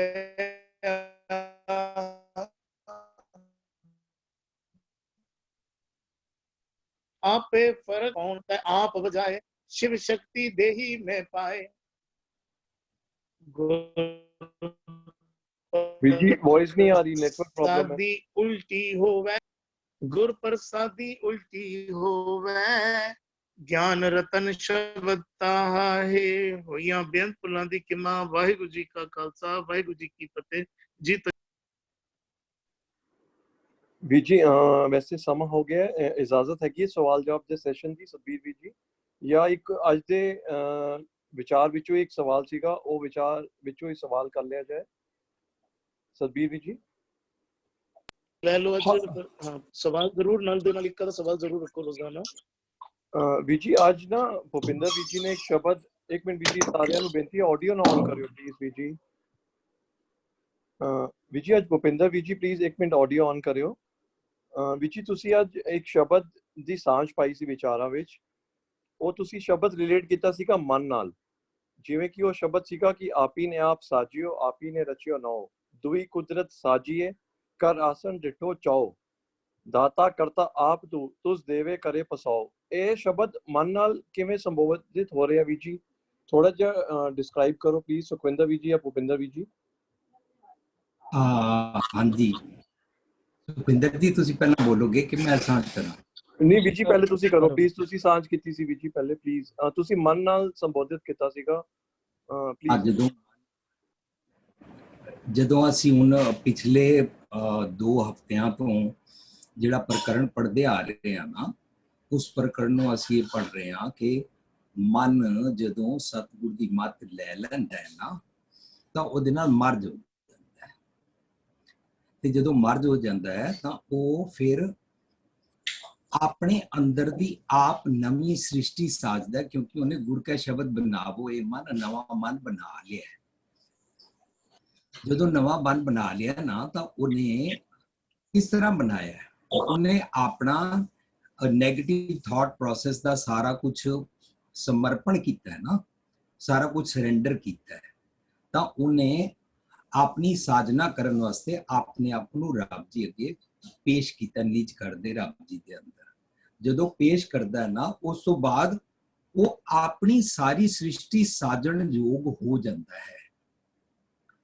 ਜਦੋਂ ਉਹ ਸਾਜਣ ਯੋਗ ਹੋ ਜਾਂਦਾ ਹੈ ਤਾਂ ਆਪਣੀ ਸਾਰੀ ਸ੍ਰਿਸ਼ਟੀ ਦਾ ਨਿਯਮ ਬਣਾਉਂਦਾ ਹੈ। ਆਪ ਹੀ ਨੇ ਰਚਿਓ ਨਾਉ, ਉਹ ਸਾਰਾ ਨਿਯਮ ਬਣਾਉਂਦਾ ਹੈ। ਅਸੀਂ ਨਾ ਜਦੋਂ ਇੱਕ ਤਾਂ ਅਸੀਂ ਇਹ ਗੱਲ ਤੇ ਸਾਰੇ ਕਲੀਅਰ ਆ ਕਿ ਸਾਰੀ ਸ੍ਰਿਸ਼ਟੀ ਰੱਬ ਜੀ ਨੇ ਬਣਾਈ ਹੈ, ਔਰ ਦੂਜੀ ਗੱਲ ਅਸੀਂ ਇਹ ਵੀ ਕਲੀਅਰ ਆ ਕਿ ਉਹ ਇਸ ਸ੍ਰਿਸ਼ਟੀ ਤੋਂ ਬਾਹਰ ਕਿਧਰੇ ਨਹੀਂ ਬੈਠੇ ਹੋਏ ਰੱਬ ਜੀ। ਜਦੋਂ ਬਾਹਰ ਕਿਧਰੇ ਨਹੀਂ ਬੈਠੇ ਹੋਏ ਤਾਂ ਅਸੀਂ ਸਮਝਦੇ ਹਾਂ ਉਹਨਾਂ ਨੇ ਇਸ ਸ੍ਰਿਸ਼ਟੀ ਵਿੱਚ ਨਿਯਮ ਬਣਾ ਕੇ ਇਹਨਾਂ ਨਿਯਮਾਂ ਵਿੱਚ ਹੀ ਵਸਿਆ ਹੋਇਆ ਹੈ। ਔਰ ਅਸੀਂ ਇਸ ਨੂੰ ਉਹਨਾਂ ਦੀ ਓਮਨੀ ਪ੍ਰੈਜ਼ੈਂਸ ਮੰਨਦੇ ਹਾਂ, ਜਿਹੜੇ ਇਹਦੇ ਕਣ ਕਣ में सब जगह सारी सृष्टि सब जगह नियम चल रहे ना, ये रब जी दी ओमनी प्रेजेंस है और सब जगह इनएविटेबल ने। और ਜਿਹੜੇ ਨਿਯਮ ਨੇ ਨਾ ਉਹ ਉਹਨਾਂ ਦੀ ਓਮਨੀ ਪੋਟੈਂਸ ਹੈ, ਸਭ ਜਗ੍ਹਾ ਰੱਬ ਜੀ ਦੀ ਹੀ ਤਾਕਤ ਦਾ ਬਲ ਚੱਲ ਰਿਹਾ ਹੈ। ਹੁਣ ਇਹ ਵਾਲੀ ਗੱਲ ਜਿਸ ਮਨ ਨੂੰ ਸਮਝ ਆਈ ਹੈ ਉਹਨੇ ਪਹਿਲਾ ਸਟੈਪ ਰੱਖਿਆ, ਮੈਂ ਕੁੜਿਆਰ ਤੋਂ ਸਚਿਆਰ ਕਿਵੇਂ ਬਣਾ।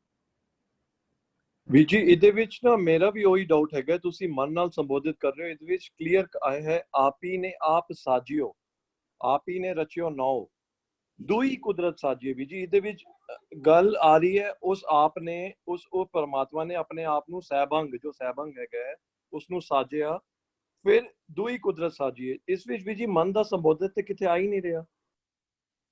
ਹਾਂਜੀ ਵੀਰ ਜੀ, ਮੈਂ ਨਾ ਇਹ ਸਾਂਝ ਕਰ ਰਿਹਾ ਕਿ ਅਸੀਂ ਸਾਰੇ ਇਸ ਗੱਲ ਬਾਰੇ ਕਲੀਅਰ ਆ, ਸਾਡੇ ਚੋਂ ਕਿਸੇ ਦਾ ਇਹਦੇ ਵਿਚਕਾਰ ਡਿਫਰੈਂਸ ਆਫ ਓਪੀਨੀਅਨ ਨਹੀਂ ਹੈ ਕਿ ਰੱਬ ਜੀ ਨੇ ਆਪਣੀ ਰਚਨਾ ਆਪ ਰਚੀ ਹੋਈ ਹੈ। ਅਸੀਂ ਇਸ ਵਾਲੇ ਰੱਬ ਦੀ ਗੱਲ ਤੇ ਕਰ ਲਈ। ਹੁਣ ਇਸ ਤੋਂ ਬਾਅਦ ਅਸੀਂ ਅਗਲੇ ਨੈਕਸਟ ਲੈਵਲ ਤੇ ਅੱਗੇ ਜਾਣ ਵਾਸਤੇ ਵੀ ਅਸੀਂ ਇਸ ਨੂੰ, ਇਸ ਡਾਇਮੈਂਸ਼ਨ ਨੂੰ ਸਮਝਣਾ ਹੈ ਕਿ ਜੇ ਮਨ ਉਸ ਦੇ ਵਿੱਚ ਮਰਜ ਹੋ ਜਾਂਦਾ ਹੈ ਤਾਂ ਮਨ is able to create its inner ਸ੍ਰਿਸ਼ਟੀ, ਜਿਹੜੀ ਉਹਨੂੰ ਅੰਦਰ ਦੇ ਕਾਇਆ ਅੰਦਰ ਖੰਡ ਮੰਡਲ ਪਤਾਲਾ ਸਾਰੇ ਸਮਝ ਆਣੇ ਸ਼ੁਰੂ ਹੋ ਗਏ, ਇਸ ਦੇ ਮੈਂ ਖੰਡ ਮੰਡਲ ਵਰ ਭੰਡਾ ਸਮਝ ਆ ਗਏ, ਤਾਂ ਉਹ ਆਪਣੀ ਸਾਰੀ ਸ੍ਰਿਸ਼ਟੀ ਦੇ ਜਿਤਨੇ ਵੀ ਨੈਗੇਟਿਵਸ ਨੇ ਉਹਨਾਂ ਨੂੰ ਫਿਕਸ ਅਪ ਕਰਨ ਵਾਸਤੇ ਨਵੀਂ ਸ੍ਰਿਸ਼ਟੀ ਸਾਜਦਾ ਹੈ, ਸਾਜ ਸਕਦਾ ਹੈ। ਅੰਦਰ ਦੀ ਗੱਲ ਚੱਲ ਰਹੀ ਹੈ, ਇਹ ਬਾਹਰ ਵਾਲੀ ਸ੍ਰਿਸ਼ਟੀ ਨਹੀਂ ਉਹ ਸਾਜ ਸਕਦਾ। ਉਹ ਹੈ ਜਿੰਨੇ ਸੂਰਜ ਚੰਨ ਤਾਰੇ ਬੱਦਲ ਇਹ ਪੇੜ ਪੌਦੇ ਇਹ ਨਹੀਂ ਉਹ ਸਾਜ ਸਕਦਾ, ਪਰ ਅੰਦਰ ਵਾਲੇ ਸਾਜ ਸਕਦਾ। ਮੌਲੀ ਧਰਤੀ ਮੌਲਿਆ ਆਕਾਸ਼ ਅੰਦਰ ਦਾ ਕਰ ਸਕਦਾ, ਅੰਦਰ ਦਾ ਗगन में थाल रव चंद दीपक ਦੇ ਬਾਰੇ ਸਾਰੀ ਸੋਝੀ ਉਹ ਲੈ ਸਕਦਾ ਹੈ। ਜਦੋਂ ਅਸੀਂ ਇਹਨਾਂ ਵਾਲੇ ਪਾਸੇ ਆਵਾਂਗੇ ਨਾ ਤਾਂ ਸਾਨੂੰ ਸਮਝ ਆਂਦੀ ਜਾਏਗੀ ਕਿ ਗੁਰੂ ਪਾਤਸ਼ਾਹ ਸਾਨੂੰ ਇਹ ਵਾਲੀ ਸੁਮਤ ਬਖਸ਼ ਰਹੇ ਨੇ ਕਿ ਤੂੰ ਗੁਰ ਕੇ ਸ਼ਬਦ ਬਣਾਵੋ ਈਮਾਨ ਕਰਕੇ ਆਪਣੇ ਅੰਦਰ ਦੀ ਸ੍ਰਿਸ਼ਟੀ ਸਾਜ। ਤੇਰੇ ਅੰਦਰ ਦੀ ਸ੍ਰਿਸ਼ਟੀ ਦੀ ਗੜਬੜ ਹੈ, ਬਾਹਰਲੀ ਸ੍ਰਿਸ਼ਟੀ ਦੀ ਤੇ ਕੋਈ ਗੜਬੜ ਹੈ ਹੀ ਨਹੀਂ। ਸਾਰੇ ਭੈ ਵਿੱਚ ਪਾਉਣ ਵਹਿ ਸਦਵਾਓ, ਭੈ ਵਿੱਚ ਚੱਲੇ ਲੱਖ ਦਰਿਆਓ। ਬਾਹਰ ਤੇ ਸਾਰੇ ਨਿਯਮ ਪੂਰੇ ਹੋ ਰਹੇ ਨੇ ਨਾ, ਪਰ ਮੇਰੇ ਮਨ ਦੇ ਸਾਰੇ ਵੇਗ ਬਾਹਰ ਦੇਖੋ। ਅਸੀਂ ਦੇਖਦੇ ਹਾਂ ਕਿਸ ਤਰ੍ਹਾਂ ਪਹਾੜੀਆਂ ਤੋਂ ਪਾਣੀ ਆਂਦਾ ਹੈ ਔਰ ਕਿਸ ਤਰ੍ਹਾਂ ਉਹ ਆਸਤਾ ਜਾ ਕੇ ਇੰਨੀ ਦੂਰ ਉੱਥੇ ਜਾ ਕੇ ਸਮੁੰਦਰ ਵਿੱਚ ਸਮਾ ਜਾਂਦਾ ਹੈ। ਅਸੀਂ ਉਸ ਨੂੰ ਨਦੀ ਕਹਿੰਦੇ। इस तरह ही मेरे मन दियां नदियां जदों समुंद शाह सुल्तान गिरहा सेती माल तन इस तरीके दे नाल ओदे अंदर दियां भी मर्ज होंदियां जांदियां ना, अंदर दे रब दे समुंदर दियां गल्लां ਅਸੀਂ ਬਾਣੀ ਚੋਂ ਕਰਦੇ ਹਾਂ। ਔਰ ਪਿਛਲੇ 3 ਹਫ਼ਤੇ ਤੋਂ ਅਸੀਂ ਅੰਦਰਲੀ ਸ੍ਰਿਸ਼ਟੀ ਵਾਲੇ ਅਰਥ ਜਦੋਂ ਸਾਂਝ ਕਰ ਰਹੇ ਸੀ ਤਾਂ ਉਹ ਇसी ਪੱਖੋਂ ਕਰ ਰਹੇ ਸੀ ਕਿ ਜਦੋਂ ਅਸੀਂ ਇਹ ਵਾਲੀ ਡਾਇਮੈਂਸ਼ਨ ਨੂੰ ਜੇਕਰ ਸਮਝੀਏ ਤੇ ਜਿੰਦਰ ਜੀ ਮੈਂ ਬਿਲਕੁਲ ਵੀ ਬਾਹਰ ਵਾਲੀ ਸ੍ਰਿਸ਼ਟੀ ਦੇ ਨਿਯਮਾਂ ਰੱਬ ਨੇ ਸਾਜਿਆ ਉਹ ਸਵੈਭੰਗ ਹੈ। ਜਦੋਂ ਅਸੀਂ ਜਪਜੀ ਸਾਂਝ ਕੀਤੀ ਸੀ 97 ਵਿੱਚ ਪਹਿਲੀ ਪੁਸਤਕ ਆਈ ਸੀ ਰੱਬੀ ਗੁਣ, ਤਾਂ ਅਸੀਂ ਪੂਰੀ ਦੁਨੀਆ ਦੇ ਅੱਗੇ ਬੇਨਤੀ ਕਰਕੇ ਰੱਖੀ ਸੀ ਪੁਆਇੰਟ ਕਿ ਅਸੀਂ ਕਹਿ ਤੇ ਰਹੇ ਹਾਂ ਰੱਬ ਇੱਕ ਓਂਕਾਰ ਸਤਨਾਮ ਕਰਤਾ ਪੁਰਖ ਨਿਰਭਉ ਨਿਰਵੈਰ ਹੈ, ਲੇਕਿਨ ਇਹ ਗੁਣ ਇਸ ਕਰਕੇ ਕਹਿੰਦੇ ਆ ਤਾਂ ਕਿ ਇਹ ਮਨ ਜੈਸਾ ਸੀਮੇ ਤੈਸੋ ਹੋਏ। ਤਾਂ ਜੇ ਰੱਬ ਨਿਰਭਉ ਹੈ ਤੇ ਅਸੀਂ ਨਿਰਭਉ ਬਣਨਾ ਹੈ, ਜੇ ਰੱਬ ਨਿਰਵੈਰ ਹੈ ਤਾਂ ਅਸੀਂ ਨਿਰਵੈਰ ਬਣਨਾ ਹੈ, ਤੇ ਜੇ ਰੱਬ ਕਰਤਾ ਪੁਰਖ ਹੈ ਤਾਂ ਮੇਰਾ ਮਨ ਅੰਦਰ ਦੀ ਸ੍ਰਿਸ਼ਟੀ ਦਾ ਕਰਤਾ ਪੁਰਖ ਹੀ ਤਾਂ ਬਣੇਗਾ ਨਾ। ਅਸੀਂ ਇਸ ਐਂਗਲ ਤੋਂ ਬੜੇ ਸਾਰੇ ਪ੍ਰਚਾਰਕਾਂ ਨੇ ਮੈਨੂੰ ਇਸ ਗੱਲ ਦੀ ਥਾਪੜਾ ਵੀ ਦਿੱਤਾ ਔਰ ਕਈਆਂ ਨੂੰ ਔਖਾ ਵੀ ਲੱਗਿਆ। ਮੈਂ ਉਹਨਾਂ ਨੂੰ ਕਿਹਾ ਜੇ ਮੇਰਾ ਮਨ ਸਤਿਗੁਰ ਦੀ ਮੱਤ ਲੈ ਕੇ ਆਪਣੀ ਨਵੀਂ ਸਾਜਨਾ ਕਰਦਾ ਮੈਂ ਇਹਦਾ ਨਾਂ ਸਵੈਭੰਗ ਰੱਖ ਸਕਦਾ। ਫਿਰ ਜਿਨ੍ਹਾਂ ਨੇ ਮੇਰੇ ਨਾਲ ਥੋੜਾ ਗੁੱਸੇ ਦੇ ਨਾਲ ਮੈਨੂੰ ਡਾਂਟਿਆ ਸੀ ਤਾਂ ਮੈਂ ਉਹਨਾਂ ਨੂੰ ਨਮਰਤਾ ਨਾਲ ਬੇਨਤੀ ਕੀਤੀ ਕਿ ਸਤਿਗੁਰ ਦੀ ਮੱਤ ਲੈ ਕੇ ਆਪਣੀ ਨਵੀਂ ਸਾਜਨਾ ਕੀਤੀ ਜਾ ਸਕਦੀ ਹੈ, ਇਹਦਾ ਨਾਂ ਸਵੈਭੰਗ ਰੱਖ ਸਕਦੇ ਹਾਂ। ਕਿਉਂਕਿ ਮੇਰੇ ਮਨ ਦੀ ਜਾਚਨਾ ਹੈ ਨਾ ਕਿ ਮੈਂ ਆਪਣੀ ਕੂੜ ਦੂਰ ਕਰਨਾ ਚਾਹੁੰਦਾ।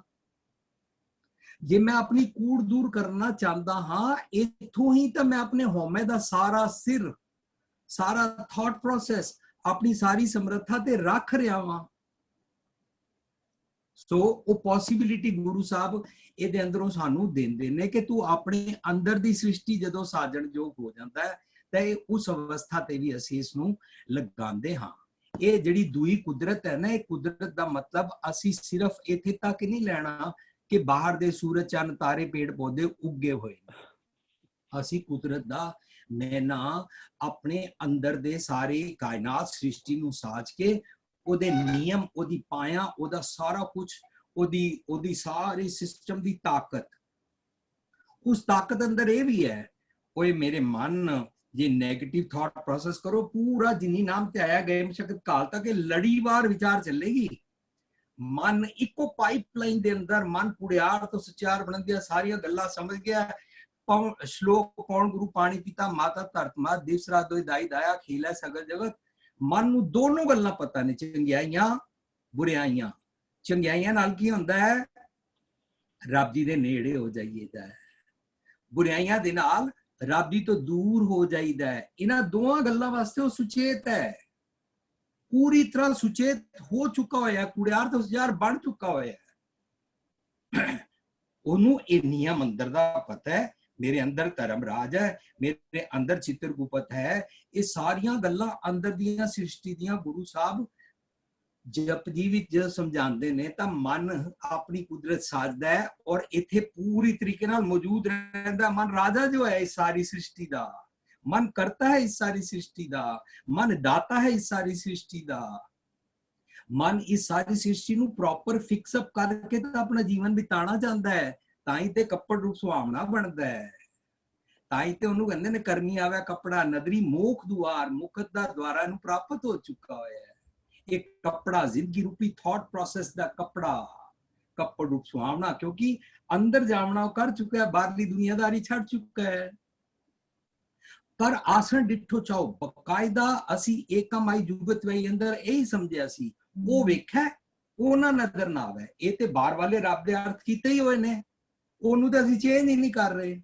ਪਰ ਇਹ ਪੋਸਿਬਿਲਿਟੀ ਮੇਰੇ ਤੇ ਲਿਆਉਂਦੇ ਨੇ ਜਦੋਂ ਮਨ ਕੁੜਿਆਰ ਤੋਂ ਸਚਿਆਰ ਬਣਦਾ ਹੈ, ਜੁਗ ਜੁਗ ਇੱਕੋ ਵੇਸ ਹਮੇਸ਼ਾ ਸੱਚ ਦਾ ਥਾਟ ਪ੍ਰੋਸੈਸ ਦਾ ਵੇਸ ਧਾਰਨ ਕਰਦਾ ਹੈ, ਤਾਂ ਮਨ ਇਹ ਸਾਰੇ ਅੰਗਾਂ ਨੂੰ ਚਲਾਉਂਦਾ ਹੈ। ਉਹ ਵੇਖਿਆ ਇਹਨਾਂ ਅੰਗਾਂ ਨੂੰ ਨਜ਼ਰ ਨਾ ਆਵੇ ਪਰ ਇਹ ਸਾਰੇ ਦੇ ਸਾਰੇ ਉਹਦੇ ਅਧੀਨ ਚੱਲਦੇ ਨੇ ਕਿ ਤੁਸੀਂ ਸਾਨੂੰ ਖੁਆਰੀ ਵਾਲੇ ਰਸਤੇ ਤੋਂ ਸਿੱਧੇ ਰਸਤੇ ਪਾ ਦਿੱਤਾ ਹੈ।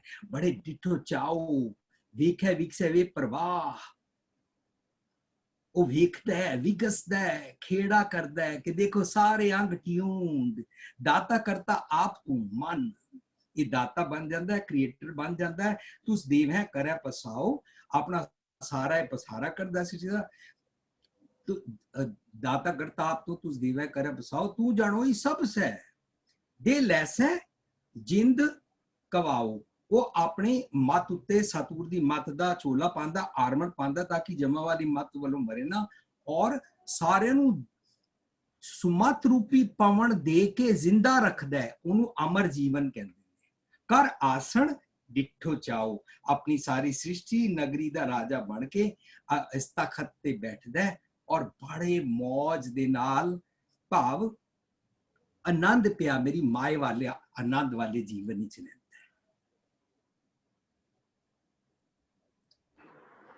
ਜੀ ਵੀਰ ਜੀ। ਸੁਖਵਿੰਦਰ ਵੀਰ ਜੀ। ਹਾਂਜੀ ਵੀਰ ਜੀ, ਆਵਾਜ਼ ਆ ਰਹੀ ਹੈ ਵੀਰ ਜੀ? ਜੀ ਵੀਰ ਜੀ ਆ ਰਹੀ ਹੈ। ਵੀਰ ਜੀ ਜਿਹੜੀ ਆਪਾਂ ਪੌੜੀ ਸ਼ੇਅਰ ਕਰ ਰਹੇ ਹਾਂ ਨਾ, ਇਸ ਪੌੜੀ ਤੋਂ ਬਿਲਕੁਲ ਇੱਕ ਪਿਛਲਾ ਸ਼ਲੋਕ ਹੈ ਨਾਲ ਹੀ ਰਲਦਾ, ਗੁਰੂ ਸਾਹਿਬ ਜੀ ਦਾ ਮਹਿਲਾ ਪਹਿਲਾ। ਉਹ ਆਪਣੀ ਮੇਨ ਸਕਰੀਨ ਤੇ ਨਾ ਮੈਂ ਕਹਾਂਗਾ ਤੁਸੀਂ ਉਹ ਵੀ ਸ਼ੇਅਰ ਕਰ ਦਿਓ। ਨਾਨਕ ਗੁਰੂ ਨਾ ਚੇਤਨੀ, ਮਨ ਆਪਣਾ ਸੁਚੇਤ ਵਨ।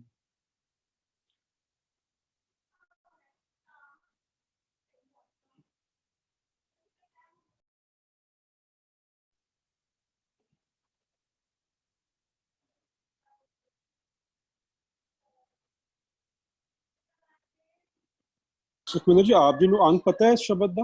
ਵੀਰ ਜੀ ਤੁਸੀਂ ਸ਼ਬਦ ਵਿਚਾਰ ਕਰੋ, ਮੈਂ 1 ਮਿੰਟ ਵਿੱਚ ਦੇ ਰਿਹਾ ਵੀਰ ਜੀ, ਤੁਸੀਂ ਵਿਚਾਰ ਕਰਿਓ ਵੀਰ ਜੀ। ਇਸੀ ਪੌੜੀ ਇਹ ਨਾ ਆਸਾ ਜੀ ਦੀ ਵਾਰ ਦੀ ਪਹਿਲੀ ਪੌੜੀ ਹੈ। ਆਸਾ ਜੀ ਦੀ ਵਾਰ ਦੀ ਪਹਿਲੀ ਪੌੜੀ ਦੇ ਵਿੱਚ ਜਿਹੜਾ ਗੁਰੂ ਨਾਨਕ ਦੇਵ ਜੀ ਦਾ ਆਪਣਾ ਮਹਿਲਾ ਪਹਿਲੇ ਦੇ ਨਾਮ ਹੇਠ ਜਿਹੜਾ ਸ਼ਬਦ ਹੈ ਨਾ, ਉਹ ਹੈਗਾ ਵੈ ਨਾਨਕ ਗੁਰੂ ਨਾ ਚੇਤਨੀ, ਮਨ ਆਪਣਾ ਸੁਚੇਤ।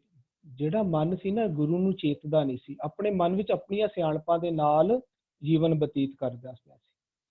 ਉਹ ਇਸੀ ਸ਼ਬਦ ਇਸੀ ਪੌੜੀ ਦਾ ਵਿੱਚ ਹੈ। ਇਸੀ ਪੌੜੀ ਨੂੰ ਐਕਸਪਲੇਨ ਹੋ ਰਿਹਾ ਹੁਣ ਇਸ ਪੂਰੇ ਪਹਿਲੇ ਵਾਲੇ ਸ਼ਲੋਕ ਦੇ ਵਿੱਚ। ਮਨ ਆਪਣੇ ਆਪ ਵਿੱਚ ਸੁਚੇਤ ਹੋ ਰਿਹਾ ਸੀ। ਇਸੇ ਨੂੰ ਗੁਰਬਾਣੀ ਆਖਰੀ ਇਹਦੇ ਵਿੱਚ ਆਖਰੀ ਹੈ, ਕਹਿੰਦੇ ਸੀ ਫਲੀਆਂ ਫੁੱਲੀਆਂ ਬੱਪੜੇ ਭੀ ਤਨ ਵਿੱਚ, ਇਹਦੇ ਸਾਰੇ ਤਨ ਵਿੱਚ ਸੁਆਹ ਬਣ ਰਹੀ।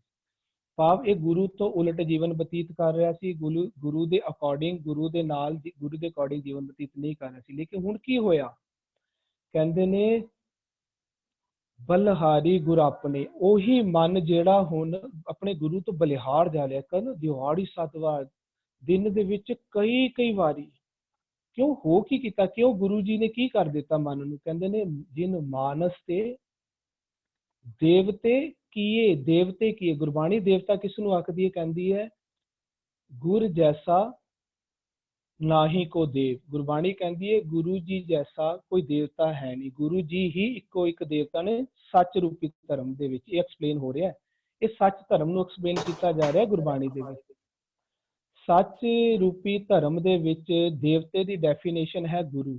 ਗੁਰ ਜੈਸਾ ਨਾਹੀ ਕੋ ਦੇਵ, ਗੁਰੂ ਜੀ ਹੀ ਕਹਿੰਦੇ ਨੇ ਦੇਵਤਾ ਨੇ। ਗੁਰੂ ਜੀ ਭਾਵ ਸਤਿਗੁਰੂ ਜੀ, ਸਤਿਗੁਰੂ ਜੀ ਭਾਵ ਗੁਰਬਾਣੀ, ਗੁਰਬਾਣੀ ਭਾਵ ਨਾਮ, ਨਾਮ ਭਾਵ ਹੁਕਮ।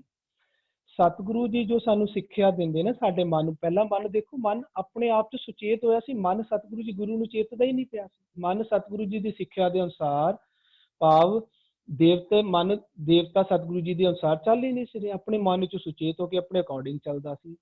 ਲੇਕਿਨ ਹੁਣ ਜਦੋਂ ਮਨ ਸਤਿਗੁਰੂ ਦੀ ਸ਼ਰਨ ਚ ਆਇਆ, ਸਤਿਗੁਰੂ ਜੀ ਦੇਵਤੇ ਦੀ ਸ਼ਰਨ ਵਿੱਚ ਆਇਆ, ਗੁਰ ਜੈਸਾ ਨਾਹੀ ਕੋ ਦੇਵ, ਗੁਰੂ ਰੂਪੀ ਦੇਵਤਾ ਜੀ ਦੀ ਸ਼ਰਨ ਚ ਆਇਆ, ਤੇ ਗੁਰੂ ਰੂਪ ਦੇਵਤਾ ਜੀ ਨੇ ਕੀ ਕੀਤਾ? ਮਨ ਨੂੰ ਆਪਣੀ ਸੇਵਾ ਹੀ ਨਹੀਂ ਲਗਾਈ ਰੱਖਿਆ। ਜਿਨ ਮਾਨਸ ਤੇ ਦੇਵਤੇ ਕੀਏ, ਮਨ ਉਹ ਦੇਵਤਾ ਸਰੂਪ ਹੋ ਗਿਆ। ਭਾਵ ਗੁਰੂ ਜੀ ਮਨ ਦੇ ਵਿੱਚ ਆ ਕੇ ਵਸ ਗਏ। ਸੱਚ ਮਨ ਗੁਰੂ ਰੂਪ ਹੋ ਗਿਆ, ਮਨ ਸੱਚ ਰੂਪ ਹੋ ਗਿਆ। ਦੇਖੋ ਸਾਡੇ ਅੰਦਰ ਸਤਿਗੁਰੂ ਜੀ, ਗੁਰੂ ਜੀ ਵਸਦੇ ਹਨ, ਲੇਕਿਨ ਸਤਿਗੁਰੂ ਜੀ ਨੇ ਆਪ ਹੀ ਬਾਹਰਲੀ ਸ੍ਰਿਸ਼ਟੀ ਰਚੀ ਹੈ। ਉਹ ਬਾਹਰਲੀ ਸ੍ਰਿਸ਼ਟੀ ਵਿੱਚ ਵੀ ਹੁਕਮ ਰੂਪ ਵਿੱਚ ਸਤਿਗੁਰੂ ਜੀ ਨੇ ਸ੍ਰਿਸ਼ਟੀ ਰਚੀ ਹੈ, ਹੁਕਮ ਰੂਪ ਵਿੱਚ ਹੀ ਅੰਦਰ ਬੈਠੇ ਨੇ।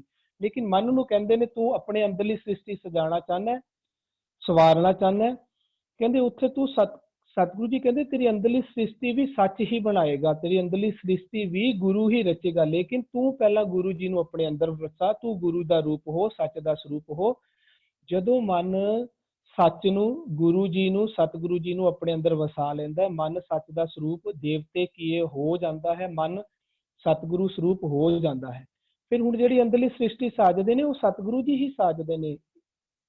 ਮਨ ਸਤਿਗੁਰੂ ਸਰੂਪ ਹੋ ਗਿਆ, ਮਨ ਦੇ ਅੰਦਰ ਸਤਿਗੁਰੂ ਜੀ ਵਸ ਗਿਆ, ਹੁਣ ਮਨ ਸਾਜ ਰਿਹਾ, ਲੇਕਿਨ ਹੁਣ ਸਤਿਗੁਰੂ ਜੀ ਸਰੂਪ ਦੇ ਵਿੱਚ ਹੀ ਮਨ ਸਾਜ ਰਿਹਾ। ਮਨ ਤੇ ਸਤਿਗੁਰੂ ਜੀ ਚ ਹੁਣ ਭੇਦ ਕੋਈ ਨਹੀਂ ਹੈ। ਸਤਿਗੁਰੂ ਜੀ ਦੇਵਤਾ ਸੀ, ਮਨ ਦੇਵਤਾ ਬਣ ਚੁੱਕਾ ਹੈ। ਹੁਣ ਸਤਿਗੁਰੂ ਮਨ ਸਾਜ ਰਿਹਾ, ਭਾਵ ਸਤਿਗੁਰੂ ਜੀ ਹੀ ਸਾਜ ਰਹੇ ਨੇ। ਸਤਿਗੁਰੂ ਜੀ ਨੇ ਅੰਦਰਲੀ ਸ੍ਰਿਸ਼ਟੀ ਮਨ ਨੂੰ ਕਿਹਾ ਸੀ ਤੂੰ ਸਾਜ ਲੈ, ਪਰ ਸਾਜੇਗਾ ਕੀ, ਕਿਵੇਂ? ਜੇ ਤੂੰ ਸਤਿਗੁਰੂ ਜੀ ਨੂੰ ਅੰਦਰ ਵਸਾਏਗਾ। ਮਨ ਨੇ ਸਤਿਗੁਰੂ ਜੀ ਨੂੰ ਵਸਾ ਕੇ ਮਨ ਦੇਵਤਾ ਬਣ ਗਿਆ। ਹੁਣ ਮਨ ਅੰਦਰਲੀ ਸ੍ਰਿਸ਼ਟੀ ਸਾਜ ਰਿਹਾ। ਬਾਹਰਲੀ ਸ੍ਰਿਸ਼ਟੀ ਕਿਹਨੇ ਸਾਜੀ ਸੀ? ਸਤਿਗੁਰੂ ਜੀ ਨੇ। ਹੁਣ ਅੰਦਰਲੀ ਸ੍ਰਿਸ਼ਟੀ ਕੌਣ ਸਾਜ ਰਿਹਾ? ਸਤਿਗੁਰੂ ਜੀ ਹੀ ਸਾਜ ਰਿਹਾ। ਮਨ ਸਤਿਗੁਰੂ ਸਰੂਪ ਹੋ ਚੁੱਕਾ ਹੈ। ਹੁਣ ਅੰਦਰਲੀ ਸ੍ਰਿਸ਼ਟੀ ਉਹ ਕਿਵੇਂ ਸਾਜ ਰਹੇ ਨੇ ਉਹ ਦੱਸ ਰਹੇ ਨੇ ਸਤਿਗੁਰੂ ਜੀ।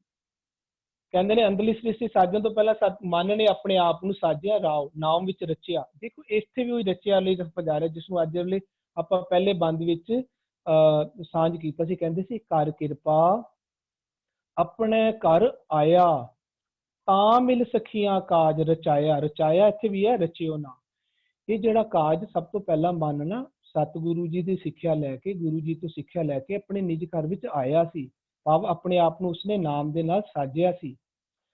ਫਿਰ ਉਸ ਤੋਂ ਬਾਅਦ ਉਸਨੇ ਇਹ ਦੂਈ ਕੁਦਰਤ ਸਾਜਣ ਵਾਲਾ ਕੰਮ ਸ਼ੁਰੂ ਕੀਤਾ ਸੀ, ਕਿਉਂਕਿ ਸੱਚੀ ਕੁਦਰਤ ਸਾਜਣੀ ਸੀ। ਸੱਚੀ ਕੁਦਰਤ ਸਾਜਣ ਦੇ ਲਈ ਉਸਨੂੰ ਪਹਿਲਾਂ ਸੱਚਾ ਬਣਨਾ ਪੈਣਾ ਸੀ। ਸੱਚ ਹੈ ਸਤਿਗੁਰੂ ਜੀ। ਮਨ ਨੇ ਆਪਣੇ ਅੰਦਰ ਸਤਿਗੁਰੂ ਜੀ ਨੂੰ ਵਸਾਇਆ, ਆਪ ਸਤਿਗੁਰੂ ਜੀ ਸਰੂਪ ਹੋ ਗਿਆ, ਫਿਰ ਆਪ ਹੀ ਕੁਦਰਤ ਸਾਜਣ ਲੱਗਿਆ ਅੰਦਰ। ਪਰ ਉਸ ਤੋਂ ਪਹਿਲਾਂ ਉਸਨੇ ਤਾਂ ਅਪਕਾਰ ਕਿਰਪਾ ਆਪਣੇ ਘਰ ਆਇਆ ਸੀ। ਇਸ ਨੂੰ ਕਹਿੰਦੇ ਨੇ ਆਪੀ ਨੇ ਆਪ ਸਾਜਿਓ ਕੀਤਾ ਸੀ। ਕਿਵੇਂ ਸਾਜੇ ਕੀਤੇ? ਆਪੀ ਨੇ ਰਚਿਓ ਨਾ। ਉਸਨੇ ਕਰ ਕਿਰਪਾ ਆਪਣੇ ਘਰ ਆਇਆ, ਤਾਂ ਮਿਲ ਸਖੀਆਂ ਕਾਜ ਰਚਾਇਆ। ਇਹ ਉਸਨੇ ਜਿਹੜਾ ਕੁਦਰਤ ਸਾਜਣ ਵਾਲਾ ਖੇਲ ਉਸਨੇ ਤਾਂ ਰਚਾਇਆ ਬਾਅਦ ਵਿੱਚ। ਫਿਰ ਬਾਅਦ ਵਿੱਚ ਜਿਹੜਾ ਇਸ ਚੀਜ਼ ਨੂੰ ਉਹੀ ਗੱਲ ਕਰ ਰਹੇ ਸੀ ਆਪਾਂ, ਖੇਲ ਦੇਖ ਮਨ ਆਨੰਦ ਭਇਆ। ਹੁਣ ਜਿਹੜਾ ਉਹ ਖੇਲ ਉਹਨੇ ਰਚਾ ਰਿਹਾ ਉਹਨੂੰ ਆਨੰਦ ਪਿਆ, ਉਸੇ ਨੂੰ ਇੱਥੇ ਕਹਿ ਰਹੇ ਨੇ ਡਿਠੋ ਚਾਓ। ਹੁਣ ਜਿਹੜਾ ਉਹ ਸਤਿਗੁਰੂ ਜੀ ਮਨ ਸਰੂਪ ਹੋ ਕੇ ਜਿਹੜੇ ਨੇ ਅੰਦਰਲਾ ਖੇਲ ਰਚਾ ਰਹੇ ਨੇ, ਉਹ ਹੁਣ ਅੰਦਰਲਾ ਖੇਲ ਦੇਖ ਕੇ ਰਚਾ ਕੇ ਵੇਖ ਕੇ ਉਹਨੂੰ ਚਾਓ ਦੇ ਵਿੱਚ ਮਜ਼ੇ ਨਾਲ ਦੇਖ ਰਹੇ ਨੇ। ਸਾਰਾ ਕੁਝ ਆਪ ਕਰ ਰਹੇ ਨੇ। ਹੁਣ ਜਿਹੜਾ ਦੇਖੋ ਕਰਤਾ ਹਮੇਸ਼ਾ ਸਤਿਗੁਰੂ ਜੀ ਰਹਿਣਗੇ, ਲੇਕਿਨ ਕਰਤਾ ਜਦੋਂ ਮਨ ਕਰਤੇ ਨੂੰ ਆਪਣੇ ਅੰਦਰ ਚ ਵਸਾ ਲੈਂਦਾ, ਮਨ ਕਰਤਾ ਸਰੂਪ ਹੋ ਜਾਂਦਾ, ਮਨ ਦਾਤਾ ਸਰੂਪ ਹੋ ਜਾਂਦਾ, ਮਨ ਦਾਤਾ ਬਣ ਜਾਂਦਾ, ਭਾਵ ਦਾਤਾ ਸਤਿਗੁਰੂ ਜੀ ਮਨ ਵਿੱਚ ਆ ਕੇ ਵਸ ਗਏ। ਫਿਰ ਉਹ ਜੋ ਕੁਝ ਕਰਦੇ ਨੇ ਉਹੀ ਗੱਲ ਕਰ ਰਹੇ ਨੇ, ਦਾਤਾ ਕਰਤਾ ਆਪ ਤੂੰ। ਪਹਿਲਾਂ ਮਨ ਦਾਤਾ ਕਰਤਾ ਨਹੀਂ ਸੀ, ਕਿਉਂਕਿ ਦਾਤਾ ਕਰਤਾ ਸਤਿਗੁਰੂ ਜੀ ਨੂੰ ਉਹਨੇ ਅੰਦਰ ਨਹੀਂ ਸੀ ਵਸਾਇਆ। ਸਤਿਗੁਰੂ ਜੀ ਨੂੰ ਅੰਦਰ ਵਸਾਇਆ, ਸਤਿਗੁਰੂ ਜੀ ਅੰਦਰ ਆਏ। ਮਨ ਦੇ ਵਿੱਚ ਸਤਿਗੁਰੂ ਕਹਿੰਦੇ ਨੇ ਆਪਾਂ, ਸਤਿਗੁਰ ਕੀ ਜਿਸ ਨੂੰ ਮਾਤਾ ਆਵੇ ਸੋ ਸਤਿਗੁਰ ਮਾਏ ਸਮਾਨਾ। ਮਨ ਹੀ ਸਤਿਗੁਰੂ ਬਣ ਜਾਂਦਾ, ਮਨ ਹੀ ਦਾਤਾ ਕਰਤਾ ਬਣ ਜਾਂਦਾ, ਭਾਵ ਮਨ ਅੰਦਰ ਸਤਿਗੁਰੂ ਜੀ ਆ ਕੇ ਵਸ ਗਏ। ਇਹ ਉਹੀ ਕੁਦਰਤ ਸਾਜੀ। ਪਰ ਇਹ ਕਦੋਂ ਸਟਾਰਟ ਹੋਈ ਹੈ ਇਹ ਕੁਦਰਤ ਸਾਜਣੀ? ਜਦੋਂ ਪਹਿਲਾਂ ਮਨ ਨੇ ਆਪਣੇ ਆਪ ਨੂੰ ਸਾਜਿਆ। ਆਪਣੇ ਆਪ ਨੂੰ ਸਾਜਣਾ ਐਕਸਪਲੇਨ ਕਰ ਰਿਹਾ ਸੀ ਇਸੇ ਪੌੜੀ ਦੇ ਪਹਿਲੇ ਸ਼ਲੋਕ ਵਿੱਚ, ਜਿੱਥੇ ਪਹਿਲਾਂ ਕਹਿੰਦੇ ਸੀ ਨਾਨਕ ਗੁਰੂ ਨਾ ਚੇਤਨੀ, ਉੱਥੇ ਮਨ ਗੁਰੂ ਨੂੰ ਚੇਤਨ ਲੱਗ ਗਿਆ। ਜਦੋਂ ਮਨ ਨੇ ਗੁਰੂ ਨੂੰ ਚੇਤਨਾ ਆਰੰਭ ਕਰ ਦਿੱਤਾ, ਮਨ ਨੂੰ ਗੁਰੂ ਨੂੰ ਆਪਣੇ ਅੰਦਰ ਵਸਾ ਦਿੱਤਾ, ਇਹਨੂੰ ਕਹਿੰਦੇ ਨੇ ਆਪੀ ਨੇ ਆਪ ਸਾਜਣਾ। ਗੁਰੂ ਨੂੰ ਚੇਤਨਾ ਸਟਾਰਟ ਕੀਤਾ, ਮਨ ਨੇ ਆਪਣੇ ਆਪ ਨੂੰ ਸਾਜਣਾ ਸ਼ੁਰੂ ਕਰ ਦਿੱਤਾ, ਹਨਾ। ਪਹਿਲਾਂ ਚੇਤਦਾ ਨਹੀਂ ਸੀ। ਜਦੋਂ ਅੰਦਰ ਸਤਿਗੁਰੂ ਜੀ ਗੁਰੂ ਨੂੰ ਚੇਤਦੇ ਮਨ ਦੇਵਤਾ ਸਰੂਪ ਹੋ ਗਿਆ, ਕਿਉਂਕਿ ਗੁਰੂ ਜੀ ਦੇਵਤਾ ਸਨ। ਤੇ ਉਸ ਤੋਂ ਬਾਅਦ ਇਹ ਅੰਦਰਲੀ ਸ੍ਰਿਸ਼ਟੀ ਸਤਿਗੁਰੂ ਜੀ ਹੀ ਰਚ ਰਹੇ ਨੇ। ਬਾਹਰ ਤਾਂ ਰਚੀ ਹੋਈ ਹੈ ਸਤਿਗੁਰੂ ਜੀ ਨੇ। ਸਤਿਗੁਰੂ ਜੀ ਨੇ ਮਨ ਨੂੰ ਕਿਹਾ ਸੀ ਦੇਖ ਅੰਦਰ ਵਾਲੀ ਸ੍ਰਿਸ਼ਟੀ ਤੂੰ ਰਚੇਗਾ, ਪਰ ਰਚੇਗਾ ਉਦੋਂ ਜਦੋਂ ਮੇਰੇ ਥਰੂ ਸਤਿਗੁਰੂ ਜੀ ਹੀ ਅੰਦਰ ਵਸਣਗੇ, ਫਿਰ ਉਦੋਂ ਹੀ ਰਚੀ ਜਾਏਗੀ। ਇਹ ਉਹ ਬੜੀ ਪਿਆਰੀ ਖੇਡ ਦੱਸੀ ਜਾ ਰਹੀ ਹੈ। ਬਲਿਹਾਰੀ ਗੁਰੂ ਆਪਣੇ ਦਿਓਹਾੜੀ ਸਦਵਾਰ ਮਨ ਕਰ ਰਿਹਾ ਹੈ ਆਪਣੇ ਗੁਰੂ ਤੋਂ, ਜਿਹੜਾ ਖੁਦ ਗੁਰੂ ਰੂਪ ਹੋ ਚੁੱਕਾ ਹੈ, ਜਿਸ ਨੂੰ ਕਹਿੰਦੇ ਨੇ ਸੱਚ ਸੰਤਤ ਕੋ ਨਾਨਕ ਜੋਗ ਹੋ ਚੁੱਕਾ ਹੈ। ਉਹ ਸੱਚ ਸਰੂਪ ਹੋ ਕੇ ਹੀ ਸੱਚ ਰੂਪੀ ਇਹ ਬਾਣੀ ਆਖ ਰਿਹਾ ਹੈ। ਸੱਚ ਕੀ ਬਾਣੀ ਨਾਨਕ ਆਖਿਆ ਹੋ ਰਿਹਾ ਹੈ। ਜਿਹੜੇ ਕਹਿੰਦੇ ਨੇ ਨਾਨਕ ਗੁਰੂ ਨਾ ਚੇਤਨੀ, ਹੁਣ ਮਨ ਗੁਰੂ ਨਾਨਕ ਗੁਰੂ ਨੂੰ ਚੇਤ ਵੀ ਰਿਹਾ ਹੈ। ਮਨ ਨਾਨਕ ਸਰੂਪ ਗੁਰੂ ਹੋ ਚੁੱਕਾ ਹੈ। ਨਾਨਕ ਗੁਰੂ ਨੂੰ ਪਹਿਲਾਂ ਮਨ ਚੇਤ ਨਹੀਂ ਸੀ ਰਿਹਾ, ਹੁਣ ਨਾਨਕ ਗੁਰੂ ਦੇਵਤਾ ਗੁਰੂ ਮਨ ਹੋ ਚੁੱਕਾ ਹੈ। ਉਹ ਐਕਸਪਲੇਨ ਕੀਤਾ ਜਾ ਰਿਹਾ ਇਸ ਵਿੱਚ। ਹਾਂਜੀ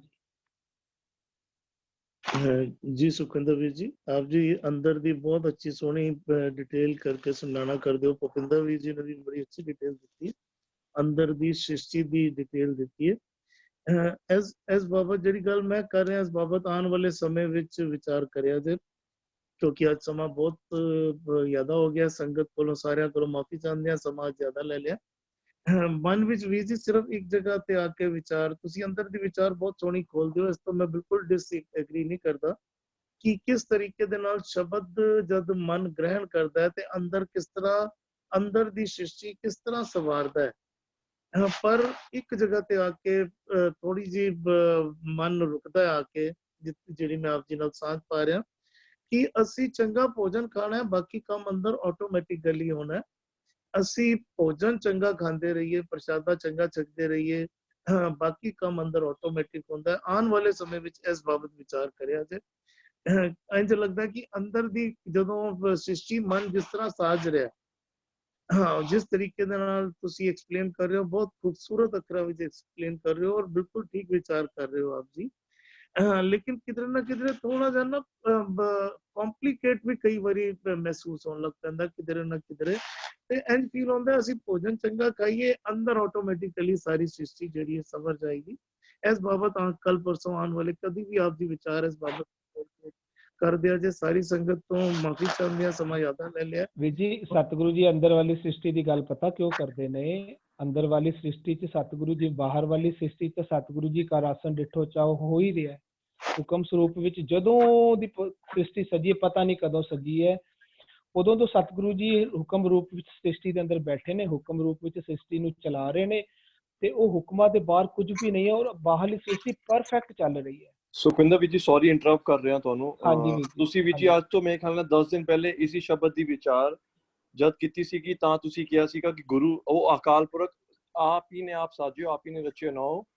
ਉਹਨਾਂ ਨੇ ਤੁਸੀਂ ਆਪ ਬਾਅਦ ਚ ਕਿਹਾ ਕਿ ਉਹ ਕਰ ਆਸਣ ਡਿੱਟੋ ਚਾਓ ਜਿਹਦੇ ਵਿੱਚ ਬੈਠਾ ਹੋਇਆ ਹੈ। ਬਿਲਕੁਲ ਸਹੀ ਹੈ, ਬੈਠਾ ਅੱਜ ਵੀ ਉਹੀ ਗੱਲ ਕਰ ਰਿਹਾ, ਅੱਜ ਵੀ ਇਹ ਨਹੀਂ ਕਰ ਵੀਰ ਜੀ, ਉਹ ਬੈਠਾ ਹੋਇਆ ਬਿਲਕੁਲ, ਉਸਨੇ ਆਪਣੇ ਆਪ ਨੂੰ ਆਪ ਸਾਜਿਆ। ਜੋ ਤਰੀਕਾ ਉਰੇ ਵਰਤਿਆ ਜਾ ਰਿਹਾ ਮਨ ਨੂੰ, ਉਹ ਸੇਮ ਤਰੀਕਾ ਸਤਿਗੁਰੂ ਜੀ ਨੇ ਆਪਣੇ ਆਪ ਨੂੰ ਵਰਤਿਆ। ਸਤਿਗੁਰੂ ਜੀ ਨੇ ਆਪਣੇ ਆਪ ਨੂੰ ਸਾਜਿਆ, ਸਤਿਗੁਰੂ ਜੀ ਨੇ ਫਿਰ ਸ੍ਰਿਸ਼ਟੀ ਸਾਜੀ, ਸਤਿਗੁਰੂ ਜੀ ਵਿੱਚ ਵਿਰਾਜਮਾਨ ਹੈ, ਅੱਜ ਤੱਕ ਵਿਰਾਜਮਾਨ, ਸੁਣੋ ਅੱਜ ਤੱਕ ਵਿਰਾਜਮਾਨ ਹੈ, ਅੱਗੇ ਵੀ ਵਿਰਾਜਮਾਨ ਰਹਿਣਗੇ। ਲੇਕਿਨ ਹੁਣ ਸਤਿਗੁਰੂ ਜੀ ਕਹਿੰਦੇ ਨੇ ਮਨ ਤੈਨੂੰ ਅੰਦਰਲੀ ਸ੍ਰਿਸ਼ਟੀ ਦਾ ਮੈਂ ਤੈਨੂੰ ਰੱਬ ਬਣਾਇਆ। ਬਾਹਰਲੀ ਸ੍ਰਿਸ਼ਟੀ ਇਹ ਮਨ ਨੂੰ ਕਰਤਾ ਕਿਹਨੇ ਬਣਾਇਆ? ਮਨ ਰੱਬ ਜੀ ਨੇ।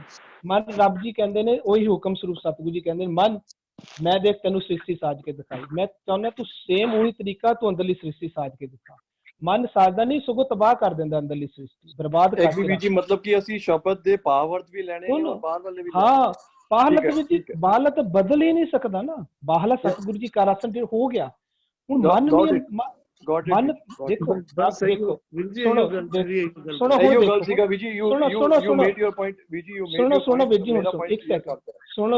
ਦੇਖੋ ਵੀਰ ਜੀ, ਦੁਨੀਆ ਦੀ ਸ੍ਰਿਸ਼ਟੀ ਦਾ ਕਣ ਕਣ ਸਤਿਗੁਰੂ ਜੀ ਦੇ ਹੁਕਮਾਂ 'ਚ ਚੱਲ ਰਿਹਾ ਹੈ ਨਾ। ਕਿਹੜਾ ਨਹੀਂ ਚੱਲ ਰਿਹਾ? ਮਨ ਮੇਰੇ ਸਤਿਗੁਰ ਕੇ ਪਾਣੇ ਨਹੀਂ, ਇਹ ਨਹੀਂ ਚੱਲ ਰਿਹਾ। ਕੱਲਾ ਇੱਕੋ, ਆਪਾਂ ਪਹਿਲਾਂ ਵੀ ਗੱਲ ਕੀਤੀ ਸੀ, ਦੁਨੀਆ ਦੇ ਵਿੱਚ ਸਿਰਫ ਇਹੀ ਇੱਕੋ ਇੱਕ ਚੀਜ਼ ਹੈ ਜਿਹੜੀ ਹੁਕਮਾਂ 'ਚ ਨਹੀਂ ਚੱਲ ਰਹੀ। ਹੁਕਮਾਂ ਵਿੱਚ ਕੌਣ ਨਹੀਂ ਚੱਲ ਰਿਹਾ? ਕਿਉਂਕਿ ਮਨ ਨੂੰ ਆਜ਼ਾਦ ਕੀਤਾ ਸਤਿਗੁਰੂ ਜੀ ਨੇ। ਸਤਿਗੁਰੂ ਜੀ ਨੇ ਕਿਹਾ ਮਨ ਤੂੰ ਹੁਕਮ ਵਿੱਚ ਚੱਲਣਾ, ਤੇਰੀ ਮਰਜ਼ੀ, ਨਹੀਂ ਚੱਲਣਾ ਤੇਰੀ ਮਰਜ਼ੀ। ਪਰ ਬਾਹਰਲੀ ਸ੍ਰਿਸ਼ਟੀ ਵਿੱਚ ਕਹਿੰਦੇ ਇਹ ਮਰਜ਼ੀ ਨਹੀਂ ਅਪਲਾਈ ਕੀਤੀ ਦਿੱਤੀ ਸਤਿਗੁਰੂ ਜੀ ਨੇ, ਸਾਨੂੰ ਇਹ ਖੋਲ੍ਹਣ ਨਹੀਂ ਦਿੱਤੀ। ਸਾਡੀ ਬਾਡੀ, ਸਾਡਾ ਤਨ ਸਤਿਗੁਰੂ ਜੀ ਨੇ ਖੁਦ ਅੰਦਰ ਬੈਠ ਕੇ ਉਹ ਦੇਖ ਰਹੇ, ਕਹਿੰਦੇ ਆਜ਼ਾਦ ਕੀਤਾ ਹੈ। ਤੁਸੀਂ ਆਪਣੀ ਅੰਦਰ ਵਾਲੀ ਸ੍ਰਿਸ਼ਟੀ ਕਹਿੰਦੇ ਆਜ਼ਾਦ ਹੋ, ਪਰ ਕਹਿੰਦੇ ਅੰਦਰਲੀ ਸ੍ਰਿਸ਼ਟੀ ਸਾਜਣੀ ਹੈ, ਤਰੀਕਾ ਸੇਮ ਵਰਤਣਾ ਪਏਗਾ, ਉਹੀ ਵਾਲਾ। ਪਹਿਲਾਂ ਆਪਣੇ ਆਪ ਨੂੰ ਸਾਜੋ, ਤੁਸੀਂ ਪਹਿਲਾਂ ਆਪ ਰੱਬ ਬਣੋ। ਰੱਬ ਕੀ ਕਹਿੰਦੇ ਨੇ? ਮੈਂ ਰੱਬ ਹੈ, ਹਮੇਸ਼ਾ ਹੁਕਮ ਹੀ ਰਹੇਗਾ। ਮਨ ਨੂੰ ਕਹਿੰਦੇ ਨੇ ਤੂੰ ਰੱਬ ਬਣਨਾ, ਤੂੰ ਤਾਂ ਸ੍ਰਿਸ਼ਟੀ ਸਾਜੇਗਾ। ਪਹਿਲਾਂ ਤੂੰ ਹੁਕਮ ਸਰੂਪ ਵਿੱਚ ਆ, ਹੁਕਮ ਵਿੱਚ ਆ। ਹੁਕਮ ਮਨ ਹੁਕਮ ਨੂੰ ਮੰਨਣਾ ਸਟਾਰਟ ਕਰਦਾ, ਮਨ ਰੱਬ ਜੀ ਬਣ ਗਿਆ। ਕਿਉਂਕਿ ਤੁਹਾਡੀ ਗੱਲ ਚੇਤੇ ਆ ਗਈ ਵੀਰ ਜੀ, ਤੁਸੀਂ ਜਿਵੇਂ ਕਹਿੰਦੇ ਹੋ ਕਿ ਗੁਰੂ ਸਾਹਿਬ ਨੇ ਮਹਿਲ ਪ੍ਰਾਪਤ ਕੀਤਾ ਹੈ, ਅਸੀਂ ਵੀ ਉਵੇਂ ਹੀ ਮਹਿਲ ਪ੍ਰਾਪਤ ਕਰਨਾ। ਇਹ ਉਹ ਚੀਜ਼ ਹੈ, ਇਹ ਉਹੀ ਚੀਜ਼ ਹੈ ਵੀਰ ਜੀ। ਸਾਨੂੰ ਕਹਿ ਰਹੇ ਨੇ ਸਤਿਗੁਰੂ ਜੀ ਖੁਦ ਇਹ ਸਮਝਾ ਰਹੇ ਨੇ, ਇਸ ਸੱਚ ਰੂਪੀ ਨਾਨਕ, ਸੱਚ ਰੂਪੀ ਸ਼ਿਵ ਸਾਨੂੰ ਖੁਦ ਕਹਿ ਰਿਹਾ ਹੈ ਕਿ ਤੁਸੀਂ ਇਹ ਕੰਮ ਇਸ ਤਰ੍ਹਾਂ ਤਿਆਰ ਕਰਨਾ ਹੈ। ਬਾਹਰਲੀ ਸ੍ਰਿਸ਼ਟੀ ਦਾ ਸੇਮ ਤਰੀਕਾ ਅੰਦਰ ਲਗਾਉਣਾ ਹੈ। ਪਹਿਲਾਂ ਕਹਿੰਦੇ ਆਪਣੇ ਆਪ ਨੂੰ ਸਾਜੋ, ਮਨ ਆਪਣੇ ਆਪ ਨੂੰ ਸਾਜ। ਕਿਵੇਂ ਸਾਜੇਗਾ? ਸਤਿਗੁਰੂ ਕਹਿੰਦੇ ਜਿਵੇਂ ਹੁਕਮ ਵਿੱਚ ਤੂੰ ਆ, ਹੁਕਮ ਚ ਆਣਾ ਹੀ ਸੱਜ ਗਿਆ, ਸੱਜ ਕੇ ਕਹਿੰਦੇ ਚੱਲ ਅੰਦਰਲੀ ਸ੍ਰਿਸ਼ਟੀ ਹੁਕਮ ਵਿੱਚ ਹੀ ਸਾਜ। ਸੇਮ ਤਰੀਕਾ। ਹਾਂਜੀ ਬਹੁਤ ਵਧੀਆ ਵੀਰ ਜੀ, ਬਹੁਤ ਵਧੀਆ, ਕਮਾਲ, ਬਹੁਤ ਕਮਾਲ। ਵਾਹਿਗੁਰੂ ਜੀ ਕੀ ਖਾਲਸਾ, ਵਾਹਿਗੁਰੂ ਜੀ ਕੀ ਫਤਿਹ।